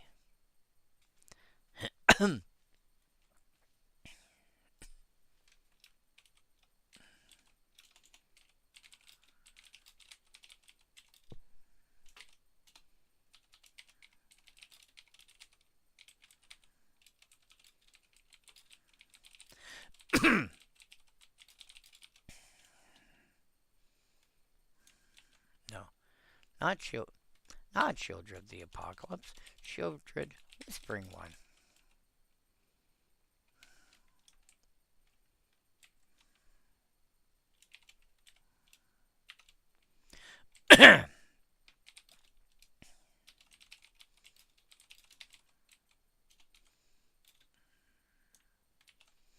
Emiria.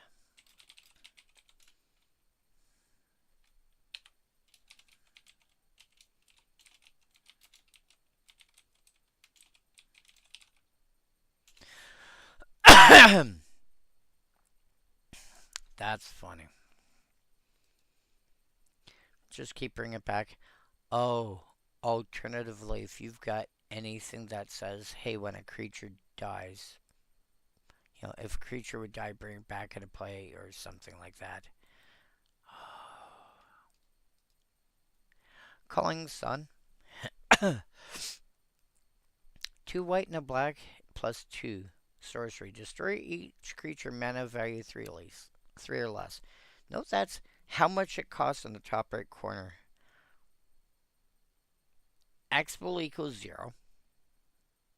So a lot of your hydras will be just whatever the non-X mana symbols are. So if it's like 2 green plus X to cast, it'll be counted as 2 green. Has nothing to do with the power and toughness. Just what does the stuff in the top right say? We'll sweep any token that doesn't say it's a copy of something else. And, yeah, this is...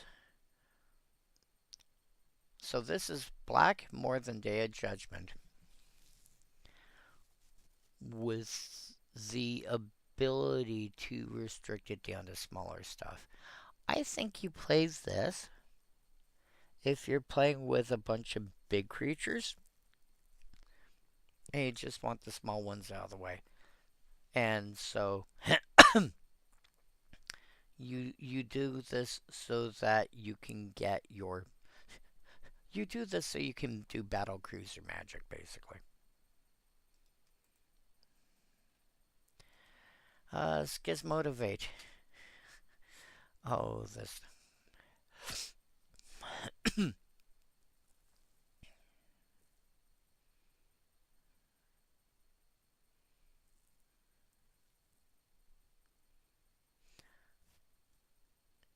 So Schismotivate basically takes 4 power, steals 4 power from one creature and gives it to something else. For 3 mana, I think that's actually pretty good. Like, especially if what... Oh, especially if what is gaining the power has, like, double strike or something like that. Or, in fact, or any of, like, oh, be afraid if it's got infect and double strike. But yeah. Yeah, no, I think that's got to see more play than it does. I think, because that does a lot. Scab Clan Mauler. Red plus green for 1/1 with trample, Bloodthirst to 2 if you manage to trigger its Bloodthirst. Which, to be fair, keep in mind that a lot of the time you're not going to get this until later in the game, at which point you're getting a 3/3 trample for 2, which is not bad. With, again, the usual caveats about counters. Feral Animist. Red plus green plus 1 for a 2/1, which sounds meh, but for every time you pump it, you pay 3 mana into it, you double its power. Sorry, it gets plus X plus 0 till end of turn where X is its power. You double its power. Activate once, 4. Activate twice, 8. 16, 32, 64. But 4, 8, 16. To make it up to 16 power, you're going to have to add 9 mana into it. Now, mind you, you are playing red and green. 9 mana should not be hard. The biggest problem is it doesn't have anything else going on. It doesn't have like the best comparison would be like it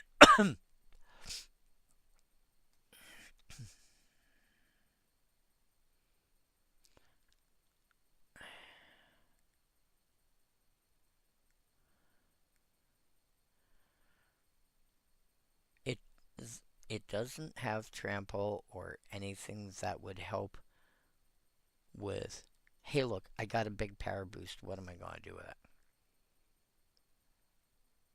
Now that being said,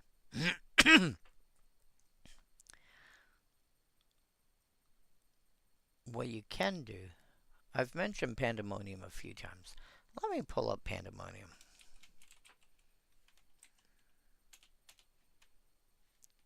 So, whenever a creature enters, That creature's controller may have it deal damage equal to its power to any target of their choice. Creature enters. Pandemonium goes on the stack. In response to Pandemonium's ability, pump Fertile Animus, say 3 times. Pandemonium then goes to resolve. It notices the creature. It's not a 2-power creature anymore. 4, 8, 16. Oh, okay. I guess I'll do 16 damage to a target. You have to choose the target when the ability goes on the stack, but it doesn't look to see how much damage gets dealt until the ability goes to resolve. Rumbling Slum. 2 green, 1 red, +1, 5/5. Beginning of your upkeep, 1 damage to each player. Okay. That kind of slightly has trample, except it hits more people. I'm not going to complain about that. You know what I just realized?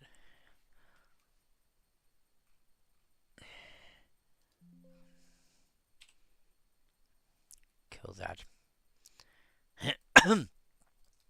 Wreak Havoc. Really like this card.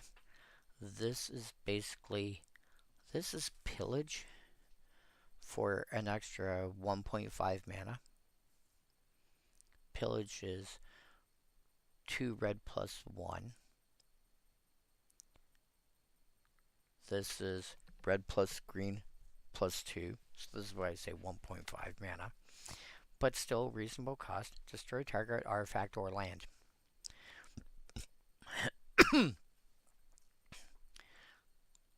Unless you have a reason to play Pillage specifically. And the mana cost can be relevant.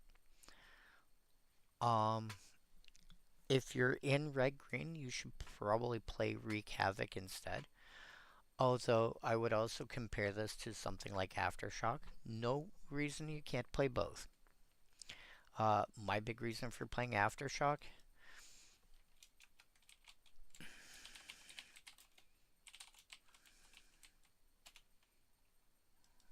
Okay. Couldn't remember what the set code was. My reason for playing Aftershock is it can kill a creature outright, and you don't care how big the creature is. This can kill an artifact or land. This can kill an artifact or land. Again, no reason you can't play both. 1, 2, 3. I think I will call that there. Artifacts. There's only the 7. 3 of them are the signets. We all know about the signets. Moratorium Stone. Exiles cards from graveyard. Or you can pay 1 black, 1 white, 2 tap, and sack. Exile target non-land from a graveyard. All other cards... Oh! Oh! All other cards from graveyards with the same name as that card, and all permanents with that name. Oh, this is this thing. Oh my. So if there's, say, persistent petitioners in the graveyard, you can go, okay, I'll pay the 4 mana, tap, and sack this. I'm going to exile all persistent petitioners. I'm going to exile that persistent petitioners. If the ability resolves, that one gets exiled. Same with any persistent petitioners in all other graveyards. Same with any that are in play. That hurts a lot. Wow. Of course, it only works with a handful of creatures, But um, it's also not just creatures. But realistically, the most common thing that you're going to see people hitting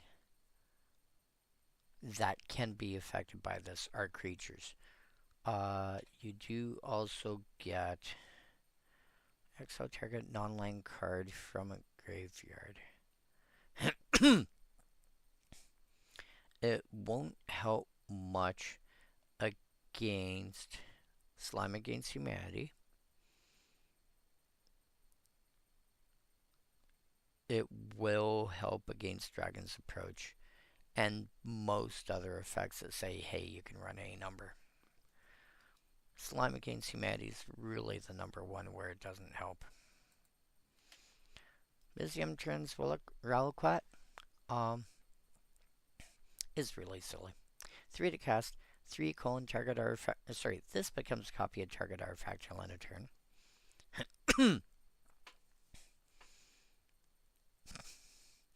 What is it? What do you want it to be? Or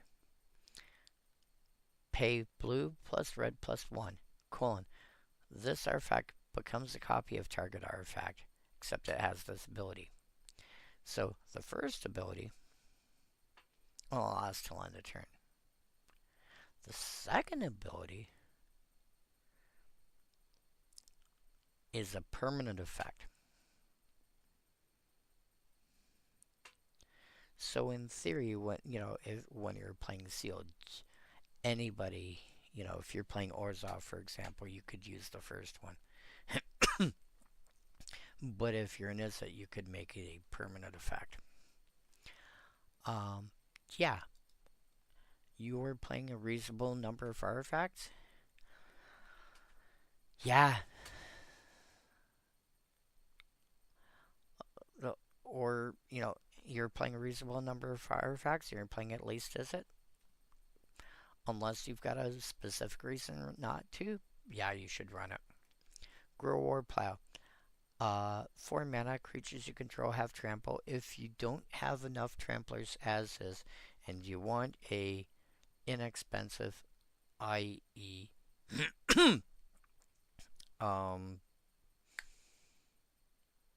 low mana value way of giving all your creatures trample,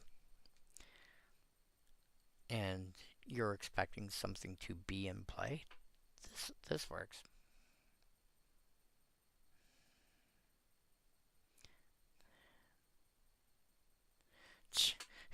Steering apparatus? What for? Rip it out, sharpen it, and lash it to the front. Pay a red, a green, and 1 other. This becomes a 4/4 Juggernaut artifact creature till end of turn. Okay. And it says creatures you control have trample, so as soon as this becomes a creature, this also gains trample.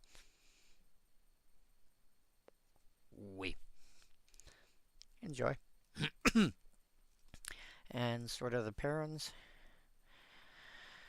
4 to cast, 3 to equip.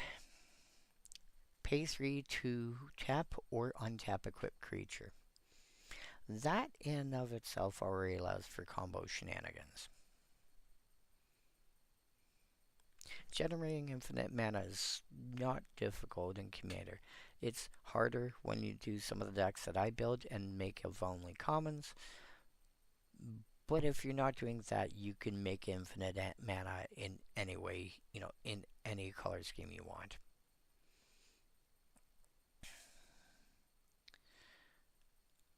And then it has 2 abilities which mirror each other.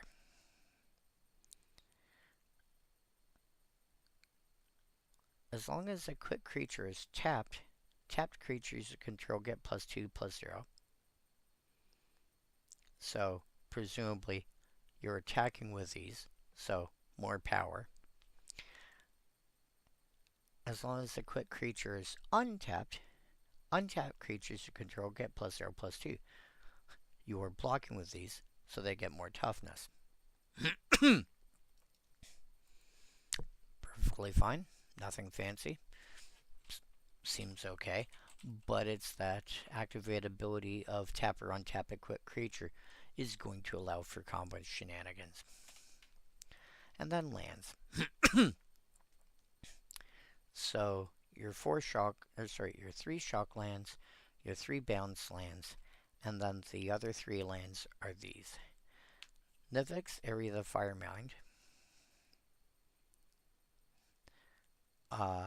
which hilariously, these 3 lands, even though they have names, are not legendary.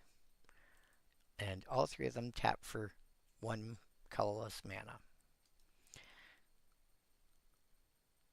Red, blue, 2, tap, colon.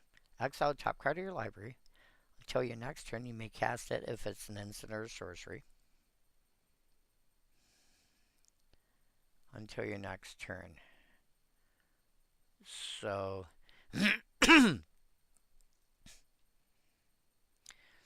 right. So basically, you have until the end of the turn of the person right before you. Once their turn's over, you're about to untap. Your turn starts, you're about to untap. This effect wears off, you've lost the card.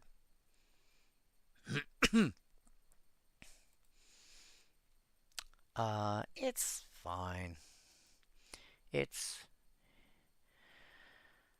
The problem with that is you can get the ability to just simply draw a card much more efficiently than that, even on a land. Orzhov, the Church of Deals. Pay black plus white plus 3 and tap. Target player loses life, you gain 1 life.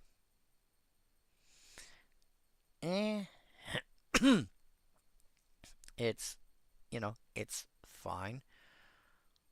Like, historically, what you would want for this would be, like, in a, in a 60 card format, you'd want this in your deck as, like, a finisher.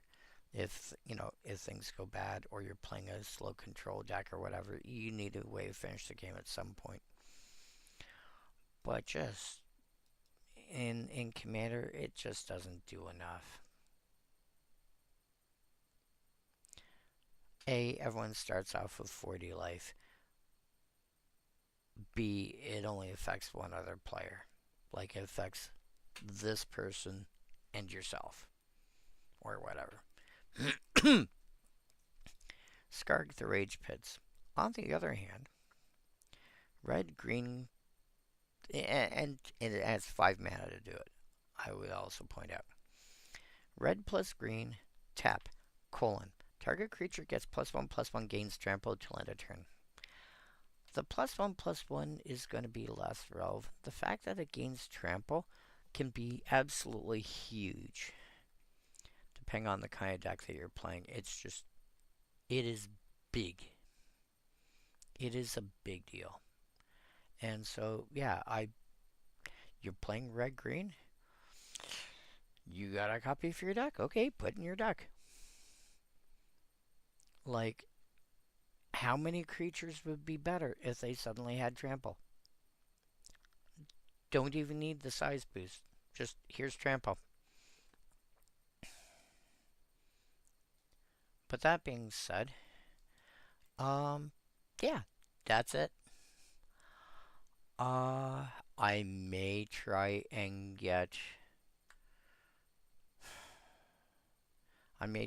Dissension in this week.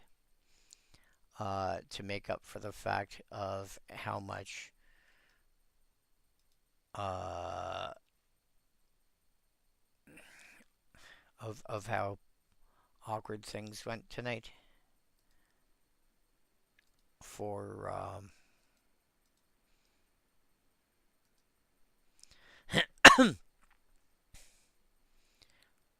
how awkward things went tonight in terms of trying to get the stream up and going, and last night and whatever.